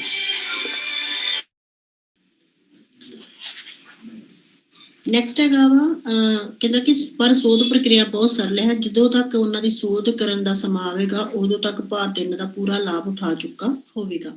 ਨੈਕਸਟ ਹੈਗਾ ਨਿਰਦੇਸ਼ਕ ਤੱਤਾਂ ਦੇ ਪਿੱਛੇ ਜਨਮਤ ਦੀ ਸ਼ਕਤੀ। ਕਹਿੰਦਾ ਜਿੰਨੇ ਵੀ ਨਿਰਦੇਸ਼ਕ ਤੱਤ ਬਣੇ ਨੇ ਉਹਦੇ ਪਿੱਛੇ ਜਨਤਾ ਦੀ ਸ਼ਕਤੀ ਆ, ਉਹਨਾਂ ਦੇ ਭਲੇ ਵਾਸਤੇ ਕੰਮ ਕੀਤੇ ਗਏ। ਇਟ ਮੀਨਸ ਕਿ ਇਹਦੇ ਮੁਤਾਬਕ ਜਨਤਾ ਨੂੰ ਸ਼ਕਤੀ ਦਿੱਤੀ ਗਈ ਹੈ। ਚਰਮ ਸੇਵਾਵਾਂ ਤੋਂ ਰੱਖਿਆ। ਕਹਿੰਦਾ ਸਾਡੇ ਸੰਵਿਧਾਨ ਨਿਰਮਾਤਾ ਇਸ ਤੱਤ ਤੋਂ ਪੂਰੇ ਤੌਰ ਤੇ ਜਾਣੂ ਸਨ ਕਿ ਪ੍ਰਜਾਤੰਤਰਿਕ ਰਾਜ ਵਿੱਚ ਪਰਿਵਰਤਨਸ਼ੀਲ ਜਨਮਤ ਦੇ ਨਤੀਜੇ ਵਜੋਂ ਵੱਖ-ਵੱਖ ਸਮਿਆਂ ਵਿੱਚ ਵੱਖ-ਵੱਖ ਰਾਜਨੀਤਿਕ ਦਲ ਸੱਤਾ ਵਿੱਚ ਆ ਸਕਦੇ ਹਨ। ਇਸੇ ਕਰਕੇ ਉਹਨਾਂ ਨੇ ਇਹ ਜਿਹੜੇ ਨੀਤੀ ਨਿਰਦੇਸ਼ਕ ਤੱਤ ਜਿਹੜੇ ਬਣਾਏ ਸੀਗੇ। ਨੈਤਿਕ ਆਦਰਸ਼ਾਂ ਦੇ ਰੂਪ ਵਿੱਚ ਮਹੱਤਵ। ਕਹਿੰਦਾ ਇਹ ਬਹੁਤ ਹੀ ਨੈਤਿਕ ਨੇ, ਇਹਨਾਂ ਦਾ ਬਹੁਤ ਜ਼ਿਆਦਾ ਮਹੱਤਵ ਆ। ਨੈਕਸਟ, ਸੰਵਿਧਾਨ ਦੀ ਵਿਆਖਿਆ ਸਹਾਇਕ। ਇਹਦੇ ਵਿੱਚ ਸੰਵਿਧਾਨ ਦੀ ਵਿਆਖਿਆ ਕਰਨ ਵਿੱਚ ਵੀ ਸਹਾਇਕ ਨੇ। ਸ਼ਾਸਨ ਦੇ ਮੁਲਾਂਕਣ ਦਾ ਆਧਾਰ। ਇਹਦੇ ਨਾਲ ਅਸੀਂ ਜਿਹੜਾ ਸ਼ਾਸਨ ਹੈ ਨਾ, ਸਰਕਾਰ, ਉਹਦਾ ਹੀ ਮੁਲਾਂਕਣ ਕਰ ਸਕਦੇ ਹਾਂ ਕਿ ਕਿਹੜੀ ਸਰਕਾਰ ਨੇ ਕਿੰਨਾ ਕੰਮ ਕੀਤਾ ਸੀ ਤੇ ਕਿਹੜੀ ਸਰਕਾਰ ਨੇ ਕਿੰਨਾ ਘੱਟ ਕੀਤਾ। ਕਾਰਜਪਾਲਿਕਾ ਪ੍ਰਧਾਨ ਇਹਨਾਂ ਦਾ ਦੁਰਉਪਯੋਗ ਨਹੀਂ ਕਰ ਸਕਦੇ। ਕਹਿੰਦਾ ਕਾਰਜਪਾਲਿਕਾ ਦੇ ਜਿਹੜੇ ਪ੍ਰਧਾਨ ਨੇ, ਜਾਣੀ ਕਿ ਜਿਹੜੇ ਪ੍ਰਤੀਨਿਧੀ ਨੇ, ਉਹਨਾਂ ਦੀ ਦੁਰਵਰਤੋਂ ਨਹੀਂ ਕਰ ਸਕਦੇ। ਨੈਕਸਟ, ਇਹਦੇ ਵਿੱਚ ਕੁਐਸਚਨ ਕਿਸ ਤਰ੍ਹਾਂ ਵੀ ਆਉਂਦਾ, ਵੈਰੀ ਵੈਰੀ ਇੰਪੋਰਟੈਂਟ ਆ 44 ਤੇ। ਨਿਰਦੇਸ਼ਕ ਸਿਧਾਂਤ ਤੇ ਮੌਲਿਕ ਅਧਿਕਾਰਾਂ ਵਿੱਚ ਅੰਤਰ ਦੱਸੋ। ਪੁਆਇੰਟ ਇਕੱਲੇ ਪੜੂੰਗੀ ਮੈਂ।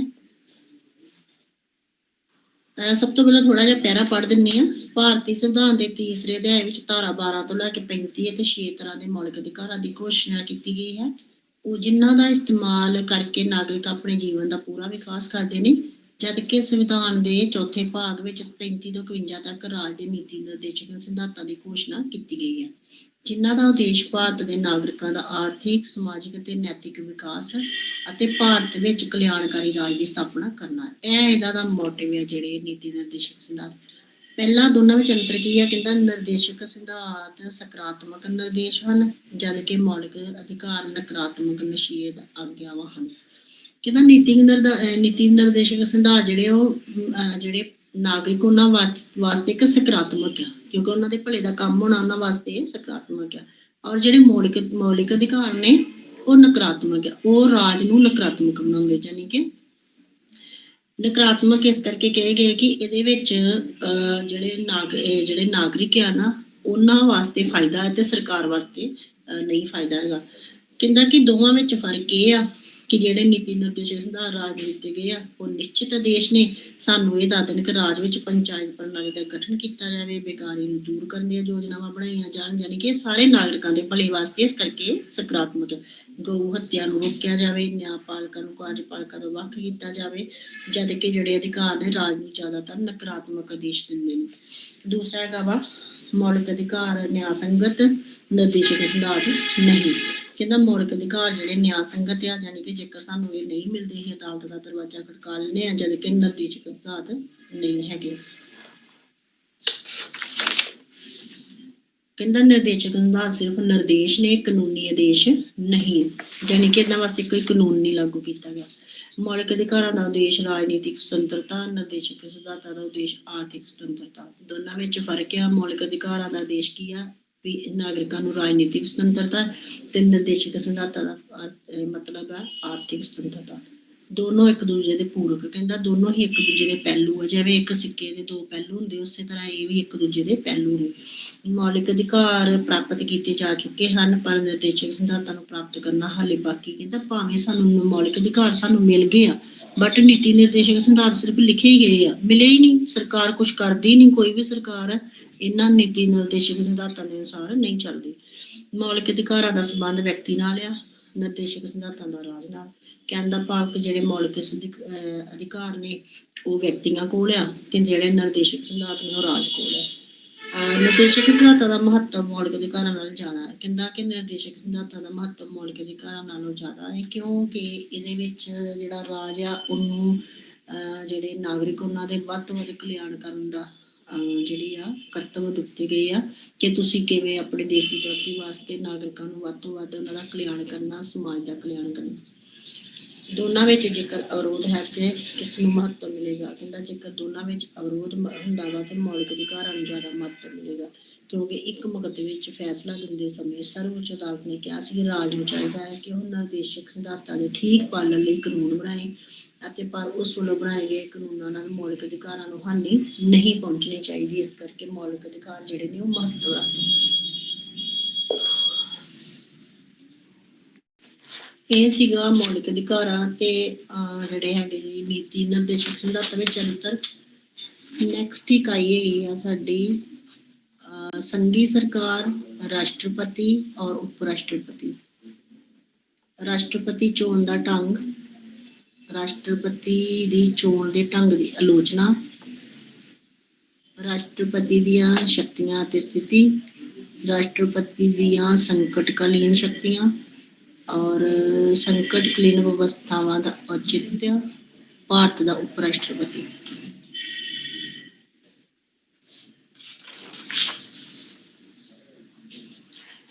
ਕਹਿੰਦਾ ਕਿ ਸੰਵਿਧਾਨ ਦੇ ਮੁਤਾਬਕ ਕਿਹਾ ਗਿਆ ਵਾ ਕਿ ਜਿਹੜਾ ਭਾਰਤ ਦਾ ਇੱਕ ਰਾਸ਼ਟਰਪਤੀ ਹੋਵੇਗਾ ਔਰ ਸੰਘ ਦੀ ਕਾਰਜਪਾਲਕਾ ਸ਼ਕਤੀ ਰਾਸ਼ਟਰਪਤੀ ਵਿੱਚ ਸ਼ਾਮਲ ਹੋਵੇਗੀ। ਇਸ ਦਾ ਇਸਤੇਮਾਲ ਸੰਵਿਧਾਨ ਦੇ ਅਨੁਸਾਰ ਖੁਦ ਜਾਂ ਅਧੀਨ ਅਹੁਦੇ ਦੇ ਅਧਿਕਾਰੀਆਂ ਵੱਲੋਂ ਕੀਤਾ ਜਾਵੇਗਾ, ਯਾਨੀ ਕਿ ਉਹਨੂੰ ਖੁਦ ਰਾਸ਼ਟਰਪਤੀ ਵੀ ਇਸਤੇਮਾਲ ਕਰ ਸਕਦਾ ਔਰ ਜਿਹੜੇ ਉਹਦੇ ਅਧੀਨ ਕੰਮ ਕਰਦੇ ਉਹ ਵੀ ਕਰ ਸਕਦੇ। ਸੰਘੀ ਕਾਰਜਪਾਲਿਕਾ ਰਾਸ਼ਟਰਪਤੀ ਅਤੇ ਮੰਤਰੀ ਪਰਿਸ਼ਦ ਹੋਣਗੇ। ਰਾਸ਼ਟਰਪਤੀ ਕਾਰਜਪਾਲਿਕਾ ਦਾ ਉਪਚਾਰਿਕ ਪ੍ਰਧਾਨ ਹੋਵੇਗਾ, ਯਾਨੀ ਕਿ ਫਾਰਮਲ। ਮੰਤਰੀ ਪਰਿਸ਼ਦ ਕਾਰਜਪਾਲਿਕਾ ਦੀ ਅਸਲੀਅਤ ਪ੍ਰਧਾਨ ਹੋਵੇਗਾ। ਕਹਿੰਦਾ ਕਿ ਅੰਬੇਦਕਰ ਨੇ ਇੱਕ ਵਾਰੀ ਕਿਹਾ ਸੀ ਕਿ ਭਾਰਤੀ ਸੰਵਿਧਾਨ ਵਿੱਚ ਰਾਸ਼ਟਰਪਤੀ ਨੂੰ ਉਹ ਸਥਿਤੀ ਪ੍ਰਾਪਤ ਹੈ ਜੋ ਬ੍ਰਿਟਿਸ਼ ਸੰਵਿਧਾਨ ਵਿੱਚ ਸਮਰਾਟ ਨੂੰ। ਰਾਸ਼ਟਰਪਤੀ ਦੀ ਚੋਣ, ਰਾਸ਼ਟਰਪਤੀ ਦੀ ਚੋਣ ਜਿਹੜੀ ਆ ਕਹਿੰਦਾ ਕਿ ਅਪ੍ਰਤੱਖ ਚੋਣ ਪ੍ਰਣਾਲੀ ਅਪਣਾਈ ਗਈ। ਇਹ ਫੈਸਲਾ ਕੀਤਾ ਗਿਆ ਕਿ ਅਸਲ ਸ਼ਕਤੀਆਂ ਦਾ ਇਸਤੇਮਾਲ ਪ੍ਰਧਾਨ ਮੰਤਰੀ ਅਤੇ ਮੰਤਰੀ ਮੰਡਲ ਵੱਲੋਂ ਕੀਤਾ ਜਾਏਗਾ ਅਤੇ ਰਾਸ਼ਟਰਪਤੀ ਕੇਵਲ ਸੰਵਿਧਾਨ ਮੁਖੀਆ ਦੇ ਰੂਪ ਵਿੱਚ ਰਾਜ ਦੇ ਅਹੁਦੇ ਤੇ ਅਸੀਮ ਰਹੇਗਾ। ਜਿਹੜੀ ਕਿ ਅਸਲੀ ਸ਼ਕਤੀ ਜਿਹੜੀ ਆ ਉਹ ਰਾਸ਼ਟਰਪਤੀ ਕੋਲ ਨਹੀਂ ਆ, ਅਸਲੀ ਸ਼ਕਤੀ ਜਿਹੜੀ ਉਹ ਸਰਕਾਰ ਕੋਲ ਆ, ਮੰਤਰੀ ਮੰਡਲ ਕੋਲ ਔਰ ਪ੍ਰਧਾਨ ਮੰਤਰੀ ਕੋਲ। ਕਿਉਂਕਿ ਰਾਸ਼ਟਰਪਤੀ ਜਿਹੜਾ ਨਾ ਇਹਨੂੰ ਜਨਤਾ ਵੱਲੋਂ ਨਹੀਂ ਚੁਣਿਆ ਜਾਂਦਾ, ਇਹਨੂੰ ਅਪ੍ਰਤੱਖ ਪ੍ਰਣਾਲੀ ਨਾਲ ਚੁਣਿਆ ਜਾਂਦਾ।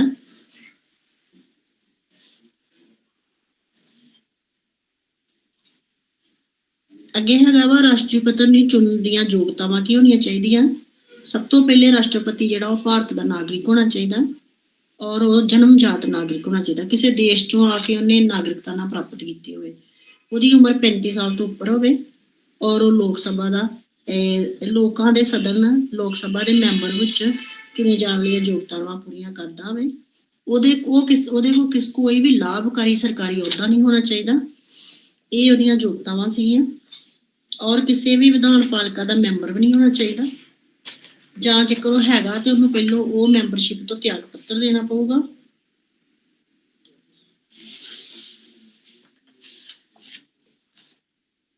ਅੱਗੇ ਹੈ ਚੋਣ ਦਾ ਢੰਗ। ਚੋਣ ਦਾ ਢੰਗ ਇਸ ਤਰ੍ਹਾਂ ਹੁੰਦਾ ਉਹਦਾ ਕਿ ਅਨੁਛੇਦ 54 ਦੇ ਅਨੁਸਾਰ ਰਾਸ਼ਟਰਪਤੀ ਦਾ ਅਪ੍ਰਤੱਖ ਚੋਣ ਕੇਂਦਰੀ ਸੰਸਦ ਦੇ ਦੋਨਾਂ ਸਦਨਾਂ ਦੇ ਚੁਣੇ ਹੋਏ ਮੈਂਬਰ ਅਤੇ ਰਾਜ ਵਿਧਾਨ ਸਭਾਵਾਂ ਦੇ ਚੁਣੇ ਹੋਏ ਵਿਧਾਇਕਾਂ ਦੇ ਆਧਾਰਿਤ ਚੋਣ ਮੰਡਲ ਵੱਲੋਂ ਕੀਤਾ ਜਾਂਦਾ ਹੈ। ਇਹ ਚੋਣ ਏਕਲ ਪਰਿਵਰਤਨ ਵੋਟ ਪ੍ਰਣਾਲੀ ਅਤੇ ਗੁਪਤ ਮਤਦਾਨ ਵੱਲੋਂ ਅਨੁਪਾਤਿਕ ਪ੍ਰਤੀਨਿਧਤਾ ਪ੍ਰਣਾਲੀ ਦੇ ਅਨੁਸਾਰ ਗੁਪਤ ਮਤਦਾਨ ਦੇ ਨਾਲ ਕੀਤਾ ਜਾਂਦਾ ਹੈ। ਯਾਨੀ ਕਿ ਇਹਦੀ ਚੋਣ ਕੌਣ ਕਰਦਾ ਵਾ? ਰਾਜ ਸਭਾ ਤੇ ਲੋਕ ਸਭਾ ਦੋਨਾਂ ਦੇ ਮੈਂਬਰ ਰਲ ਕੇ ਇਹਨੂੰ ਵੋਟਾਂ ਦੇ ਕੇ ਅਪ੍ਰਤੱਖ ਰੂਪ ਵਿੱਚ ਵੋਟ ਦੇ ਕੇ ਇਹਨੂੰ ਚੁਣਦੇ।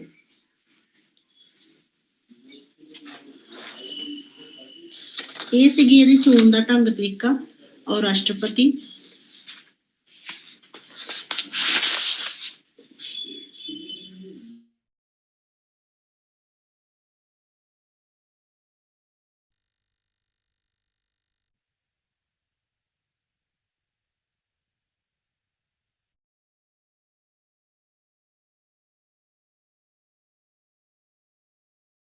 ਨੈਕਸਟ ਇੰਪੋਰਟੈਂਟ ਕੁਐਸਚਨ ਹੈਗਾ ਪੇਜ ਨੰਬਰ 59 ਤੇ ਰਾਸ਼ਟਰਪਤੀ ਦੀਆਂ ਸ਼ਕਤੀਆਂ ਤੇ ਸਥਿਤੀ। ਰਾਸ਼ਟਰਪਤੀ ਕੋਲ ਕਿਹੜੀਆਂ-ਕਿਹੜੀਆਂ ਸ਼ਕਤੀਆਂ ਹੁੰਦੀਆਂ ਨੇ? ਰਾਸ਼ਟਰਪਤੀ ਦੀਆਂ ਕਾਰਜਪਾਲਿਕਾ ਸ਼ਕਤੀਆਂ, ਪ੍ਰਸ਼ਾਸਕ ਸ਼ਕਤੀਆਂ ਹੁੰਦੀਆਂ ਇਹਦੇ ਕੋਲ। ਇਹ ਕਾਰਜਪਾਲਿਕਾ ਦਾ ਮੁਖੀਆ ਹੁੰਦਾ ਹੈ ਔਰ ਇਹਦੇ ਕੋਲ ਭਾਰਤ ਸਰਕਾਰ ਦੀਆਂ ਸਾਰੀਆਂ ਕਾਰਜਪਾਲਿਕਾ ਸ਼ਕਤੀਆਂ ਦਾ ਇਸਤੇਮਾਲ ਰਾਸ਼ਟਰਪਤੀ ਦੇ ਨਾਮ ਤੇ ਕੀਤਾ ਜਾਂਦਾ ਹੈ। ਯਾਨੀ ਕਿ ਜਿਹੜੀ ਗਵਰਨਮੈਂਟ ਹੈ ਉਹ ਸਾਰੀਆਂ ਸ਼ਕਤੀਆਂ ਦਾ ਇਸਤੇਮਾਲ ਇਹਦੇ ਨਾਂ ਤੇ ਕਰਦੀ ਹੈ। ਪ੍ਰਧਾਨ ਮੰਤਰੀ ਨੂੰ ਨਿਯੁਕਤ ਕਰਦਾ ਹੈ। ਪ੍ਰਧਾਨ ਮੰਤਰੀ ਦੀ ਚੋਣ ਇਹ ਕਰਦਾ ਭਾਵੇਂ ਜਿਹੜੀ ਪਾਰਟੀ ਦੇ ਬਹੁਮਤ ਜ਼ਿਆਦਾ ਹੋਵੇ। ਇਹ ਨਹੀਂ ਕਿ ਜਿਹੜਾ ਮਰਜ਼ੀ ਪ੍ਰਧਾਨ ਮੰਤਰੀ ਨੂੰ ਚੁਣ ਲੈਂਦਾ, ਜਿਹੜੀ ਪਾਰਟੀ ਨੇ ਬਹੁਮਤ ਜ਼ਿਆਦਾ ਪ੍ਰਾਪਤ ਕੀਤਾ ਹੋਵੇ ਉਹਦੇ ਪ੍ਰਧਾਨ ਮੰਤਰੀ ਦੀ ਚੋਣ ਕਰਦਾ। ਪ੍ਰਧਾਨ ਮੰਤਰੀ ਦੀ ਸਲਾਹ ਤੇ ਹੋਰ ਮੰਤਰੀਆਂ ਨੂੰ ਨਿਯੁਕਤ ਕਰਦਾ। ਉਹ ਸਰਕਾਰ ਨੂੰ ਆਸਾਨੀ ਨਾਲ ਚਲਾਉਣ ਲਈ ਨਿਯਮ ਬਣਾਉਂਦਾ। ਉਹ ਮੰਤਰੀਆਂ ਵਿੱਚ ਵਿਭਾਗਾਂ ਦੀ ਵੰਡ ਵੀ ਕਰਦਾ। ਇਸ ਵੰਡ ਨੂੰ ਉਹ ਵਾਰ-ਵਾਰ ਬਦਲ ਵੀ ਸਕਦਾ ਔਰ ਇਹ ਵੰਡ ਉਹ ਪ੍ਰਧਾਨ ਮੰਤਰੀ ਦੀ ਸਲਾਹ ਨਾਲ ਕਰਦਾ, ਇਕੱਲਾ ਨਹੀਂ ਕਰ ਸਕਦਾ। ਕਹਿੰਦਾ ਪਰ ਰਾਸ਼ਟਰਪਤੀ ਆਪਣੇ ਸਾਰੇ ਕੰਮ ਪ੍ਰਧਾਨ ਮੰਤਰੀ ਦੀ ਸਲਾਹ ਨਾਲ ਕਰਦਾ ਔਰ ਪ੍ਰਧਾਨ ਮੰਤਰੀ ਨੂੰ ਨਿਯੁਕਤ ਵੀ ਕਰਦਾ। ਨੈਕਸਟ ਆ ਜੋ ਭਾਰਤ ਦੇ ਮੁੱਖ ਜੱਜ ਨੂੰ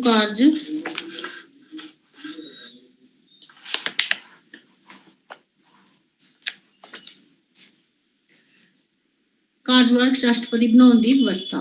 ਕਹਿੰਦਾ ਵਾ ਕਿ ਸੰਵਿਧਾਨ ਦੇ ਅਨੁਸਾਰ ਭਾਰਤ ਦਾ ਮੁੱਖ ਜੱਜ ਤੇ ਉਸ ਦੀ ਗੈਰ ਮੌਜੂਦਗੀ ਵਿੱਚ ਸਰਵ ਉੱਚ ਅਦਾਲਤ ਦਾ ਸਭ ਤੋਂ ਵੱਡਾ ਜੱਜ ਕਾਰਜਵਾਹਕ ਰਾਸ਼ਟਰਪਤੀ ਦੇ ਰੂਪ ਵਿੱਚ ਸਹੁੰ ਚੁੱਕਦਾ ਹੈ। ਇਹ ਵਿਵਸਥਾ ਸੰਵਿਧਾਨ ਗਣਤੰਤਰਵਾਦ ਦੇ ਦਿਸ਼ਾ ਨਿਰਦੇਸ਼ਾਂ ਦੇ ਅਨੁਸਾਰ ਨਹੀਂ ਹੈ। ਉਪ ਰਾਸ਼ਟਰਪਤੀ ਤੋਂ ਬਾਅਦ ਲੋਕ ਸਭਾ ਦੇ ਸਪੀਕਰ ਨੂੰ ਉਸ ਦਾ ਉੱਤਰਾਧਿਕਾਰੀ ਬਣਾਇਆ ਜਾਣਾ ਚਾਹੀਦਾ ਹੈ। ਨੈਕਸਟ ਹੈਗਾ ਮਹਾਭਿਯੋਗ ਕਾਰਜ ਵਿੱਚ ਨਿਯੁਕਤ ਮੈਂਬਰਾਂ ਦਾ ਸ਼ਾਮਲ ਹੋਣਾ।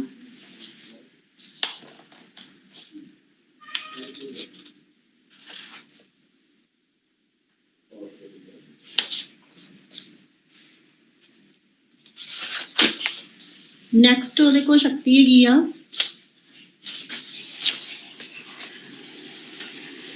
ਨਿਯੁਕਤੀਆਂ ਕਰਨ ਦੀ ਸ਼ਕਤੀ। ਯਾਨੀ ਕਿ ਜਿਹੜਾ ਸੁਪਰੀਮ ਕੋਰਟ ਦੇ ਜੱਜ ਆ ਉਹਦੀਆਂ ਨਿਯੁਕਤੀਆਂ ਰਾਸ਼ਟਰਪਤੀ ਕਰਦਾ ਔਰ ਸੁਪਰੀਮ ਕੋਰਟ ਦੇ ਜੱਜ ਮੁੱਖ ਜੱਜ ਜਿਹੜਾ ਹੁੰਦਾ ਵਾ ਉਹਦੀ ਇਹ ਨਿਯੁਕਤੀ ਕਰਕੇ ਫਿਰ ਉਹ ਜੱਜ ਦੀ ਸਲਾਹ ਨਾਲ ਉਹਦੇ ਜਿਹੜੇ ਨੀਚੇ ਕੰਮ ਕਰਨ ਵਾਲੇ ਜੱਜ ਆ ਉਹਨਾਂ ਦੀ ਇਹ ਨਿਯੁਕਤੀ ਕਰਦਾ। ਰਾਜਾਂ ਦੇ ਰਾਜਪਾਲ ਜਿਹੜੇ ਉਹਨਾਂ ਨੂੰ ਇਹ ਚੁਣਦਾ ਵਾ, ਕਮਿਸ਼ਨਰ ਚੁਣਦਾ ਵਾ, ਅਟਾਰਨੀ ਜਨਰਲ ਚੁਣਦਾ ਵਾ, ਆਡੀਟਰ ਜਨਰਲ ਚੁਣਦਾ ਵਾ। ਇਹ ਸਾਰਾ ਕੰਮ ਇਹਦੇ ਦੁਆਰਾ ਕੀਤਾ ਜਾਂਦਾ। ਹਾਈ ਕਮਿਸ਼ਨਰ ਚੁਣਦਾ, ਵਣਜਿਕ ਦੂਤ ਚੁਣਦਾ ਵਾ, ਦੂਤਾਂ ਦੀ ਨਿਯੁਕਤੀ ਕਰਦਾ ਵਾ, ਰਾਜਦੂਤ ਜਿਹਨੂੰ ਆਪਾਂ ਕਹਿ ਸਕਦੇ। ਵਿਦੇਸ਼ੀ ਸੰਬੰਧਾਂ ਵਿੱਚ ਭੂਮਿਕਾ। ਦੇਸ਼ ਦਾ ਮੁਖੀਆ ਹੋਣ ਦੇ ਨਾਤੇ ਰਾਸ਼ਟਰਪਤੀ ਭਾਰਤ ਦੇ ਵਿਦੇਸ਼ਾਂ ਵਿੱਚ ਸਥਿਤ ਰਾਜਦੂਤਾਂ ਅਤੇ ਦੂਤਾਂ ਨੂੰ ਜਾਣਕਾਰੀ ਪੱਤਰ ਦਿੰਦਾ ਹੈ। ਭਾਰਤ ਵਿੱਚ ਵਿਦੇਸ਼ੀ ਰਾਜਦੂਤਾਂ ਦਾ ਸਵਾਗਤ ਕਰਦਾ ਹੈ। ਸਾਰੀਆਂ ਕੂਟਨੀਤਿਕ ਗਤੀਵਿਧੀਆਂ ਉਸਦੇ ਨਾਮ ਤੇ ਹੁੰਦੀਆਂ ਨੇ। ਨੈਕਸਟ ਆ ਜੋ ਸ਼ਸਤਰ ਸੈਨਾਵਾਂ ਦੇ ਸੈਨਾਪਤੀ ਦੇ ਰੂਪ ਵਿੱਚ। ਹਾਂ ਜਿਹੜਾ ਹੈਗਾ ਨਾ ਰਾਸ਼ਟਰਪਤੀ, ਇਹ 3 ਤਰ੍ਹਾਂ ਦੀ ਸੈਨਾ, ਜਿਵੇਂ ਕਿ ਏਅਰ ਫੋਰਸ ਜਿਹੜੀ ਹੁੰਦੀ ਇੱਕ ਆਰਮੀ, 3 ਤਰ੍ਹਾਂ ਦੀ ਸੈਨਾ ਵਾ ਸਾਡੇ ਦੇਸ਼ ਵਿੱਚ, ਇਹਦਾ ਇਹ ਮੁਖੀਆ ਹੁੰਦਾ। ਔਰ ਸ਼ਾਂਤੀ ਦੇ ਯੁੱਧ ਦੇ ਦੌਰਾਨ ਵੀਰਤਾ ਤੇ ਸ਼ਾਨਦਾਰ ਸੇਵਾ ਲਈ ਸਾਰੇ ਸੈਨਿਕ ਸਨਮਾਨ ਅਤੇ ਉਪਾਧੀਆਂ ਪ੍ਰਦਾਨ ਕਰਦਾ ਵਾ। ਕੇਂਦਰ ਸ਼ਾਸਿਤ ਖੇਤਰਾਂ ਅਤੇ ਅਨੁਸੂਚਿਤ ਅਤੇ ਕਬੀਲਾਈ ਖੇਤਰਾਂ ਦੇ ਪ੍ਰਸ਼ਾਸਨ ਨਾਲ ਸੰਬੰਧਿਤ ਸ਼ਕਤੀਆਂ। ਕਹਿੰਦਾ ਇਹਦੇ ਕੋਲ ਕੇਂਦਰੀ ਸ਼ਕਤੀਆਂ ਵੀ ਹੁੰਦੀਆਂ ਨੇ। ਇਸ ਤੋਂ ਇਲਾਵਾ ਜਿਹੜੀਆਂ ਅਨੁਸੂਚਿਤ ਜਾਤੀਆਂ ਕਬੀਲਿਆਂ ਵਿੱਚ ਰਹਿਣ ਵਾਲੇ ਲੋਕ ਆ ਉਹਨਾਂ ਦੇ ਨਾਲ ਸੰਬੰਧਿਤ ਸ਼ਕਤੀਆਂ ਵੀ ਇਹਦੇ ਕੋਲ ਹੁੰਦੀਆਂ ਨੇ। ਰਾਸ਼ਟਰਪਤੀ ਦੇ ਕਾਨੂੰਨ ਨਿਰਮਾਣ। ਇਹ ਜਿਹੜੇ ਕਾਨੂੰਨ ਹੈ ਵਿਧਾਨਕ ਸ਼ਕਤੀਆਂ ਜਿਹੜੀਆਂ ਨੀਚੇ ਲਿਖੀਆਂ ਨੇ। ਇਹਦਾ ਜਿਹੜਾ ਕਾਰਜਕਾਲ 5 ਸਾਲ ਦਾ ਹੁੰਦਾ ਹੈ ਔਰ ਜੇਕਰ ਲੋਕ ਸਭਾ ਨੂੰ ਇਹਦਾ ਕੰਮ ਨਹੀਂ ਪਸੰਦ ਹੁੰਦਾ ਤੇ ਇਹਨੂੰ ਭੰਗ ਕਰ ਸਕਦੇ ਹੈ। ਧਨ ਬਿੱਲ ਰਾਸ਼ਟਰਪਤੀ ਦੀ ਪੂਰਨ ਮਨਜ਼ੂਰੀ ਲੈ ਕੇ ਹੀ ਲੋਕ ਸਭਾ ਵਿੱਚ ਪੇਸ਼ ਕੀਤੇ ਜਾਂਦੇ ਨੇ। ਰਾਸ਼ਟਰਪਤੀ ਕਿਸੇ ਵੀ ਸਮੇਂ ਸੰਸਦ ਦੇ ਕਿਸੇ ਜਾਂ ਦੋਵਾਂ ਸਦਨਾਂ ਨੂੰ ਸੰਬੋਧਨ ਕਰ ਸਕਦਾ। ਯਾਨੀ ਕਿ ਜੇਕਰ ਇਹਨੇ ਕੋਈ ਮੀਟਿੰਗ ਕਰਨੀ ਆ ਤੇ ਸੰਸਦ ਦੇ ਜਿਹੜੇ ਦੋਵੇਂ ਸਦਨ ਆ, ਲੋਕ ਸਭਾ ਤੇ ਰਾਜ ਸਭਾ, ਉਹਦੇ ਮੈਂਬਰਾਂ ਨੂੰ ਇਹ ਤੁਰੰਤ ਬੁਲਾ ਸਕਦਾ ਹੈ। ਰਾਸ਼ਟਰਪਤੀ ਰਾਜ ਦੇ ਉਹਨਾਂ ਸਾਰੇ ਅਜਿਹੇ ਬਿੱਲਾਂ ਦੀ ਮਨਜ਼ੂਰੀ ਦਿੰਦਾ ਹੈ ਜਿਨ੍ਹਾਂ ਨੂੰ ਰਾਜਪਾਲ ਰਾਸ਼ਟਰਪਤੀ ਮਨਜ਼ੂਰੀ ਲਈ ਸੁਰੱਖਿਅਤ ਰੱਖਦਾ ਹੈ।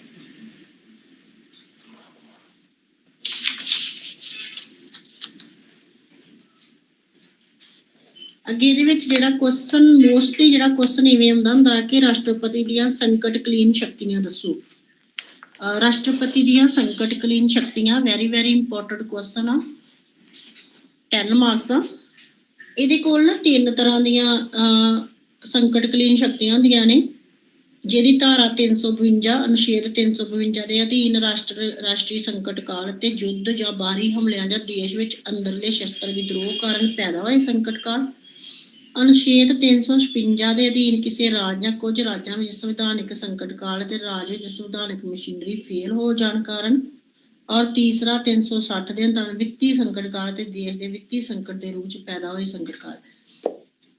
ਓਵਰਵਿਊ ਚ ਦੱਸਦੀ ਤੁਹਾਨੂੰ ਕਿ ਜਿਹੜਾ ਰਾਸ਼ਟਰੀ ਸੰਕਟ ਪਹਿਲਾ ਇਹਦਾ ਜਿਹੜਾ ਸ਼ਕਤੀ ਉਹ ਇਹ ਹੈਗੀ ਕਿ ਜੇਕਰ ਅਚਾਨਕ ਸਾਡੇ ਦੇਸ਼ ਵਿੱਚ ਕੋਈ ਬਾਹਰੋਂ ਹਮਲਾ ਹੋ ਜਾਂਦਾ ਵਾ ਬਿਨਾਂ ਦੱਸੇ ਬਿਨਾਂ ਅਲਟੀਮੇਟ ਕੀਤੇ ਹੋਏ ਬਾਹਰੋਂ ਹਮਲਾ ਹੋ ਜਾਂਦਾ ਤੇ ਤੁਰੰਤ ਰਾਸ਼ਟਰਪਤੀ ਰਾਜ ਹੋ ਜਾਂਦਾ ਸਾਰੇ ਦੇਸ਼ ਵਿੱਚ। ਠੀਕ ਹੈ, ਉਦੋਂ ਨਾ ਤੇ ਕੋਈ ਸਾਡਾ CM ਹੁੰਦਾ ਨਾ ਕੋਈ ਪ੍ਰਤੀਨਿਧੀ ਹੁੰਦਾ।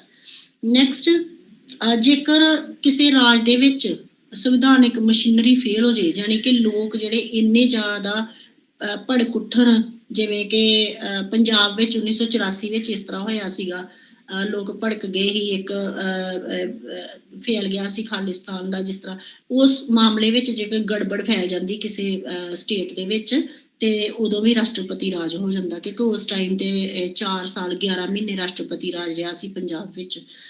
ਨੈਕਸਟ ਹੈਗਾ ਵਾ ਜੇਕਰ ਦੇਸ਼ ਦੇ ਵਿੱਚ ਵਿੱਤੀ ਸੰਕਟ ਆ ਜਾਂਦਾ, ਜਾਨੀ ਕਿ ਦੇਸ਼ ਦੀ ਵਿੱਤੀ ਹਾਲਤ ਜਿਹੜੀ ਖਰਾਬ ਹੋ ਜਾਂਦੀ ਆ, ਆਰਥਿਕ ਹਾਲਤ ਜੇਕਰ ਦੇਸ਼ ਦੀ ਮੰਦੀ ਹੋ ਜਾਂਦੀ ਆ ਤੇ ਇੰਜ ਲੱਗਦਾ ਕਿ ਇਹ ਦੇਸ਼ ਹੁਣ ਇਹਦੀ ਜਿਹੜੀ ਆਰਥਿਕ ਸਥਿਤੀ ਨੂੰ ਸਹੀ ਕਰਨ ਵਾਸਤੇ ਫਿਰ ਉਹ ਜਿਹੜੀ ਸ਼ਕਤੀ ਆ ਰਾਸ਼ਟਰਪਤੀ ਦੇ ਹੱਥ ਵਿੱਚ ਆ ਜਾਂਦੀ ਆ, ਤਾਂ ਵੀ ਰਾਸ਼ਟਰਪਤੀ ਰਾਜ ਹੁੰਦਾ, ਸਾਰੇ ਪ੍ਰਧਾਨ ਮੰਤਰੀ ਸਾਰਾ ਕੁਝ ਸਾਰੇ ਇੱਕ ਪਾਸੇ ਹੋ ਜਾਂਦੇ।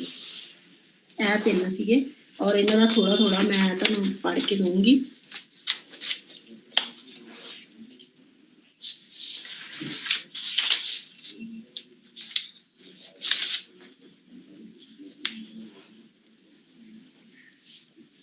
ਪਹਿਲਾ ਹੈਗਾ ਵਾ 352 ਦਾ, ਇਹਦੀ ਡਿਟੇਲ ਦਿੱਤੀ ਆ 68 ਪੇਜ ਤੇ। ਪਹਿਲਾ ਪੈਰਾ ਮੈਂ ਥੋੜਾ ਜਿਹਾ ਪੜੂੰਗੀ। ਕਹਿੰਦਾ ਕਿ ਭਾਰਤ ਦੇ ਰਾਸ਼ਟਰਪਤੀ ਨੂੰ ਸੰਵਿਧਾਨ ਦੇ ਅਨੁਸਾਰ ਮਿਲੀਆਂ ਸੰਕਟਕਾਲੀਨ ਸ਼ਕਤੀਆਂ ਮਹੱਤਵਪੂਰਨ ਹੋਣ ਦੇ ਨਾਲ ਨਾਲ ਸੰਵਿਧਾਨ ਦੀ ਵਿਵਾਦਪੂਰਨ ਅਵਸਥਾ ਵੀ ਰਹੀਆਂ ਹਨ। ਇਹ ਸ਼ਕਤੀਆਂ ਕੇਵਲ ਬਹੁਤ ਵਿਆਪਕ ਹੀ ਨਹੀਂ ਬਲਕਿ ਇੱਕ ਲੋਕਤੰਤਰਿਕ ਦੇਸ਼ ਲਈ ਬਿਲਕੁਲ ਵਿਲੱਖਣ ਹਨ। ਰਾਸ਼ਟਰਪਤੀ ਨੂੰ ਇਹ ਸ਼ਕਤੀਆਂ ਦਿੰਦੇ ਸਮੇਂ ਸੰਵਿਧਾਨ ਦੇ ਨਿਰਮਾਤਾਵਾਂ ਦੇ ਮਨ ਵਿੱਚ ਭਵਿੱਖ ਦੇ ਸੰਭਾਵੀ ਸੰਕਟਾਂ ਤੇ ਸੱਤਾ ਪਰਿਵਰਤਨਾਂ ਨਾਲ ਦੇਸ਼ ਦੀ ਏਕਤਾ ਅਤੇ ਅਖੰਡਤਾ ਨੂੰ ਸੁਰੱਖਿਅਤ ਰੱਖਣ ਦਾ ਵਿਸ਼ਾ ਬਹੁਤ ਮਹੱਤਵ ਹੈ। ਹੁਣ ਇਹਦੇ ਵਿੱਚ ਕੀ ਆ ਸੰਕਟਕਾਲੀਨ ਸ਼ਕਤੀਆਂ। ਪਹਿਲੀ ਹੈਗੀ ਆ 352, ਜਿਹਦੇ ਵਿੱਚ ਉਹਨਾਂ ਨੇ ਕਿਹਾ ਕਿ ਜੇਕਰ ਵਿਦੇਸ਼ੀ ਹਮਲਿਆਂ ਜਾਂ ਅੰਦਰਲੀ ਸ਼ਸਤਰ ਵਿਦਰੋਹ ਪੈਦਾ ਹੋਈ ਸੰਕਟ ਕਾਲ ਦੀ ਸਥਿਤੀ ਤੋਂ ਨਿਪਟਣ ਦੀ ਵਿਵਸਥਾ ਕਰਦਾ ਹੈ। ਜੇਕਰ ਦੇਸ਼ ਦੇ ਅੰਦਰ ਕੋਈ ਗੜਬੜ ਫੈਲ ਜਾਂਦੀ ਤਾਂ ਵੀ ਰਾਸ਼ਟਰਪਤੀ ਰਾਜ ਹੋ ਜਾਂਦਾ ਵਾ। ਜੇਕਰ ਰਾਸ਼ਟਰਪਤੀ ਨੂੰ ਵਿਸ਼ਵਾਸ ਹੋ ਜਾਂਦਾ ਹੈ ਕਿ ਯੁੱਧ, ਬਾਹਰੀ ਹਮਲਿਆਂ ਜਾਂ ਅੰਦਰਲੇ ਸ਼ਸਤਰ ਵਿਦਰੋਹ ਕਾਰਨ ਅਜਿਹੀ ਕਿਸੇ ਖਤਰੇ ਦੀ ਸੰਭਾਵਨਾ ਕਾਰਨ ਸਾਰੇ ਭਾਰਤ ਦੇ ਦੇਸ਼ ਦੇ ਕਿਸੇ ਭਾਗ ਦੀ ਸੁਰੱਖਿਆ ਨੂੰ ਖਤਰਾ ਪੈਦਾ ਹੋ ਗਿਆ ਹੈ ਤਾਂ ਗੰਭੀਰ ਸੰਕਟ ਕਾਲ ਦੀ ਸਥਿਤੀ ਹੈ ਤਾਂ ਉਹ ਉਸ ਨਾਲ ਸੰਬੰਧਿਤ ਘੋਸ਼ਣਾ ਜਾਰੀ ਕਰ ਸਕਦਾ ਹੈ। ਜਾਨੀ ਕਿ 44 ਐਕਟ ਦੇ ਅਨੁਸਾਰ ਅੰਦਰਲੀ ਗੜਬੜ ਨੂੰ ਦੂਰ ਕਰਨ ਵਾਸਤੇ ਰਾਸ਼ਟਰਪਤੀ ਰਾਜ ਹੋ ਜਾਂਦਾ ਹੈ।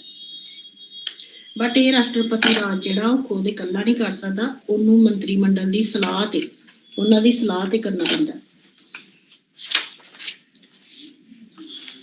ਕਹਿੰਦਾ ਸੰਕਟ ਕਾਲ ਦੀ ਘੋਸ਼ਣਾ ਦੀ ਮਨਜ਼ੂਰੀ ਉਹਨੂੰ ਮਿਲਦੀ 30 ਦਿਨਾਂ ਦੇ ਅੰਦਰ ਵਿੱਚ ਉਹਨੂੰ ਇਹ ਜਿਹੜਾ ਸੰਕਟ ਕਾਲ ਦੇ ਸਮੇਂ ਮਨਜ਼ੂਰੀ ਲੈਣੀ ਪੈਂਦੀ ਆ ਔਰ ਇਹ ਮਨਜ਼ੂਰੀ ਜਿਹੜੀ ਆ ਲੋਕ ਸਭਾ ਦੇ ਮੈਂਬਰਾਂ ਕੋਲ ਲੈਣੀ ਪੈਂਦੀ ਹੈ। ਸੰਕਟ ਕਾਲ ਦਾ ਸਮਾਂ, ਕਹਿੰਦਾ ਸੰਕਟ ਕਾਲ ਦਾ ਸਮਾਂ ਜਿਹੜਾ 6 ਮਹੀਨੇ ਵਾਸਤੇ ਹੁੰਦਾ, ਬਟ ਜੇਕਰ ਰਾਸ਼ਟਰਪਤੀ ਨੂੰ ਲੱਗੇ ਕਿ 6 ਮਹੀਨਿਆਂ ਵਿੱਚ ਦੇਸ਼ ਦੀ ਹਾਲਤ ਨਹੀਂ ਸੁਧਰ ਰਹੀ ਤੇ ਇਹ ਜਿਹੜਾ ਸਮਾਂ ਵਧਾਇਆ ਵੀ ਜਾਂਦਾ, ਜਿਵੇਂ 4-4, 5-5 ਸਾਲ ਵੀ ਰਾਸ਼ਟਰਪਤੀ ਰਹਿ ਸਕਦਾ। ਸੰਸਦ ਅੱਗੇ ਹੈਗਾ ਵਾ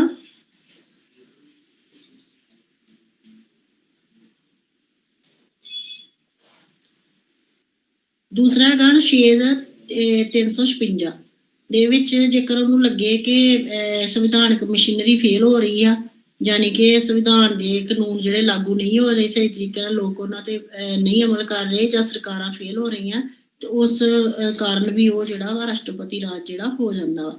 ਕਹਿੰਦਾ ਜੇਕਰ ਕਿਸੇ ਰਾਜ ਦੇ ਰਾਜਪਾਲ ਦੀ ਰਿਪੋਰਟ ਦੇ ਆਧਾਰ ਤੇ ਜਾਂ ਹੋਰ ਸਾਧਨਾਂ ਨਾਲ ਰਾਸ਼ਟਰਪਤੀ ਨੂੰ ਇਹ ਵਿਸ਼ਵਾਸ ਹੋ ਜਾਵੇ ਕਿ ਰਾਜ ਸਰਕਾਰ ਸੰਵਿਧਾਨਕ ਵਿਵਸਥਾਵਾਂ ਅਨੁਸਾਰ ਕੰਮ ਨਹੀਂ ਕਰ ਰਹੀ, ਰਾਜ ਵਿੱਚ ਸੰਵਿਧਾਨਕ ਮਸ਼ੀਨਰੀ ਅਸਫਲ ਹੋ ਗਈ ਹੈ ਅਤੇ ਰਾਜ ਦਾ ਗਠਨ ਕਰਨਾ ਅਤੇ ਚਲਾਉਣਾ ਸੰਵਿਧਾਨ ਅਨੁਸਾਰ ਸੰਭਵ ਨਹੀਂ ਰਿਹਾ, ਤਾਂ ਰਾਸ਼ਟਰਪਤੀ ਨੂੰ ਇਹ ਵਿਸ਼ਵਾਸ ਹੋ ਜਾਵੇ ਕਿ ਕਿਸੇ ਰਾਜ ਵਿੱਚ ਸੰਵਿਧਾਨਕ ਮਿਸ਼ਨ ਦੀ ਪੂਰੀ ਰੂਪ ਵਿੱਚ ਅਸਫਲ ਹੋ ਗਈ ਹੈ, ਯਾਨੀ ਕਿ ਉੱਥੋਂ ਦੀ ਸਰਕਾਰ ਜਿਹੜੀ ਰਾਜ ਨੂੰ ਸਹੀ ਤਰੀਕੇ ਨਾਲ ਨਹੀਂ ਚਲਾ ਰਹੀ, ਤਾਂ ਫਿਰ ਜਿਹੜਾ ਵਾ ਉਹ ਆਪਣੇ ਸੰਕਟ ਕਾਲ ਦੀ ਘੋਸ਼ਣਾ ਕਰ ਸਕਦਾ ਹੈ। ਤੇ ਉਹਦੇ ਵਾਸਤੇ ਉਹਨੂੰ ਫਿਰ ਇਹਦੇ ਕੋਲੋਂ 2 ਮਹੀਨਿਆਂ ਦੇ ਅੰਦਰ ਅੰਦਰ ਉਹਨੂੰ ਦੋਵਾਂ ਸਦਨਾਂ ਕੋਲੋਂ ਇਹ ਪਰਮਿਸ਼ਨ ਲੈਣੀ ਪੈਂਦੀ ਆ। ਔਰ ਇਹ ਪਰਮਿਸ਼ਨ ਉਹਦੀ 6 ਮਹੀਨਿਆਂ ਤੱਕ ਹੁੰਦੀ ਹੈ। ਜੇਕਰ ਉਹਨੂੰ ਲੱਗੇ ਕਿ ਅਜੇ ਵੀ ਰਾਜ ਵਿੱਚ ਕੋਈ ਗੜਬੜ ਫੈਲੀ ਹੋਈ ਆ ਜਾਂ ਸਰਕਾਰ ਨਹੀਂ ਸਹੀ ਤਰੀਕੇ ਨਾਲ ਚੱਲ ਸਕਦੀ, ਤਾਂ ਇਹ ਜਿਹੜਾ ਕਾਰਜਕਾਲ ਜਿਹੜਾ ਉਹ ਵੱਧ ਵੀ ਸਕਦਾ।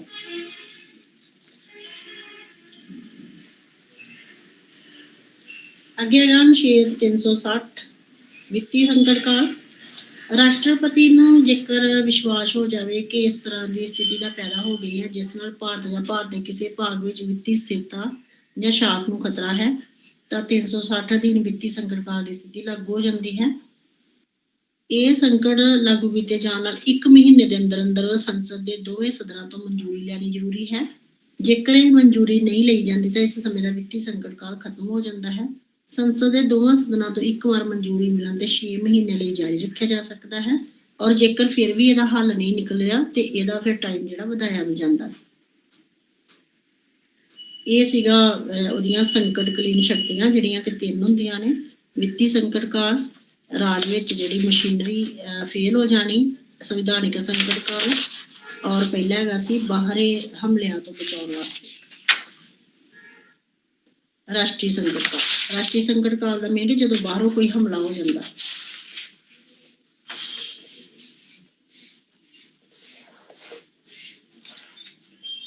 ਜੇਕਰ ਬਾਈ ਦਾ ਵੇ ਤੁਹਾਨੂੰ ਇਹਦੇ ਨਾਲ ਇਸ ਤਰ੍ਹਾਂ ਕੁਐਸਚਨ ਆ ਜੇ ਕਿ ਸੰਕਟਕਾਲੀਨ ਜਿਹੜੀਆਂ ਉਹਦੀਆਂ ਸ਼ਕਤੀਆਂ ਉਹਦੀ ਆਲੋਚਨਾ ਕਰੋ ਕਿ ਉਹਨੂੰ ਨਹੀਂ ਮਿਲਣੀਆਂ ਚਾਹੀਦੀਆਂ, ਤੇ ਫਿਰ ਉਹਦੀ ਆਲੋਚਨਾ ਦੇ ਪੁਆਇੰਟ ਹੈਗੇ ਆ ਪੇਜ ਨੰਬਰ 73 ਤੇ।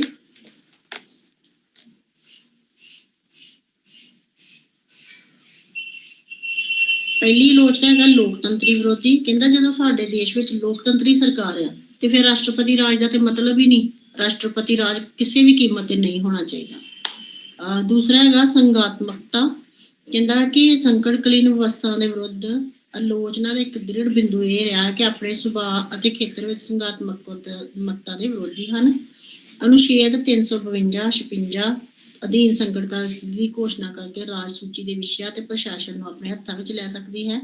ਇਸ ਕਦਮ ਦਾ ਸ਼ੁੱਧ ਪ੍ਰਭਾਵ ਸੰਘਵਾਦ ਤੇ ਇਕਾਤਮਕ ਵਿੱਚ ਬਦਲ ਜਾਣ ਦੇ ਰੂਪ ਵਿੱਚ ਨਿਕਲਦਾ ਹੈ। ਇਸ ਕਰਕੇ ਇਹ ਵਿਰੋਧ ਕਰਦੇ ਇਹਦਾ। ਨਿਆਂਪਾਲਿਕਾ ਦੇ ਕੰਟਰੋਲ ਤੋਂ ਬਾਹਰ। ਕਹਿੰਦੇ ਇਹਦੇ ਵਿੱਚ ਕੋਈ ਵੀ ਕਿਸੇ ਅਦਾਲਤ ਕੋਲੋਂ ਮਨਜ਼ੂਰੀ ਨਹੀਂ ਹੈਗੀ, ਸਿਰਫ ਪਾਰਲੀਮੈਂਟ ਦੇ 2 ਸਦਨਾਂ ਕੋਲ ਮਨਜ਼ੂਰੀ ਲੈ ਲਓ ਤੇ ਸੰਕਟ ਕਾਲ ਆਪਣੇ ਆਪ ਨੂੰ ਰਾਸ਼ਟਰਪਤੀ ਰਾਜ ਘੋਸ਼ਿਤ ਕਰ ਦਿਓ। ਇਹ ਗਲਤ ਆ। ਇਹਦੇ ਵਾਸਤੇ ਨਿਆਂਪਾਲਿਕਾ ਦੇ ਕੰਟਰੋਲ ਤੋਂ ਬਾਹਰ ਹੋ ਜਾਂਦਾ। ਮੌਲਿਕ ਅਧਿਕਾਰਾਂ ਦੇ ਨਾਲ ਸੰਬੰਧਿਤ ਵਿਵਸਥਾ। ਕਹਿੰਦਾ ਇਹ ਮੌਲਿਕ ਅਧਿਕਾਰਾਂ ਦੇ ਬਿਲਕੁਲ ਖਿਲਾਫ ਆ, ਕਿਉਂਕਿ ਵਿਅਕਤੀਗਤ ਸੁਤੰਤਰਤਾ ਦੇ ਅਧਿਕਾਰ ਨੂੰ ਸੰਕਟਕਾਲ ਸਥਿਤੀ ਦੇ ਦੌਰਾਨ ਵੀ ਰੱਦ ਨਹੀਂ ਕੀਤਾ ਜਾ ਸਕਦਾ। ਇਹਦੇ ਵਿੱਚ ਕੀ ਹੁੰਦਾ ਵਾ ਕਿ ਜਦੋਂ ਰਾਸ਼ਟਰਪਤੀ ਰਾਜ ਹੋ ਜਾਂਦਾ ਤੇ ਅਧਿਕਾਰ ਜਿਹੜੇ ਨਾਗਰਿਕਾਂ ਦੇ 6 ਅਧਿਕਾਰ ਉਹ ਵੀ ਖੋਹ ਲਏ ਜਾਂਦੇ ਆ। ਕਹਿੰਦਾ ਇਹ ਬਿਲਕੁਲ ਗਲਤ ਹੈ। ਜਦੋਂ ਰਾਸ਼ਟਰਪਤੀ ਰਾਜ ਸੰਕਟਕਾਲੀਨ ਦੇ ਸਮੇਂ ਉਹਦਾ ਰਾਜ ਹੁੰਦਾ ਤਾਂ ਉਹ ਜਿਹੜੇ ਨਾਗਰਿਕਾਂ ਦੇ ਅਧਿਕਾਰ ਉਹ ਨਹੀਂ ਖੋਏ ਜਾਣੇ ਚਾਹੀਦੇ। ਸੰਕਟਕਾਲੀਨ ਅਵਸਥਾ ਦਾ ਸੰਭਾਵਿਤ ਗਲਤ ਇਸਤੇਮਾਲ। ਕਹਿੰਦਾ ਸੰਕਟਕਾਲੀਨ ਦੇ ਸਮੇਂ ਜਿਹੜਾ ਰਾਸ਼ਟਰਪਤੀ ਰਾਜ ਹੁੰਦਾ ਤੇ ਉਹਦੇ ਵਿੱਚ ਰਾਸ਼ਟਰਪਤੀ ਕਈ ਵਾਰੀ ਗਲਤ ਫੈਸਲੇ ਵੀ ਲੈ ਲੈਂਦਾ, ਇਸ ਕਰਕੇ ਗਲਤ ਆ। ਨੈਕਸਟ ਆ ਗਿਆ ਜਿਹੜੀ 360 ਵਿਵਸਥਾ ਜਿਹੜੀ ਉਹ ਸਹੀ ਨਹੀਂ ਆ, ਕਿਉਂਕਿ ਭਾਰਤ ਦੀ ਵਿੱਤੀ ਸਥਿਰਤਾ ਤੇ ਵਿੱਤੀ ਭਰੋਸੇਯੋਗ ਦੀ ਰੱਖਿਆ ਦੇ ਲਈ ਦੇਸ਼ ਵਿੱਚ ਵਿੱਤੀ ਸੰਕਟ ਕਾਲ ਦੀ ਘੋਸ਼ਣਾ ਕਰ ਸਕਦਾ ਹੈ। ਇਸ ਵਿਵਸਥਾ ਦੇ ਇਸਤੇਮਾਲ ਤੇ ਨਕਾਰਾਤਮਕ ਪ੍ਰਭਾਵ ਪੈ ਸਕਦੇ ਹਨ। ਵਿੱਤੀ ਸੰਕਟ ਕਾਲ ਦੀ ਸਥਿਤੀ ਵਿੱਚ ਦੇਸ਼ ਦੀ ਵਿੱਤੀ ਸਥਿਤੀ ਦੇ ਸੁਧਾਰ ਵਿੱਚ ਸਹਾਇਕ ਹੋਣ ਦੀ ਉਮੀਦ ਹਾਨੀਕਾਰਕ ਹੋ ਸਕਦੀ ਹੈ, ਕਿਉਂਕਿ ਵਿਸ਼ਵਾਸ ਸਥਾਪਨਾ ਤੋਂ ਦੂਰ ਵਿੱਤੀ ਸੰਕਟ ਕਾਲ ਦੀ ਘੋਸ਼ਣਾ ਆਪਣੇ ਰੂਪ ਵਿੱਚ ਦੇਸ਼ ਦਾ ਭਰੋਸੇ ਨੂੰ ਸੱਟ ਪਹੁੰਚਾਉਂਦੀ ਹੈ, ਘਬਰਾਹਟ ਦਾ ਵਾਤਾਵਰਨ ਪੈਦਾ ਕਰੇਗੀ। ਕਹਿੰਦਾ ਜੇਕਰ ਮੰਨ ਲਓ ਇਸ ਤਰ੍ਹਾਂ ਹੋ ਜੇ ਕਿ ਸਾਡੇ ਕਿਸੇ ਦੇਸ਼ ਦਾ ਵਿੱਤੀ ਸੰਚਾਲਨ ਸਹੀ ਨਹੀਂ ਹੋ ਰਿਹਾ, ਯਾਨੀ ਕਿ ਦੇਸ਼ ਜਿਹੜਾ ਵਾ ਉਹਦੀ ਆਰਥਿਕ ਵਿਵਸਥਾ ਸਹੀ ਨਹੀਂ ਹੈ, ਤੇ ਜਦੋਂ ਇਹ ਘੋਸ਼ਣਾ ਹੋ ਜਾਊਗੀ ਕਿ ਹੁਣ ਸਾਡੇ ਦੇਸ਼ ਦੀ ਆਰਥਿਕ ਵਿਵਸਥਾ ਘਟ ਰਹੀ ਹੈ ਜਾਂ ਵਿੱਤੀ ਸੰਕਟ ਆ ਗਿਆ ਹੈ, ਤਾਂ ਫਿਰ ਲੋਕ ਜਿਹੜੇ ਉਹ ਘਬਰਾ ਜਾਣਗੇ। ਇਹ ਸਹੀ ਨਹੀਂ ਹੈ ਔਰ ਦੇਸ਼ ਦੇ ਲੋਕਾਂ ਨੂੰ ਦੇਸ਼ ਦੇ ਲੋਕ ਜਿਹੜੇ ਉਹਨਾਂ ਦੇ ਭਰੋਸੇ ਨੂੰ ਵੀ ਸੱਟ ਪਹੁੰਚੇਗੀ। ਇਹ ਬਿਲਕੁਲ 360 ਦੇ ਬਿਲਕੁਲ ਜਿਹੜਾ ਅਨੁਛੇਦ ਨਹੀਂ ਹੋਣਾ ਚਾਹੀਦਾ।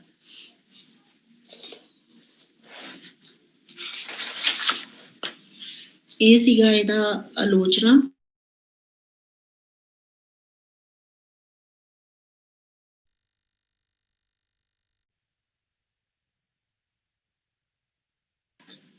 ਇੱਕ ਇਹ ਵੀ ਕੁਐਸਚਨ ਹੈਗਾ 10 ਮਾਰਕਸ ਦਾ 77 ਪੇਜ ਤੇ, ਭਾਰਤ ਦਾ ਉਪ ਰਾਸ਼ਟਰਪਤੀ। ਕਹਿੰਦਾ ਕਿ ਸੰਵਿਧਾਨ ਦੇ ਅਨੁਛੇਦ 63 ਨਾਲ ਉਪ ਰਾਸ਼ਟਰਪਤੀ ਦੇ ਅਹੁਦੇ ਦੀ ਵਿਵਸਥਾ ਕੀਤੀ ਗਈ ਹੈ। ਇਸ ਅਹੁਦੇ ਦੀ ਵਿਵਸਥਾ ਆਰੰਭਕ ਰੂਪ ਵਿੱਚ ਰਾਸ਼ਟਰਪਤੀ ਦੇ ਅਹੁਦੇ ਦੇ ਅਸਥਾਈ ਜਾਂ ਸਥਾਈ ਰੂਪ ਵਿੱਚ ਅਚਾਨਕ ਅਹੁਦਾ ਖਾਲੀ ਹੋਣ ਦੀ ਪੂਰਤੀ ਲਈ ਕੀਤੀ ਗਈ ਹੈ। ਅਚਾਨਕ ਅਹੁਦਾ ਖਾਲੀ ਹੋਣ ਦਾ ਮਤਲਬ ਕਿ ਜੇਕਰ 3 ਕਾਰਨਾਂ ਕਰਕੇ ਰਾਸ਼ਟਰਪਤੀ ਦੀ ਜਗ੍ਹਾ ਤੇ ਉਪ ਰਾਸ਼ਟਰਪਤੀ ਕੰਮ ਕਰਦਾ, ਜੇਕਰ ਅਚਾਨਕ ਰਾਸ਼ਟਰਪਤੀ ਦੀ ਮੌਤ ਹੋ ਜਾਂਦੀ ਆ, ਜਾਂ ਫਿਰ ਉਹਦੇ ਉੱਤੇ ਕੋਈ ਮਹਾਦੋਸ਼ ਲੱਗ ਜਾਂਦਾ ਤੇ ਉਹਦੀ ਜਗ੍ਹਾ ਤੇ ਫਿਰ ਉਹਨੂੰ ਉਹਦੀ ਰਾਸ਼ਟਰਪਤੀ ਦੇ ਅਹੁਦੇ ਤੋਂ ਲਾ ਕੇ ਉਪ ਰਾਸ਼ਟਰਪਤੀ ਜਿਹੜਾ 6 ਮਹੀਨਿਆਂ ਵਾਸਤੇ ਕੰਮ ਕਰਦਾ। ਔਰ ਤੀਸਰਾ ਹੈਗਾ ਵਾ ਜੇਕਰ ਉਹ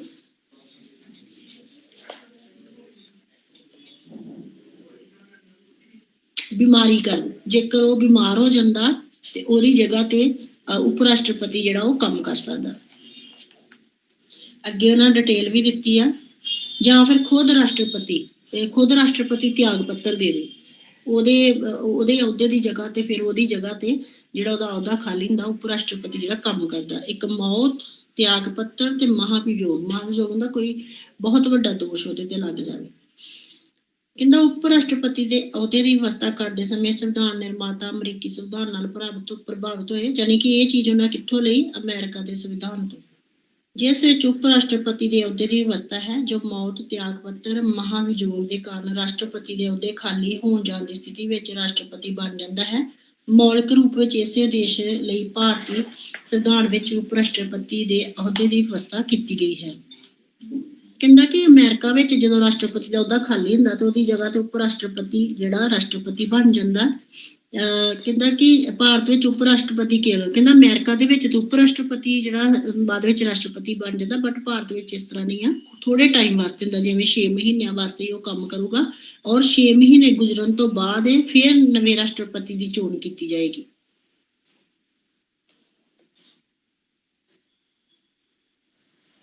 ਨੈਕਸਟ ਆ ਗਿਆ ਉਪ ਰਾਸ਼ਟਰਪਤੀ ਦੇ ਅਹੁਦੇ ਲਈ ਯੋਗਤਾਵਾਂ। ਸੇਮ ਯੋਗਤਾਵਾਂ ਜਿਹੜੀਆਂ ਰਾਸ਼ਟਰਪਤੀ ਦੇ ਅਹੁਦੇ ਦੀਆਂ ਅਸੀਂ ਪੜ੍ਹੀਆਂ, ਸੇਮ ਹੀ ਇਹਦੀਆਂ, ਕਿ ਉਹ ਭਾਰਤ ਦਾ ਨਾਗਰਿਕ ਹੋਵੇ, ਭਾਰਤ ਵਿੱਚ ਇਹਨੇ ਜਨਮ ਲਿਆ ਹੋਵੇ, ਉਹਦੇ ਕੋਲ ਰਾਜ ਸਭਾ ਦੀਆਂ ਸਾਰੀਆਂ ਯੋਗਤਾਵਾਂ ਹੋਣ, 35 ਸਾਲ ਤੋਂ ਵੱਧ ਉਹਦੀ ਉਮਰ ਹੋਵੇ, ਉਹਦੇ ਕੋਲ ਕੋਈ ਵੀ ਲਾਭਕਾਰੀ ਅਹੁਦਾ ਨਾ ਹੋਵੇ, ਜੇਕਰ ਹੈਗਾ ਤੇ ਉਹਨੂੰ ਵਾਪਸ ਕਰਨਾ ਪਏਗਾ, ਔਰ ਨਾ ਹੀ ਉਹ ਕਿਸੇ ਸੰਸਦ ਦਾ ਮੈਂਬਰ ਹੋਵੇ। ਜੇਕਰ ਉਹਦੇ ਕੋਲ ਮੈਂਬਰਸ਼ਿਪ ਹੈਗੀ ਹੈ ਤੇ ਉਹਨੂੰ ਉਹਦਾ ਪਹਿਲੋਂ ਤਿਆਗ ਪੱਤਰ ਦੇਣਾ ਪਏਗਾ। ਚੋਣ, ਇਹਦੀ ਚੋਣ ਜਿਹੜੀ ਹੈ ਅਨੁਪਾਤਿਕ ਪ੍ਰਤੀਨਿਧਤਾ ਅਨੁਸਾਰ ਸੰਸਦ ਦੇ ਦੋਵੇਂ ਸਦਨਾਂ ਦੇ ਮੈਂਬਰਾਂ ਵੱਲੋਂ ਕੀਤੀ ਜਾਂਦੀ ਹੈ, ਸੇਮ ਰਾਸ਼ਟਰਪਤੀ ਵਾਂਗੂ। ਨੈਕਸਟ ਆ ਜੋ ਕਾਰਜਕਾਲ, ਇਹਦਾ ਕਾਰਜਕਾਲ 5 ਸਾਲ ਵਾਸਤੇ ਹੁੰਦਾ ਵਾ। ਇਹ ਦੁਬਾਰਾ ਵੀ ਚੁਣਿਆ ਜਾ ਸਕਦਾ ਔਰ ਆਪਣਾ ਤਿਆਗ ਪੱਤਰ ਵੀ ਦੇ ਸਕਦਾ। ਖਾਲੀ ਪਦ ਦੀ ਪੂਰਤੀ, ਇਹਨੂੰ ਕਹਿੰਦਾ ਉਦੋਂ ਅਹੁਦੇ ਤੇ ਦਿੱਤਾ ਜਾਂਦਾ ਜਦੋਂ ਕਿਸੇ ਰਾਸ਼ਟਰਪਤੀ ਦੀ ਮੌਤ, ਚਾਹੇ ਤਿਆਗ ਪੱਤਰ ਦੇ ਦੇ ਜਾਂ ਕਿਸੇ ਹੋਰ ਕਾਰਨ ਜਿਹਦੇ ਵਿੱਚ ਲਿਖਿਆ ਕਿ ਉਹਦੇ ਤੇ ਕੋਈ ਵੱਡਾ ਦੋਸ਼ ਲੱਗ ਜੇ। ਅਹੁਦੇ ਤੋਂ ਹਟਾਉਣ ਦੀ ਮੰਗ ਉਪ ਰਾਸ਼ਟਰਪਤੀ ਵੱਲੋਂ ਪ੍ਰਸਤਾਵ ਕਰਕੇ ਅਹੁਦੇ ਤੋਂ ਅਲੱਗ ਕੀਤਾ ਜਾ ਸਕਦਾ। ਜੇਕਰ ਮੰਤਰੀ ਮੰਡਲ ਨੂੰ ਉਪ ਰਾਸ਼ਟਰਪਤੀ ਨਹੀਂ ਚੰਗਾ ਜਾਂ ਉਹਦਾ ਕੰਮ ਨਹੀਂ ਚੰਗਾ ਲੱਗਦਾ ਤੇ ਉਹਨੂੰ ਉਹਦੇ ਅਹੁਦੇ ਤੋਂ ਹਟਾ ਵੀ ਸਕਦੇ ਨੇ, ਪਰ ਉਹਨੂੰ ਹਟਾਉਣ ਤੋਂ ਪਹਿਲਾਂ 14 ਦਿਨ ਪਹਿਲੇ ਨੋਟਿਸ ਦੇਣਾ ਪੈਂਦਾ। ਵੇਤਨ 90,000 ਰੁਪਇਆ ਦਾ ਵੇਤਨ ਆ। ਫ੍ਰੀ ਡਾਕਟਰੀ ਇਲਾਜ, ਘਰ ਤੇ ਹੋਰ ਵੀ ਕਈ ਤਰ੍ਹਾਂ ਦੀਆਂ ਸੁਵਿਧਾਵਾਂ ਦਿੱਤੀਆਂ ਜਾਂਦੀਆਂ ਨੇ। ਕਹਿੰਦਾ ਕਿ ਇਹਦੀ ਦੋਹਰੀ ਭੂਮਿਕਾ ਹੁੰਦੀ ਆ, ਇੱਕ ਪਾਸੇ ਦੇ ਉਪ ਰਾਸ਼ਟਰਪਤੀ ਹੁੰਦਾ, ਦੂਜੇ ਪਾਸੇ ਰਾਜ ਸਭਾ ਦੇ ਪ੍ਰਧਾਨ ਦੇ ਰੂਪ ਵਿੱਚ ਵੀ ਕੰਮ ਕਰਦਾ। ਬਸ ਇੰਨਾ ਹੀ ਬਹੁਤ ਇਹਦਾ।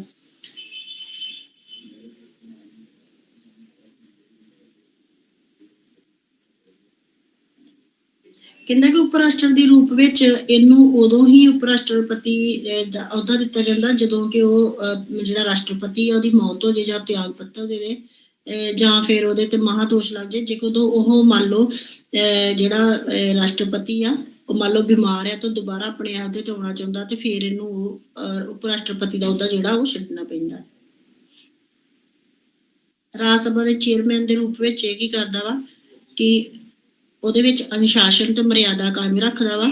ਇਸ ਕੋਲ ਇਹ ਅਧਿਕਾਰ ਹੈ ਕਿ ਉਹਨਾਂ ਮੈਂਬਰਾਂ ਵਿਰੁੱਧ ਕਾਰਵਾਈ ਕਰ ਸਕਦਾ ਜੋ ਸਦਨ ਦੀ ਕਾਰਵਾਈ ਦੇ ਨਿਯਮਾਂ ਦੀ ਉਲੰਘਣਾ ਕਰਦੇ ਆ। ਇਹ ਉਹਦਾ ਰਾਜ ਸਭਾ ਦੇ ਵਿੱਚ ਐਜ਼ ਅ ਚੇਅਰਮੈਨ ਉਹਦੇ ਕੰਮ ਨੇ ਕਿ ਉਹ ਜਿਹੜੇ ਵੀ ਸਦਨ ਦੇ ਵਿੱਚ ਕਾਰਵਾਈ ਦੇ ਵਿੱਚ ਨਿਯਮਾਂ ਦੀ ਉਲੰਘਣਾ ਕਰਦੇ ਉਹਨਾਂ ਨੂੰ ਇਹ ਉਹਨਾਂ ਦੇ ਵਿਰੁੱਧ ਕਾਰਵਾਈ ਕਰਦਾ।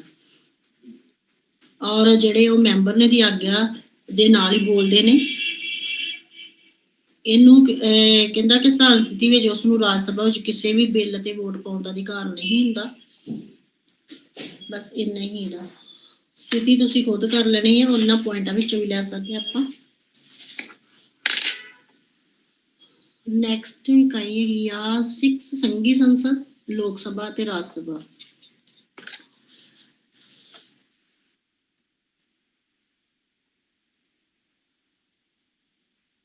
ਸੰਘੀ ਸੰਸਦ ਕਿਹਨੂੰ ਕਹਿੰਦੇ ਆ? ਜਿਹਦੇ ਵਿੱਚ 2 ਵਿਧਾਨ ਪਾਲਿਕਾ ਹੁੰਦੀਆਂ ਨੇ, ਲੋਕ ਸਭਾ ਤੇ ਰਾਜ ਸਭਾ, 2 ਸਦਨ ਹੁੰਦੇ ਨੇ ਔਰ ਦੋਨੋਂ ਰਲ ਕੇ ਕੰਮ ਕਰਦੇ, ਉਹਨੂੰ ਕਹਿੰਦੇ ਸੰਘੀ। ਸੰਘ ਦੀਆਂ ਕਾਨੂੰਨ ਨਿਰਮਾਣ ਸ਼ਕਤੀਆਂ ਭਾਰਤੀ ਸੰਵਿਧਾਨ ਵੱਲੋਂ ਸੰਘੀ ਸੰਸਦ ਨੂੰ ਸੌਂਪੀਆਂ ਗਈਆਂ। ਸੁਤੰਤਰਤਾ ਤੋਂ ਪਹਿਲਾਂ ਇਸ ਨੂੰ ਕੇਂਦਰੀ ਵਿਧਾਨ ਪਾਲਿਕਾ ਕਿਹਾ ਜਾਂਦਾ ਸੀ, ਪਰ ਸੁਤੰਤਰਤਾ ਤੋਂ ਬਾਅਦ ਸੰਵਿਧਾਨ ਨਿਰਮਾਣ ਸਾਰਿਆਂ ਨੇ ਇਸ ਨੂੰ ਸੰਘੀ ਸੰਸਦ ਦਾ ਨਾਮ ਦਿੱਤਾ। ਇਹਦੇ ਵਿੱਚ ਸੰਘ ਦੀ ਇੱਕ ਸੰਸਦ ਹੋਏਗੀ ਜਿਸ ਵਿੱਚ ਰਾਸ਼ਟਰਪਤੀ ਅਤੇ 2 ਸਦਨ ਹੋਣਗੇ। ਔਰ 2 ਸਦਨ ਜਿਹੜੇ, ਇੱਕ ਹੈਗਾ ਰਾਜ ਸਭਾ ਜਿਹਨੂੰ ਕਿ ਉੱਪਰਲਾ ਸਦਨ ਕਹਿੰਦੇ ਆ ਜਾਂ ਬਜ਼ੁਰਗਾਂ ਦਾ ਸਦਨ ਕਹਿੰਦੇ, ਇੱਕ ਹੈਗਾ ਲੋਕ ਸਭਾ ਜਿਹੜਾ ਲੋਕਾਂ ਦਾ ਸਦਨ ਹੈ ਔਰ ਲੋਕਾਂ ਦਾ ਹਰਮਨ ਪਿਆਰਾ ਸਦਨ ਹੈ। ਔਰ ਰਾਸ਼ਟਰਪਤੀ ਦੋਨਾਂ ਸਦਨਾਂ ਵਿੱਚੋਂ ਕਿਸੇ ਦਾ ਵੀ ਮੈਂਬਰ ਨਹੀਂ ਹੋਏਗਾ, ਉਹ ਦੋਨਾਂ ਨਾਲੋਂ ਅਨਿੱਖੜਵਾਂ ਅੰਗ ਉਹਨੂੰ ਮੰਨਿਆ ਜਾਂਦਾ ਹੈ। ਸੰਸਦ ਦੀ ਸਾਰੀ ਕਾਰਵਾਈ ਜਿਹੜੀ ਰਾਸ਼ਟਰਪਤੀ ਦੇ ਨਾਮ ਤੇ ਚੱਲਦੀ ਆ, ਔਰ ਬਿੱਲ ਜੋ ਸੰਸਦ ਨੇ ਪਾਸ ਕੀਤਾ ਉਦੋਂ ਤੱਕ ਕਾਨੂੰਨ ਨਹੀਂ ਬਣਦਾ ਜਦੋਂ ਤੱਕ ਰਾਸ਼ਟਰਪਤੀ ਉਹਦੇ ਤੇ ਆਪਣੇ ਹਸਤਾਖਰ ਨਹੀਂ ਕਰਦਾ, ਕਿਉਂਕਿ ਜਿੰਨੇ ਵੀ ਕਾਨੂੰਨ ਸੰਸਦ ਵਿੱਚ ਪਾਸ ਹੁੰਦੇ ਆ ਉਹਨਾਂ ਸਾਰਿਆਂ ਉੱਤੇ ਰਾਸ਼ਟਰਪਤੀ ਦੀ ਮੋਹਰ ਲੱਗਣੀ ਜ਼ਰੂਰੀ ਆ ਔਰ ਉਹਦੇ ਹਸਤਾਖਰ ਵੀ ਜ਼ਰੂਰੀ ਨੇ। ਕਹਿੰਦਾ ਕਿ ਜਿਹੜੀ ਭਾਰਤੀ ਸੰਵਿਧਾਨ ਦੀ ਸੰਘ ਆ ਨਾ ਜਾਂ ਸੰਘੀ ਸਰਕਾਰ ਆ, ਉਹਦੀ ਸੰਸਦ ਵਿੱਚ ਬਹੁਤ ਪ੍ਰਭਾਵਸ਼ਾਲੀ, ਬਹੁਤ ਸ਼ਕਤੀਸ਼ਾਲੀ ਤੇ ਉਹ ਪ੍ਰਭਾਵਸ਼ਾਲੀ ਆ, ਕਿਉਂਕਿ ਇਹ ਸੰਸਦ ਜਿਹੜੀ ਪ੍ਰਭੂ ਸੱਤਾ ਸੰਪੰਨ ਆ, ਇਹਦੇ ਕੋਲ ਬਹੁਤ ਸਾਰੀਆਂ ਸ਼ਕਤੀਆਂ ਹੁੰਦੀਆਂ ਨੇ। ਇਹਦੀ ਜਿਹੜੀ ਸ਼ਕਤੀਸ਼ਾਲੀ ਤੇ ਪ੍ਰਭਾਵਸ਼ਾਲੀ ਆ, ਇਹਦੀਆਂ ਸ਼ਕਤੀਆਂ ਅਮਰੀਕੀ ਕਾਂਗਰਸ ਨਾਲੋਂ ਵੀ ਜ਼ਿਆਦਾ ਨੇ, ਕਿਉਂਕਿ ਇੱਥੇ ਅਮਰੀਕਾ ਦੀ ਰਾਸ਼ਟਰਪਤੀ ਕੋਲ ਬਹੁਤ ਵਿਸ਼ਾਲ ਸ਼ਕਤੀਆਂ ਹੁੰਦੀਆਂ ਪਰ ਕਾਂਗਰਸ ਪ੍ਰਤੀ ਜ਼ਿੰਮੇਵਾਰ ਨਹੀਂ ਹੁੰਦਾ। ਉਹ ਭਾਰਤੀ ਰਾਜਨੀਤਿਕ ਪ੍ਰਣਾਲੀ ਵਿੱਚ ਅਸਲੀ ਕਾਰਜਪਾਲਿਕਾ ਅਤੇ ਪ੍ਰਧਾਨ ਮੰਤਰੀ ਅਤੇ ਮੰਤਰੀ ਪਰਿਸ਼ਦ ਆਪਣੇ ਸਾਰੇ ਕੰਮਾਂ ਲਈ ਸੰਘੀ ਸੰਸਦ ਪ੍ਰਤੀ ਜ਼ਿੰਮੇਵਾਰ ਤੇ ਜਵਾਬਦੇਹ ਹੁੰਦੇ ਆ। ਯਾਨੀ ਕਿ ਜੇਕਰ ਭਾਰਤ ਦਾ ਜਿਹੜਾ ਰਾਜਪਾਲ ਜਾਂ ਕਾਰਜਪਾਲਿਕਾ ਦੀ ਮੰਤਰੀ ਮੰਡਲ ਜਾਂ ਪ੍ਰਧਾਨ ਮੰਤਰੀ ਜਾਂ ਮੰਤਰੀ ਪਰਿਸ਼ਦ ਜਿਹੜੇ ਆਪਣੇ ਕੰਮ ਸਹੀ ਨਹੀਂ ਕਰਦੇ ਤੇ ਸੰਸਦ ਦੇ ਵਿੱਚ ਉਹ ਜਵਾਬਦੇਹ ਹੁੰਦੇ ਨੇ। ਨੈਕਸਟ ਕੁਐਸਚਨ 10 ਮਾਰਕਸ ਦਾ ਵੈਰੀ ਵੈਰੀ ਇੰਪੋਰਟੈਂਟ ਆ। ਸੰਘੀ ਸੰਸਦ ਦੀਆਂ ਵਿਸ਼ੇਸ਼ਤਾਵਾਂ, ਇਹਦੀਆਂ ਕੀ ਵਿਸ਼ੇਸ਼ਤਾਵਾਂ ਨੇ? ਪਹਿਲਾਂ ਆਪਾਂ ਜਿਹੜਾ ਉਹਦਾ ਓਵਰਵਿਊ ਹੈ ਨਾ, ਜਿਹੜਾ ਉਹਦੀ ਥੋੜਾ ਜਿਹਾ ਡਿਟੇਲ ਉਹ ਅਸੀਂ ਜਾਣਕਾਰੀ ਵਿੱਚ ਹੀ ਲੈ ਲੈਣਾ। ਰਾਸ਼ਟਰਪਤੀ ਸੰਸਦ ਦਾ ਮੈਂਬਰ ਨਹੀਂ ਹੁੰਦਾ ਪਰ ਇਸ ਦਾ ਅਨਿੱਖੜਵਾਂ ਅੰਗ ਮੰਨਿਆ ਜਾਂਦਾ। ਕਹਿੰਦਾ ਭਾਵੇਂ ਰਾਸ਼ਟਰਪਤੀ ਸੰਸਦ ਦੇ ਦੋਵਾਂ ਸਦਨਾਂ ਵਿੱਚੋਂ ਕਿਸੇ ਵੀ ਸਦਨ ਦਾ ਮੈਂਬਰ ਨਹੀਂ ਹੁੰਦਾ ਪਰ ਫਿਰ ਵੀ ਉਹਨਾਂ ਦਾ ਅਨਿੱਖੜਵਾਂ ਅੰਗ ਆ, ਕਿਉਂਕਿ ਜਿਹੜੇ ਵੀ ਬਿੱਲ ਜਾਂ ਕਾਨੂੰਨ ਤਿਆਰ ਕੀਤੇ ਜਾਂਦੇ ਜਾਂ ਬਿੱਲ ਤਿਆਰ ਕੀਤੇ ਜਾਂਦੇ ਉਹਨਾਂ ਉੱਤੇ ਰਾਸ਼ਟਰਪਤੀ ਦੇ ਹਸਤਾਖਰ ਬਹੁਤ ਜ਼ਰੂਰੀ ਹੈ। ਸੰਸਦ ਦਾ ਗੈਰ ਪ੍ਰਭੂ ਸੱਤਾ ਸੰਪੰਨ ਪੱਧਰ, ਕਹਿੰਦਾ ਕਿ ਭਾਰਤੀ ਸੰਸਦ ਇੱਕ ਗੈਰ ਪ੍ਰਭੂ ਸੱਤਾ ਸੰਪੰਨ ਸੰਸਦ ਹੈ ਕਿਉਂਕਿ ਭਾਰਤ ਵਿੱਚ ਸਰਵਉੱਚਤਾ ਸੰਵਿਧਾਨ ਨੂੰ ਪ੍ਰਾਪਤ ਹੈ ਅਤੇ ਸੰਸਦ ਸੰਵਿਧਾਨ ਵੱਲੋਂ ਦਿੱਤੀਆਂ ਗਈਆਂ ਸ਼ਕਤੀਆਂ ਦਾ ਹੀ ਇਸਤੇਮਾਲ ਕਰਦੀ ਹੈ। ਜੇਕਰ ਸੰਸਦ ਵੱਲੋਂ ਪਾਸ ਕੀਤਾ ਗਿਆ ਕੋਈ ਵੀ ਕਾਨੂੰਨ ਸੰਵਿਧਾਨ ਦਾ ਵਿਰੋਧੀ ਹੋਵੇ ਤਾਂ ਸੰਵਿਧਾਨ ਦਾ ਉਲੰਘਣ ਕਰਦਾ ਹੈ ਤਾਂ ਸਰਵਉੱਚ ਅਦਾਲਤ ਉਸ ਨੂੰ ਰੱਦ ਕਰ ਸਕਦੀ ਹੈ। ਯਾਨੀ ਕਿ ਪ੍ਰਭੂ ਸੱਤਾ ਸੰਪੰਨ ਹੈ ਸੰਸਦ ਜਿਹੜੀ ਹੈ, ਗੈਰ ਪ੍ਰਭੂ ਸੱਤਾ ਸੰਪੰਨ ਆ, ਅਸਲੀ ਪ੍ਰਭੂ ਸੱਤਾ ਸੰਵਿਧਾਨ ਕੋਲ ਹੈ। ਸੰਸਦ ਦੀ ਸੰਵਿਧਾਨਿਕ ਸੋਧ ਕਰਨ ਦੀ ਸ਼ਕਤੀ, ਹਾਂ ਜੇਕਰ ਇਹਨਾਂ ਨੂੰ ਲੱਗਦਾ ਹੈ ਕਿ ਕੋਈ ਵੀ ਕਾਨੂੰਨ ਜਿਹੜਾ ਵਾ ਉਹ ਸਹੀ ਨਹੀਂ ਆ ਸੰਵਿਧਾਨ ਦੇ ਵਿੱਚ ਤਾਂ ਫਿਰ ਇਹਨਾਂ ਕੋਲ ਇੰਨੀ ਸ਼ਕਤੀ ਹੁੰਦੀ ਆ ਕਿ ਉਸ ਕਾਨੂੰਨ ਦੀ ਸੋਧ ਕਰ ਸਕਦੇ ਆ। ਨੈਕਸਟ 2 ਸਦਨੀ ਸੰਗਠਨ, ਇਹ 2 ਸਦਨੀ ਆ, ਯਾਨੀ ਕਿ ਇਹਦੀ ਜਿਹੜੀ ਪਾਰਲੀਮੈਂਟ ਆ ਉਹਦੇ 2 ਸਦਨ ਹੁੰਦੇ ਆ, ਇੱਕ ਹੈਗਾ ਲੋਕ ਸਭਾ, ਦੂਸਰਾ ਹੈਗਾ ਵਾ ਰਾਜ ਸਭਾ। ਲੋਕ ਸਭਾ ਨੂੰ ਹਰਮਨ ਪਿਆਰਾ ਸਦਨ ਕਿਹਾ ਜਾਂਦਾ, ਰਾਜ ਸਭਾ ਨੂੰ ਬਜ਼ੁਰਗਾਂ ਦਾ ਸਦਨ ਕਿਹਾ ਜਾਂਦਾ। ਲੋਕ ਸਭਾ ਰਾਜ ਸਭਾ ਤੋਂ ਜ਼ਿਆਦਾ ਸ਼ਕਤੀਸ਼ਾਲੀ ਸਦਨ ਹੈ, ਇਹ ਵੀ ਗੱਲ ਸਹੀ ਆ ਕਿਉਂਕਿ ਲੋਕ ਸਭਾ ਰਾਜ ਸਭਾ ਤੋਂ ਜ਼ਿਆਦਾ ਸ਼ਕਤੀਸ਼ਾਲੀ ਆ। ਜਦੋਂ ਵੀ ਕੋਈ ਬਿੱਲ ਪਾਸ ਕਰਨਾ ਹੁੰਦਾ ਹੈ ਉਹਦੇ ਉੱਤੇ ਲੋਕ ਸਭਾ ਦੇ ਮੈਂਬਰਾਂ ਦੇ ਵੀ ਹਸਤਾਖਰ ਜ਼ਰੂਰੀ ਆ ਔਰ ਰਾਜ ਸਭਾ ਦੇ ਮੈਂਬਰਾਂ ਦੇ ਹਸਤਾਖਰ ਵੀ ਜ਼ਰੂਰੀ ਆ, ਪਰ ਜਿਹੜਾ ਲੋਕ ਸਭਾ ਨਾ ਉਹਦੇ ਕੋਲ ਸ਼ਕਤੀਆਂ ਜ਼ਿਆਦਾ ਹੁੰਦੀਆਂ ਰਾਜ ਸਭਾ ਦੇ ਮੁਕਾਬਲੇ। ਨੈਕਸਟ ਹੈਗਾ ਨਾਮਜ਼ਦਗੀ ਦੀ ਵਿਵਸਥਾ। ਕਹਿੰਦਾ ਕਿ ਲੋਕ ਸਭਾ ਲੋਕਾਂ ਦਾ ਇੱਕ ਪ੍ਰਤੱਖ ਰੂਪ ਵਿੱਚ ਚੋਣ ਸਦਨ ਹੈ ਪਰ ਰਾਸ਼ਟਰਪਤੀ ਇਸ ਵਿੱਚ ਐਂਗਲੋ ਇੰਡੀਅਨ ਸਮੁਦਾਇ ਦੇ 2 ਪ੍ਰਤੀਨਿਧੀਆਂ ਨੂੰ ਨਿਯੁਕਤ ਕਰ ਸਕਦਾ ਹੈ ਜੇਕਰ ਉਹ ਸਮਝੇ ਕਿ ਇਸ ਸਮੁਦਾਇ ਨੂੰ ਲੋਕ ਸਭਾ ਵਿੱਚ ਠੀਕ ਪ੍ਰਤੀਨਿਧਤਾ ਪ੍ਰਾਪਤ ਨਹੀਂ। ਇਸ ਤਰ੍ਹਾਂ ਰਾਜ ਸਭਾ ਵਿੱਚ ਰਾਸ਼ਟਰਪਤੀ 12 ਮੈਂਬਰਾਂ ਨੂੰ ਨਿਯੁਕਤ ਕਰ ਸਕਦਾ ਹੈ ਜਿਨ੍ਹਾਂ ਨੇ ਕਲਾ, ਵਿਗਿਆਨ, ਸਾਹਿਤ, ਸੰਸਕ੍ਰਿਤੀ, ਸਮਾਜ ਸੇਵਾ ਦੇ ਖੇਤਰ ਵਿੱਚ ਪ੍ਰਸ਼ੰਸਾਯੋਗ ਪ੍ਰਾਪਤੀਆਂ ਕੀਤੀਆਂ ਹੋਣ। ਕਹਿਣ ਦਾ ਭਾਵ ਕਿ ਜਿਹੜੇ ਰਾਜ ਸਭਾ ਦੇ 250 ਮੈਂਬਰ ਆ ਉਹਦੇ ਵਿੱਚੋਂ 12 ਮੈਂਬਰਾਂ ਦੀ ਚੋਣ ਔਰ 2 ਮੈਂਬਰ ਐਂਗਲੋ ਇੰਡੀਅਨ ਦੇ ਜਿਹੜੇ ਰਾਸ਼ਟਰਪਤੀ ਚੁਣ ਸਕਦਾ ਵਾ। ਉਹਨਾਂ ਲੋਕਾਂ ਨੂੰ ਰਾਜ ਸਭਾ ਦੇ ਮੈਂਬਰ ਉਹ ਚੁਣ ਸਕਦਾ ਜਿਨ੍ਹਾਂ ਨੇ ਆਪਣੇ ਦੇਸ਼ ਦਾ ਨਾਮ ਮਸ਼ਹੂਰ ਕੀਤਾ ਹੋਵੇ, ਫੇਮਸ ਕੀਤਾ ਹੋਵੇ, ਜਿਵੇਂ ਕਿ ਕਿਸੇ ਕਲਾ, ਜਿਸ ਤਰ੍ਹਾਂ ਫਿਲਮੀ ਐਕਟਰ ਰਾਜ ਸਭਾ ਦੇ ਮੈਂਬਰ ਬਣੇ ਹੋਏ ਨੇ, ਵਿਗਿਆਨ ਵਿੱਚ ਕਿਸੇ ਨੇ ਪ੍ਰਸਿੱਧੀ ਪ੍ਰਾਪਤ ਕੀਤੀ ਹੋਵੇ, ਖੇਡਾਂ ਵਿੱਚ ਕੀਤੀ ਹੋਵੇ, ਸੰਸਕ੍ਰਿਤੀ ਨੂੰ ਫੈਲਾਉਣ ਵਿੱਚ ਕੀਤੀ ਹੋਵੇ, ਸਮਾਜ ਦੀ ਇੰਨੀ ਜ਼ਿਆਦਾ ਸੇਵਾ ਕੀਤੀ ਹੋਵੇ। ਨੈਕਸਟ ਹੈਗਾ ਵਾ ਸੰਘੀ ਸੰਸਦ ਕੋਲ ਵਿਧਾਨਿਕ ਅਤੇ ਵਿੱਤੀ ਸ਼ਕਤੀਆਂ ਦੇ ਨਾਲ ਕਾਰਜਪਾਲਕ ਅਤੇ ਨਿਆਇਕ ਸ਼ਕਤੀਆਂ ਵੀ ਹਨ। ਕਹਿੰਦਾ ਕਿ ਸੰਵਿਧਾਨ ਦੇ ਅਨੁਸਾਰ ਜਿਹੜੀ ਸੰਘੀ ਸੰਸਦ ਆ ਉਹਦੇ ਕੋਲ ਕਾਨੂੰਨ ਬਣਾਉਣ ਦੀਆਂ ਸ਼ਕਤੀਆਂ ਵੀ ਭਾਵੇਂ ਹੈਗੀਆਂ, ਵਿਧਾਨਕ ਹੁੰਦੀਆਂ ਕਾਨੂੰਨ ਬਣਾਉਣੇ, ਔਰ ਵਿੱਤੀ ਸ਼ਕਤੀਆਂ ਵੀ ਹੁੰਦੀਆਂ, ਨਾਲ ਦੇ ਨਾਲ ਉਹਨਾਂ ਕੋਲ ਕਾਰਜਪਾਲਕਾ ਸ਼ਕਤੀਆਂ ਵੀ ਹੁੰਦੀਆਂ ਨੇ। ਜਾਣੀ ਕਿ ਮੰਤਰੀ ਜਿਹੜੇ ਸਹੀ ਕੰਮ ਨਹੀਂ ਕਰਦੇ ਉਹਨਾਂ ਮੰਤਰੀਆਂ ਨੂੰ ਹਟਾ ਕੇ ਉਹਦੀ ਜਗ੍ਹਾ ਤੇ ਉਹ ਆਪਣੇ ਦੂਸਰੇ ਮੰਤਰੀ ਜਿਹੜੇ ਨੇ ਵੱਡੇ ਵੱਡੇ ਅਹੁਦਿਆਂ ਤੇ ਰੱਖ ਸਕਦੇ ਨੇ।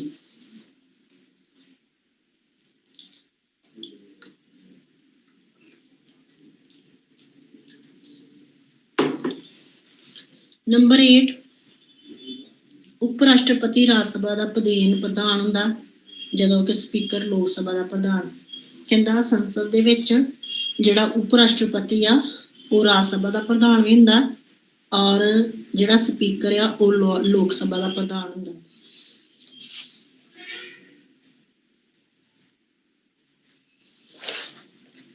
ਜਿਵੇਂ ਕਹਿੰਦਾ ਅਮਰੀਕਾ ਦੇ ਵਿੱਚ ਸੈਨੇਟ ਦੀ ਤਰ੍ਹਾਂ ਭਾਰਤੀ ਰਾਜ ਸਭਾ ਨੂੰ ਬੈਠਕਾਂ ਦੀ ਪ੍ਰਧਾਨਗੀ ਵੀ ਉਪ ਰਾਸ਼ਟਰਪਤੀ ਕਰਦਾ।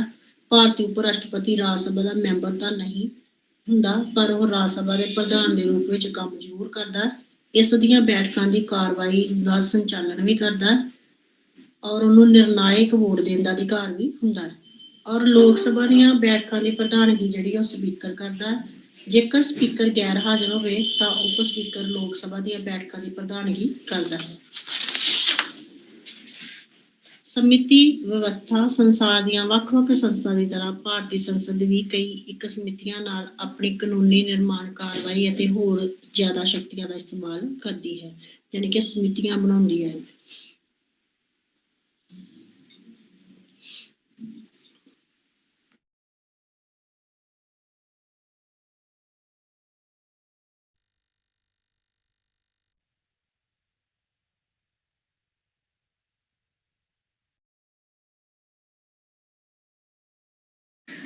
ਨੈਕਸਟ ਇੰਪੋਰਟੈਂਟ ਕੁਐਸਚਨ ਹੈਗਾ ਰਾਜ ਸਭਾ।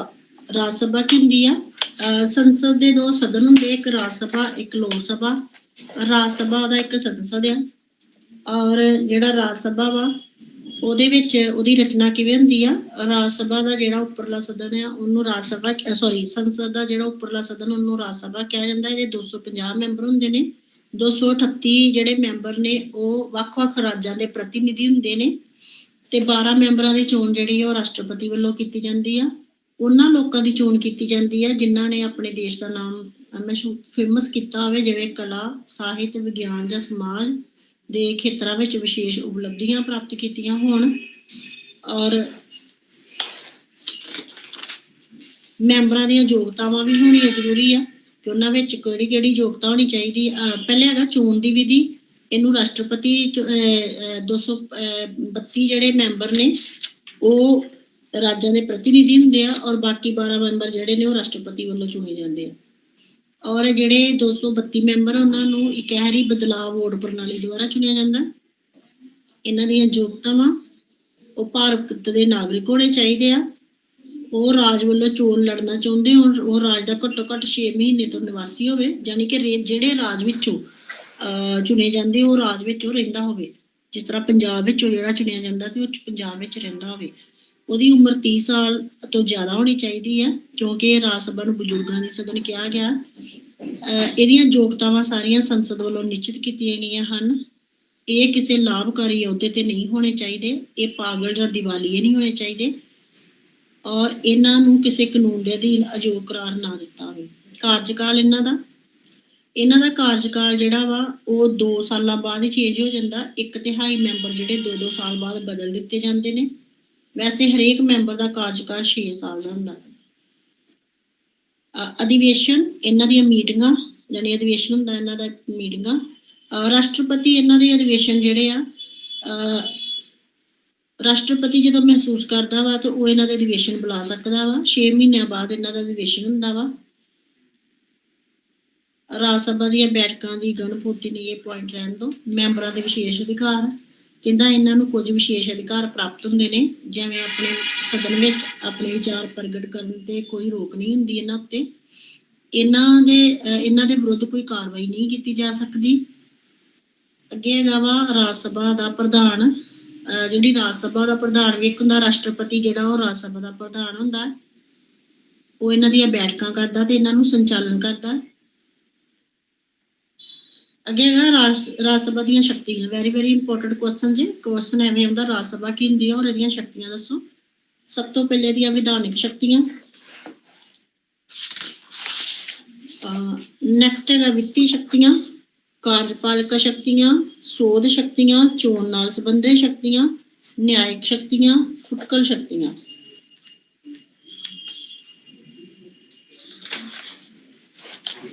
ਵਿਧਾਨਕ ਸ਼ਕਤੀਆਂ ਦੇ ਵਿੱਚ ਰਾਜ ਸਭਾ ਕੋਲ ਕਾਨੂੰਨ ਬਣਾਉਣ ਦੀ ਸ਼ਕਤੀ ਹੁੰਦੀ ਆ। ਇਹਦੀ ਸ਼ਕਤੀ ਜਿਹੜੀ ਆ, ਇਹਦੇ ਵਿੱਚ ਇੱਕ ਬਿੱਲ ਰਾਜ ਸਭਾ ਵਿੱਚ ਪੇਸ਼ ਕੀਤਾ ਜਾਂਦਾ। ਉਦੋਂ ਤੱਕ ਉਹ ਕਾਨੂੰਨ ਨਹੀਂ ਬਣਦਾ ਜਦੋਂ ਤੱਕ ਰਾਜ ਸਭਾ ਦੇ ਮੈਂਬਰ ਉਹਦੇ ਤੇ ਹਸਤਾਖਰ ਨਹੀਂ ਕਰਦੇ। ਜਿਵੇਂ ਕਿ ਸੰਘੀ ਸੂਚੀ ਹੋ ਗਈ, ਸਮਵਰਤੀ ਸੂਚੀ ਹੋ ਗਈ। ਵਿਸ਼ੇਸ਼ ਸ਼ਕਤੀਆਂ ਦੇ ਵਿਸ਼ਿਆਂ ਨਾਲ ਸੰਬੰਧਿਤ ਕੋਈ ਵੀ ਬਿੱਲ, ਭਾਵੇਂ ਉਹ ਧਨ ਬਿੱਲ ਹੀ ਕਿਉਂ ਨਾ ਹੋਵੇ, ਰਾਜ ਸਭਾ ਵਿੱਚ ਪੇਸ਼ ਕੀਤਾ ਜਾਂਦਾ। ਔਰ ਦੋਵਾਂ ਸਦਨਾਂ ਦੇ ਇਹਦੇ ਵਿੱਚ ਗਤੀਰੋਧ ਹੋਣ ਦੀ ਸਥਿਤੀ ਵਿੱਚ, ਕਹਿੰਦਾ ਜੇਕਰ ਲੋਕ ਸਭਾ ਨੂੰ ਉਹ ਬਿੱਲ ਨਹੀਂ ਪਸੰਦ ਤੇ ਰਾਜ ਸਭਾ ਨੂੰ ਉਹ ਬਿੱਲ ਸਹੀ ਲੱਗਾ ਤਾਂ ਉਹਦੇ ਵਿੱਚ ਇਹ ਜਿਹੜਾ ਦੋਵਾਂ ਦਾ ਜਿਹੜਾ ਗਤੀਰੋਧ ਉਹ 6 ਮਹੀਨਿਆਂ ਦੇ ਵਿੱਚ ਨਿਪਟਾਇਆ ਜਾਂਦਾ। ਤੇ ਫਿਰ ਰਾਸ਼ਟਰਪਤੀ ਦੋਨਾਂ ਦੀ ਸਾਂਝੀ ਬੈਠਕ ਕਰਕੇ ਇਹਨਾਂ ਨੂੰ ਮਨਾਉਂਦਾ ਵਾ। ਔਰ ਜਦੋਂ ਇਹ ਦੋਨੋਂ ਜਾਣੇ ਇਹ ਬਿੱਲ ਪਾਸ ਕਰਦੇ ਆ ਤਾਂ ਹੀ ਉਹ ਰਾਸ਼ਟਰਪਤੀ ਦੇ ਹਸਤਾਖਰ ਹੁੰਦੇ ਆ। ਵਿੱਤੀ ਸ਼ਕਤੀਆਂ। ਵਿੱਤੀ ਸ਼ਕਤੀਆਂ ਦੇ ਵਿੱਚ ਨਾ ਰਾਜ ਸਭਾ ਦੀ ਥੋੜੀ ਕਮਜ਼ੋਰ ਸਥਿਤੀ ਆ, ਕਿਉਂਕਿ 14 ਦਿਨਾਂ ਦੇ ਵਿੱਚ ਜੇਕਰ ਰਾਜ ਸਭਾ ਵਿੱਤੀ ਬਿੱਲ ਉੱਤੇ ਸਾਈਨ ਕਰੇ ਤੇ ਠੀਕ ਹੈ, ਜੇਕਰ ਨਹੀਂ ਕਰਦੀ ਤੇ ਲੋਕ ਸਭਾ ਦੇ ਸਾਈਨ ਹੋਣ ਨਾਲ ਇਹ ਮਨਜ਼ੂਰ ਹੀ ਮੰਨਿਆ ਜਾਂਦਾ। ਯਾਨੀ ਕਿ ਇਹਦੇ ਵਿੱਚ ਰਾਜ ਸਭਾ ਦਾ ਜ਼ਿਆਦਾ ਇੰਪੋਰਟੈਂਸ ਨਹੀਂ ਹੈਗੀ ਇਹਦੇ ਵਿੱਚ। ਅੱਗੇ ਹੈਗਾ ਕਾਰਜਪਾਲਿਕਾ ਸ਼ਕਤੀਆਂ। ਰਾਜ ਸਭਾ ਵਿੱਚ ਕੁਝ ਮੈਂਬਰ ਜਿਹੜੇ ਨੇ ਲਏ ਜਾਂਦੇ ਆ। ਇਹ ਪਰੰਪਰਾ ਪ੍ਰਧਾਨ ਮੰਤਰੀ ਹਮੇਸ਼ਾ ਲੋਕ ਸਭਾ ਵਿੱਚ ਹੁੰਦਾ ਹੈ, ਹੁਣ ਟੁੱਟ ਚੁੱਕੀ ਹੈ। ਕਹਿੰਦੇ ਇਹਦੇ ਵਿੱਚ ਕੀ ਹੁੰਦਾ ਵਾ, ਕਾਰਜਪਾਲਿਕਾ ਸ਼ਕਤੀਆਂ ਕਿ ਜਿੰਨੇ ਵੀ ਅਹੁਦਿਆਂ ਉੱਤੇ ਜਿਨ੍ਹਾਂ ਨੂੰ ਬਿਠਾਉਣਾ ਉਹਦੇ ਵਿੱਚ ਰਾਜ ਸਭਾ ਦੀ ਸਲਾਹ ਲਈ ਜਾਂਦੀ ਹੈ। ਠੀਕ ਹੈ। ਸੋਧ ਸ਼ਕਤੀਆਂ, ਕਿਸੇ ਵੀ ਬਿੱਲ ਵਿੱਚ ਜਦੋਂ ਸੋਧ ਕਰਨੀ ਹੋਵੇ ਤੇ ਉਹ ਬਿੱਲ ਜਿਹੜਾ ਦੋਵਾਂ ਸਦਨਾਂ ਵਿੱਚ, ਸੰਸਦ ਵੱਲੋਂ ਦੋਵਾਂ ਸਦਨਾਂ ਵਿੱਚ ਭੇਜਿਆ ਜਾਂਦਾ, ਜਿਵੇਂ ਕਿ ਲੋਕ ਸਭਾ ਔਰ ਰਾਜ ਸਭਾ, ਔਰ ਦੋਨਾਂ ਦੀ ਮਨਜ਼ੂਰੀ ਲਈ ਜਾਂਦੀ ਹੈ। ਜਦੋਂ ਇਹ ਦੋਵੇਂ ਸਦਨ ਇਹਨੂੰ ਪਾਸ ਕਰ ਦਿੰਦੇ ਆ ਤਾਂ ਫਿਰ ਇਹਦੇ ਉੱਤੇ ਰਾਸ਼ਟਰਪਤੀ ਦੇ ਹਸਤਾਖਰ ਹੁੰਦੇ ਆ। ਚੋਣ ਨਾਲ ਸੰਬੰਧਿਤ ਸ਼ਕਤੀਆਂ। ਰਾਜ ਸਭਾ ਕੋਲ ਕੁਝ ਚੋਣ ਸ਼ਕਤੀਆਂ ਹੁੰਦੀਆਂ ਹਨ। ਰਾਜ ਸਭਾ ਦੇ ਚੁਣੇ ਮੈਂਬਰ ਲੋਕ ਸਭਾ ਤੇ ਸਾਰੇ ਰਾਜ ਵਿਧਾਨ ਸਭਾਵਾਂ ਦੇ ਚੁਣੇ ਮੈਂਬਰਾਂ ਨਾਲ ਮਿਲ ਕੇ ਭਾਰਤ ਦੇ ਰਾਸ਼ਟਰਪਤੀ ਦੀ ਚੋਣ ਵਿੱਚ ਭਾਗ ਲੈਂਦੇ ਨੇ। ਇਹ ਇਹਨਾਂ ਕੋਲ ਸ਼ਕਤੀ ਹੈਗੀ ਆ। ਰਾਜ ਸਭਾ ਦੇ ਮੈਂਬਰ ਆਪਣੇ ਵਿੱਚੋਂ ਹੀ ਇੱਕ ਮੈਂਬਰ ਨੂੰ ਆਪਣਾ ਉਪ ਪ੍ਰਧਾਨ ਚੁਣਦੇ ਹਨ ਅਤੇ ਰਾਜ ਸਭਾ ਦੇ ਮੈਂਬਰ ਲੋਕ ਸਭਾ ਨਾਲ ਮਿਲ ਕੇ ਭਾਰਤ ਦੇ ਉਪ ਰਾਸ਼ਟਰਪਤੀ ਦੀ ਚੋਣ ਵੀ ਕਰਦੇ ਨੇ। ਯਾਨੀ ਕਿ ਰਾਸ਼ਟਰਪਤੀ ਨੂੰ ਵੀ ਇਹੋ ਹੀ ਚੁਣਦੇ ਆ, ਆਪਣਾ ਪ੍ਰਧਾਨ ਵੀ ਇਹੋ ਚੁਣਦੇ ਆ ਔਰ ਉਪ ਰਾਸ਼ਟਰਪਤੀ ਨੂੰ ਵੀ ਇਹੋ ਚੁਣਦੇ। ਨਿਆਇਕ ਸ਼ਕਤੀਆਂ। ਇਹਨਾਂ ਕੋਲ ਕੁਝ ਨਿਆਇਕ ਸ਼ਕਤੀਆਂ ਵੀ ਹੈਗੀਆਂ, ਜਿਵੇਂ ਕਿ ਰਾਜ ਸਭਾ ਤੇ ਲੋਕ ਸਭਾ ਦੇ ਦੋਵੇਂ ਮਿਲ ਕੇ ਰਾਸ਼ਟਰਪਤੀ ਦੇ ਸੰਵਿਧਾਨ ਦਾ ਉਲੰਘਣ ਕਰਨ ਦਾ ਦੋਸ਼ ਲਗਾ ਕੇ ਉਸਨੂੰ ਮਹਾਭਿਯੋਗ ਦਾ ਮੁਕੱਦਮਾ ਚਲਾ ਸਕਦੇ। ਜੇਕਰ ਰਾਜ ਸਭਾ ਤੇ ਲੋਕ ਸਭਾ ਦੇ ਮੈਂਬਰਾਂ ਨੂੰ ਲੱਗੇ ਕਿ ਰਾਸ਼ਟਰਪਤੀ ਸਹੀ ਕੰਮ ਨਹੀਂ ਕਰ ਰਿਹਾ ਜਾਂ ਉਹਦੇ ਤੇ ਕੋਈ ਦੋਸ਼ ਲਗਾ ਕੇ ਉਹਨੂੰ ਉਹਦੇ ਅਹੁਦੇ ਤੋਂ ਬਰਖਾਸਤ ਕਰ ਸਕਦੇ ਆ। ਔਰ ਰਾਜ ਸਭਾ ਸਰਵਉੱਚ ਅਦਾਲਤ ਜਾਂ ਉੱਚ ਅਦਾਲਤ ਦੇ ਜੱਜ ਨੂੰ, ਯਾਨੀ ਕਿ ਸਰਵਉੱਚ ਸੁਪਰੀਮ ਕੋਰਟ ਤੇ ਹਾਈ ਕੋਰਟ ਦੇ ਜੱਜਾਂ ਨੂੰ ਵੀ ਉਹਦੇ ਅਹੁਦੇ ਤੋਂ ਹਟਾ ਵੀ ਸਕਦੀ ਹੈ ਔਰ ਲਗਾ ਵੀ ਸਕਦੀ ਹੈ। ਉਪ ਰਾਸ਼ਟਰਪਤੀ ਦੇ ਜਿਹੜੇ ਦੋਸ਼ ਆ ਉਹ ਕੇਵਲ ਰਾਜ ਸਭਾ ਵਿੱਚ ਹੀ ਲਗਾਏ ਜਾਂਦੇ ਆ। ਕੁਝ ਉੱਚੇ ਅਧਿਕਾਰੀ ਜਿਵੇਂ attorney general of India, controller, editor general, ਇਹਨਾਂ ਦੀ ਚੋਣ ਜਿਹੜੀ ਆ ਇਹਨਾਂ ਦੁਆਰਾ ਕੀਤੀ ਜਾਂਦੀ ਆ ਰਾਸ਼ਟਰਪਤੀ ਨਾਲ ਮਿਲ ਕੇ। ਫੁਟਕਲ ਸ਼ਕਤੀਆਂ। ਰਾਸ਼ਟਰਪਤੀ ਵੱਲੋਂ ਜਾਰੀ ਕੀਤੇ ਗਏ ਆਦੇਸ਼ਾਂ ਦੀ ਮਨਜ਼ੂਰੀ, ਸੰਕਟ ਕਾਲ ਸਥਿਤੀ ਦੀ ਘੋਸ਼ਣਾ ਲਈ ਮਨਜ਼ੂਰੀ, ਸਰਵਉੱਚ ਅਦਾਲਤਾਂ ਦੇ ਅਧਿਕਾਰ ਖੇਤਰ ਵਿੱਚ ਪਰਿਵਰਤਨ ਔਰ ਲੋਕ ਸਭਾ ਤੇ ਰਾਜ ਸਭਾ ਦੀ ਮੈਂਬਰਸ਼ਿਪ ਲਈ ਯੋਗਤਾਵਾਂ। ਬਸ ਇਹਦੇ ਵਿੱਚ ਇੰਨਾ ਹੀ ਇਹਦੀਆਂ ਸ਼ਕਤੀਆਂ ਸੀਗੀਆਂ। ਵੈਰੀ ਵੈਰੀ ਇੰਪੋਰਟੈਂਟ ਕੁਐਸਚਨ ਆ।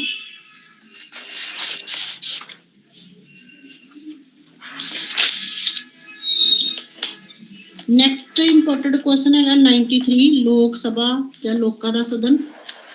ਇਹਦੀ ਰਚਨਾ ਕਿਵੇਂ ਹੁੰਦੀ ਆ? ਸੰਸਦ ਦੇ ਦੋ ਸਦਨ ਹੁੰਦੇ, ਲੋਕ ਸਭਾ ਤੇ ਰਾਜ ਸਭਾ। ਲੋਕ ਸਭਾ ਦਾ ਹੇਠਲਾ ਸਦਨ ਜਾਂ ਲੋਕਾਂ ਦਾ ਪਿਆਰਾ ਸਦਨ ਹੁੰਦਾ ਹੈ। ਲੋਕ ਸਭਾ ਦੇ ਮੈਂਬਰਾਂ ਦੀ ਚੋਣ ਜਿਹੜੇ ਲੋਕ 18 ਜਾਣੀ ਕਿ ਭਾਰਤ ਦੇ ਨਾਗਰਿਕ 18 ਸਾਲ ਦੀ ਉਮਰ ਤੋਂ ਬਾਅਦ ਇਹਨਾਂ ਦੀ ਚੋਣ ਕਰਦੇ ਨੇ ਆਪਣੀ ਵੋਟ ਦੇ ਨਾਲ। ਇਹ ਇੱਕ ਸ਼ਕਤੀਸ਼ਾਲੀ ਸਦਨ ਆ। ਇਹਦੇ ਮੈਂਬਰਾਂ ਦੀ ਚੋਣ ਜਿਹੜੀ ਆ ਉਹ ਜਨਤਾ ਦੁਆਰਾ ਕੀਤੀ ਜਾਂਦੀ ਆ। ਔਰ ਇਹਦੀ ਰਚਨਾ ਕਿਵੇਂ ਹੁੰਦੀ ਆ? ਕਹਿੰਦਾ ਕਿ ਇਹਦੇ ਮੈਂਬਰਾਂ ਦੀ ਸੰਖਿਆ ਜਿਹੜੀ ਆ 547 ਹੁੰਦੀ ਆ।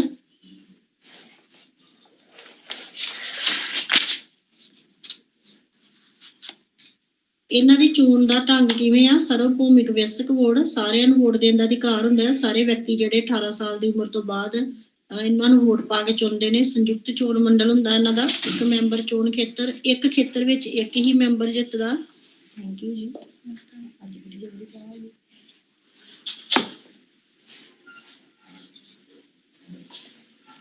ਚੋਣ ਖੇਤਰ ਹੁੰਦੇ ਨੇ ਗੁਪਤ ਵੋਟ। ਇਹ ਜਿਹੜੀ ਵੋਟ ਹੈ ਗੁਪਤ ਰੱਖੀ ਜਾਂਦੀ। ਜਿਹੜੇ ਲੋਕ ਵੋਟਾਂ ਪਾਉਂਦੇ ਨੇ ਆਪਣੇ ਪ੍ਰਤੀਨਿਧੀ ਚੁਣਨ ਵਾਸਤੇ ਉਹ ਹਮੇਸ਼ਾ ਹੀ ਗੁਪਤ ਪਾਉਂਦੇ ਨੇ। ਪ੍ਰਤੱਖ ਚੋਣ, ਇਹ ਜਿਹੜੀਆਂ ਲੋਕ ਸਭਾ ਦੇ ਸਾਰੇ ਮੈਂਬਰਾਂ ਦੀ ਚੋਣ ਪ੍ਰਤੱਖ ਢੰਗ ਨਾਲ ਹੁੰਦੀ ਹੈ। ਹਰੇਕ ਵੋਟਰ ਆਪਣੇ ਚੋਣ ਖੇਤਰ ਵਿੱਚ ਯਾਨੀ ਕਿ ਜਿਹੜੇ ਉਮੀਦਵਾਰ ਖੜੇ ਹੁੰਦੇ ਪ੍ਰਤੱਖ ਤੌਰ ਤੇ ਖੜੇ ਹੁੰਦੇ ਆ ਕਿ ਕਿਹੜੇ ਖੇਤਰ ਦਾ ਕਿਹੜਾ ਉਮੀਦਵਾਰ ਆ। ਇਹਨਾਂ ਦੀਆਂ ਯੋਗਤਾਵਾਂ, ਉਹ ਭਾਰਤ ਦਾ ਨਾਗਰਿਕ ਹੋਵੇ, ਉਮਰ 25 ਸਾਲ ਤੋਂ ਘੱਟ ਨਾ ਹੋਵੇ, ਕਿਸੇ ਲਾਭਕਾਰੀ ਅਹੁਦੇ ਤੇ ਕੰਮ ਨਾ ਕਰਦਾ ਹੋਵੇ, ਪਾਗਲ ਜਾਂ ਦੀਵਾਲੀਆ ਨਾ ਹੋਵੇ, ਉਹਦੇ ਤੇ ਅਦਾਲਤ ਵੱਲੋਂ ਕੋਈ ਅਪਰਾਧ ਨਾ ਲੱਗਾ ਹੋਵੇ, ਔਰ ਸੰਸਦ ਦੇ ਕਾਨੂੰਨ ਦੀਆਂ ਜਿੰਨੀਆਂ ਯੋਗਤਾਵਾਂ ਪੂਰੀਆਂ ਕਰਦਾ ਹੋਵੇ। ਇਹਨਾਂ ਦਾ ਜਿਹੜਾ ਕਾਰਜਕਾਲ ਆ ਉਹ ਹੈਗਾ 5 ਸਾਲ ਦਾ। ਜਦੋਂ ਕੋਈ ਸੰਕਟਕਾਲੀਨ ਸਮਾਂ ਉਦੋਂ ਇਹਨਾਂ ਨੂੰ ਇਹਦੇ ਕਾਰਜਕਾਲ ਤੋਂ ਪਹਿਲਾਂ ਵੀ ਮੁਕਤ ਕੀਤਾ ਜਾ ਸਕਦਾ ਹੈ ਜਦੋਂ ਕਿ ਰਾਸ਼ਟਰਪਤੀ ਰਾਜ ਹੋਣਾ ਹੁੰਦਾ ਹੈ।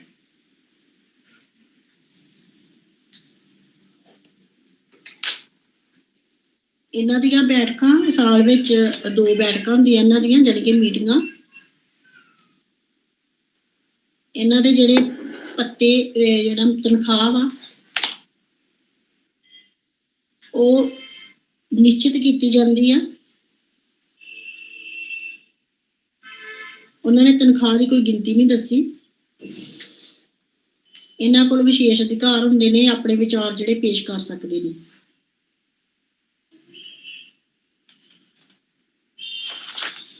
ਬਟ ਇਹਨਾਂ ਨੂੰ ਸਦਨ ਦੇ ਵਿੱਚ ਅਨੁਸ਼ਾਸਨ ਵਿੱਚ ਰਹਿ ਕੇ ਹੀ ਕੰਮ ਕਰਨਾ ਪੈਂਦਾ। ਨੈਕਸਟ ਇਹਦਾ ਇੰਪੋਰਟੈਂਟ ਜਿਹੜਾ ਕੁਐਸਚਨ ਆ 99 ਤੇ ਵੈਰੀ ਵੈਰੀ ਇੰਪੋਰਟੈਂਟ ਕੁਐਸਚਨ ਆ ਲੋਕ ਸਭਾ ਦੀਆਂ ਸ਼ਕਤੀਆਂ ਤੇ ਕੰਮ।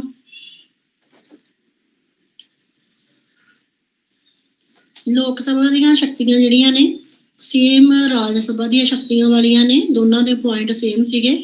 ਵਿਧਾਨਿਕ ਸ਼ਕਤੀਆਂ, ਕਾਰਜਕਾਰੀ ਸ਼ਕਤੀਆਂ, ਵਿੱਤੀ ਸ਼ਕਤੀਆਂ, ਨਿਆਇਕ ਸ਼ਕਤੀਆਂ,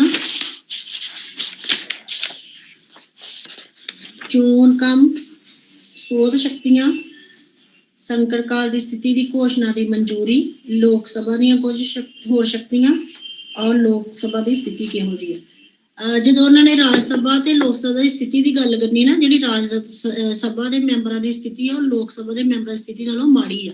ਯਾਨੀ ਕਿ ਇਹਨਾਂ ਦੀਆਂ ਸ਼ਕਤੀਆਂ ਕਮਜ਼ੋਰ ਹੁੰਦੀਆਂ ਲੋਕ ਸਭਾ ਦੀਆਂ ਸ਼ਕਤੀਆਂ ਨਾਲੋਂ।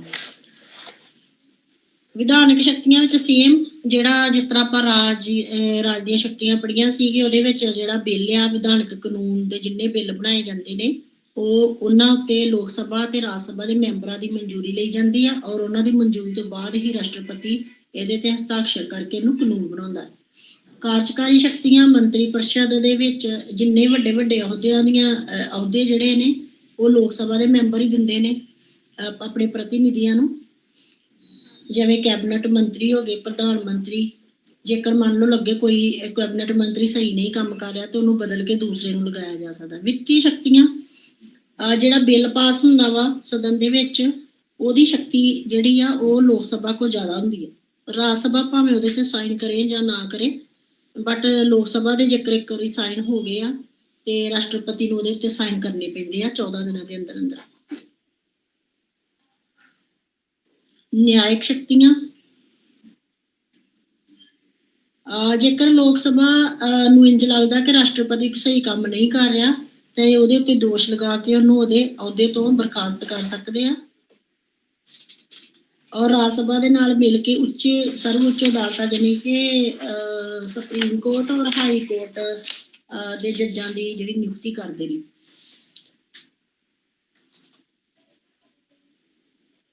ਰਾਸ਼ਟਰਪਤੀ ਨੂੰ ਚੁਣਨ ਵਿੱਚ ਸੇਮ ਰਾਜ ਸਭਾ ਦੇ ਮੈਂਬਰਾਂ ਨਾਲ ਰਲ ਕੇ ਰਾਸ਼ਟਰਪਤੀ ਦੀ ਚੋਣ ਕਰਦੇ ਆ, ਆਪਣੇ ਸਪੀਕਰ ਦੀ ਵੀ ਚੋਣ ਕਰਦੇ ਆ। ਸੋਧ ਸ਼ਕਤੀਆਂ, ਜੇਕਰ ਸੰਵਿਧਾਨ ਵਿੱਚ ਕੁਝ ਇਸ ਤਰ੍ਹਾਂ ਦੇ ਕਾਨੂੰਨ ਬਣੇ ਜਿਹੜੇ ਸਹੀ ਨਹੀਂ ਆ ਉਹਨਾਂ ਵਿੱਚ ਸੋਧ ਕਰਨ ਦੀ ਸ਼ਕਤੀ ਵੀ ਇਹਨਾਂ ਕੋਲ ਹੁੰਦੀ ਆ। ਸੰਕਟ ਕਾਲ ਵਿੱਚ ਇਹ ਰਾਸ਼ਟਰਪਤੀ ਨੂੰ ਰਾਸ਼ਟਰਪਤੀ ਰਾਜ ਲਾਗੂ ਕਰਨ ਵਿੱਚ ਮਨਜ਼ੂਰੀ ਦਿੰਦੇ ਨੇ। ਇਹਦੇ ਵਿੱਚ ਹੋਰ ਵੀ ਕਈ ਸ਼ਕਤੀਆਂ ਨੇ। ਸਰਵਉੱਚ ਅਦਾਲਤ ਤੇ ਉੱਚ ਅਦਾਲਤ ਦੇ ਅਧਿਕਾਰ ਖੇਤਰ ਨੂੰ ਤਬਦੀਲ ਕਰਨਾ, ਜਿਹੜੀਆਂ ਸੰਸਦ ਤੇ ਰਾਜ ਵਿਧਾਨ ਪਾਲਿਕਾ ਦੇ ਮੈਂਬਰ ਦੀਆਂ ਯੋਗਤਾਵਾਂ ਵਿੱਚ ਪਰਿਵਰਤਨ ਕਰਨਾ, ਵੇਤਨ ਅਤੇ ਭੱਤਿਆਂ ਵਿੱਚ ਸੋਧ ਕਰਨਾ। ਲੋਕ ਸਭਾ ਦੀ ਸਥਿਤੀ, ਲੋਕ ਸਭਾ ਦੀਆਂ ਸ਼ਕਤੀਆਂ ਤੇ ਕੰਮਾਂ ਦੇ ਅਧਿਐਨ ਤੋਂ ਪਤਾ ਲੱਗਦਾ ਹੈ ਕਿ ਇਹਦੀ ਜਿਹੜੀ ਸਥਿਤੀ ਆ ਉਹ ਰਾਜ ਸਭਾ ਦੀ ਸਥਿਤੀ ਨਾਲੋਂ ਕਈ ਹਿੱਸੇ ਜ਼ਿਆਦਾ, ਕਿਉਂਕਿ ਇਹਨਾਂ ਕੋਲ ਬਿੱਲ ਪਾਸ ਕਰਨ ਦੀ ਸ਼ਕਤੀ ਉਹਨਾਂ ਨਾਲੋਂ ਜ਼ਿਆਦਾ। ਬਿੱਲ ਪਾਸ ਇਹੋ ਹੀ ਕਰਦੇ ਨੇ ਵਿੱਤੀ ਸ਼ਕਤੀਆਂ ਦੇ ਵਿੱਚ। ਇਹ ਜਿਹੜਾ ਕੁਐਸਚਨ ਇੱਥੇ ਖਤਮ ਹੋ ਜਾਂਦਾ। ਵੈਰੀ ਵੈਰੀ ਇੰਪੋਰਟੈਂਟ ਕੁਐਸਚਨ ਸੀਗਾ।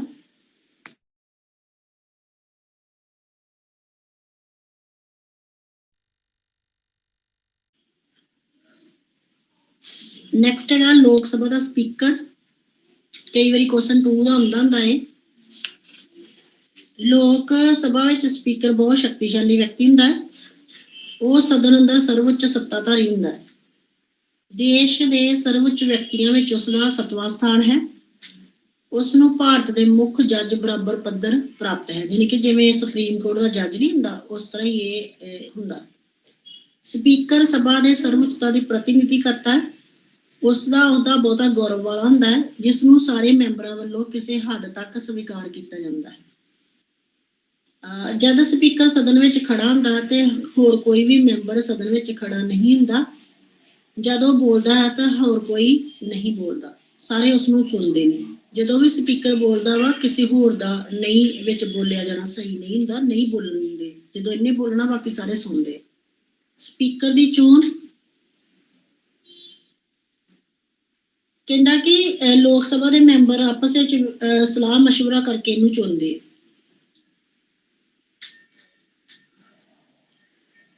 ਇਹਦੀਆਂ ਯੋਗਤਾਵਾਂ, ਇਹਦੀਆਂ ਵੀ ਲੋਕ ਸਭਾ ਦੇ ਮੈਂਬਰਾਂ ਵਾਂਗੂ ਸਾਰੀਆਂ ਯੋਗਤਾਵਾਂ ਇਹਦੇ 'ਚ ਹੋਣੀਆਂ ਚਾਹੀਦੀਆਂ। ਕਾਰਜਕਾਲ ਇਹਦਾ 5 ਸਾਲ ਦਾ ਹੁੰਦਾ ਜੀ, ਔਰ ਇਸ ਤੋਂ ਪਹਿਲੇ ਵੀ ਜਿਹੜੇ ਮੈਂਬਰ ਨੇ ਲੋਕ ਸਭਾ ਦੇ ਨੂੰ ਇਹਦੇ ਅਹੁਦੇ ਤੋਂ ਹਟਾ ਸਕਦੇ ਆ। ਅਹੁਦੇ ਤੋਂ ਹਟਾਉਣ ਦਾ ਢੰਗ, ਵੇਤਨ ਅਤੇ ਭੱਤੇ। ਵੇਤਨ ਅਤੇ ਭੱਤੇ ਤੋਂ ਇਲਾਵਾ ਇਹਨੂੰ ਮੁਫਤ ਡਾਕਟਰੀ ਸਹਾਇਤਾ, ਮੁਫਤ ਨਿਵਾਸ, ਯਾਤਰਾ ਭੱਤਾ ਤੇ ਹੋਰ ਬਹੁਤ ਸਾਰੀਆਂ ਸੁਵਿਧਾਵਾਂ ਮਿਲਦੀਆਂ। ਇਹਦੇ ਕੰਮ ਕੀ ਆ? ਸਦਨ ਦੀਆਂ ਬੈਠਕਾਂ ਦੀ ਪ੍ਰਧਾਨਗੀ ਕਰਨੀ, ਸਦਨ ਵਿੱਚ ਅਨੁਸ਼ਾਸਨ ਸਥਾਪਿਤ ਕਰਨਾ, ਸਦਨ ਦੀ ਕੰਮ ਸੂਚੀ ਨਿਸ਼ਚਿਤ ਕਰਨਾ, ਪ੍ਰਸ਼ਨ ਪੁੱਛੇ ਜਾਣ ਦੇ ਬਾਰੇ ਆਗਿਆ ਦੇਣਾ, ਜਾਣੀ ਕਿ ਜੇਕਰ ਕਿਸੇ ਨੇ ਪ੍ਰਸ਼ਨ ਪੁੱਛਣਾ ਤੇ ਇਹਦੀ ਆਗਿਆ ਵੱਲੋਂ ਲੈਣੀ ਪਊਗੀ। ਸਦਨ ਦੀ ਕਾਰਵਾਈ ਚਲਾਉਣਾ, ਨਿਯਮਾਂ ਦੀ ਵਿਆਖਿਆ, ਸਦਨ ਦੀ ਕਾਰਵਾਈ ਰੱਦ ਕਰਨਾ, ਵਿੱਤ ਬਿੱਲ ਸੰਬੰਧੀ ਫੈਸਲਾ, ਬਿੱਲ ਪੇਸ਼ ਕਰਨ ਦੀ ਆਗਿਆ ਦੇਣਾ, ਨਿਰਣਾਇਕ ਵੋਟ ਪਾਉਣਾ, ਸਦਨ ਦੇ ਮੈਂਬਰਾਂ ਦੇ ਵਿਸ਼ੇਸ਼ ਅਧਿਕਾਰਾਂ ਦੀ ਰੱਖਿਆ, ਰਾਸ਼ਟਰਪਤੀ ਅਤੇ ਸੰਸਦ ਦਰਮਿਆਨ ਸੰਪਰਕ ਸੂਤਰ, ਦਰਸ਼ਕ ਗੈਲਰੀ ਦੇ ਕੰਟਰੋਲ। ਇਹ ਸਾਰੇ ਇਹਦੇ ਕੰਮ ਸੀ। ਇਹਦੇ ਵਿੱਚੋਂ ਕੋਈ ਵੀ ਤੁਸੀਂ 10 ਕੰਮ ਲਿਖ ਸਕਦੇ ਹੋ।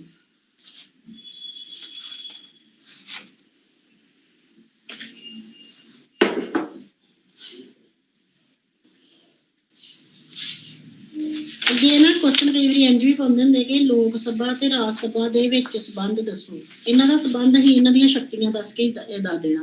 ਜਿਹੜੀਆਂ ਇਹਨਾਂ ਦੀਆਂ ਸ਼ਕਤੀਆਂ ਨਾ ਉਹ ਲਿਖ ਦੇਣੀਆਂ ਤੇ ਇਹਨਾਂ ਦਾ ਸੰਬੰਧ ਪਤਾ ਲੱਗ ਜਾਂਦਾ। ਸੇਮ ਪਿਛਲਾ ਕੁਐਸਚਨ ਹੀ ਆਪਾਂ ਕਰਾਂਗੇ। ਇੱਥੇ ਜਿਹੜੀ ਇਕਾਈ ਆ ਖਤਮ ਹੋ ਜਾਂਦੀ ਹੈ।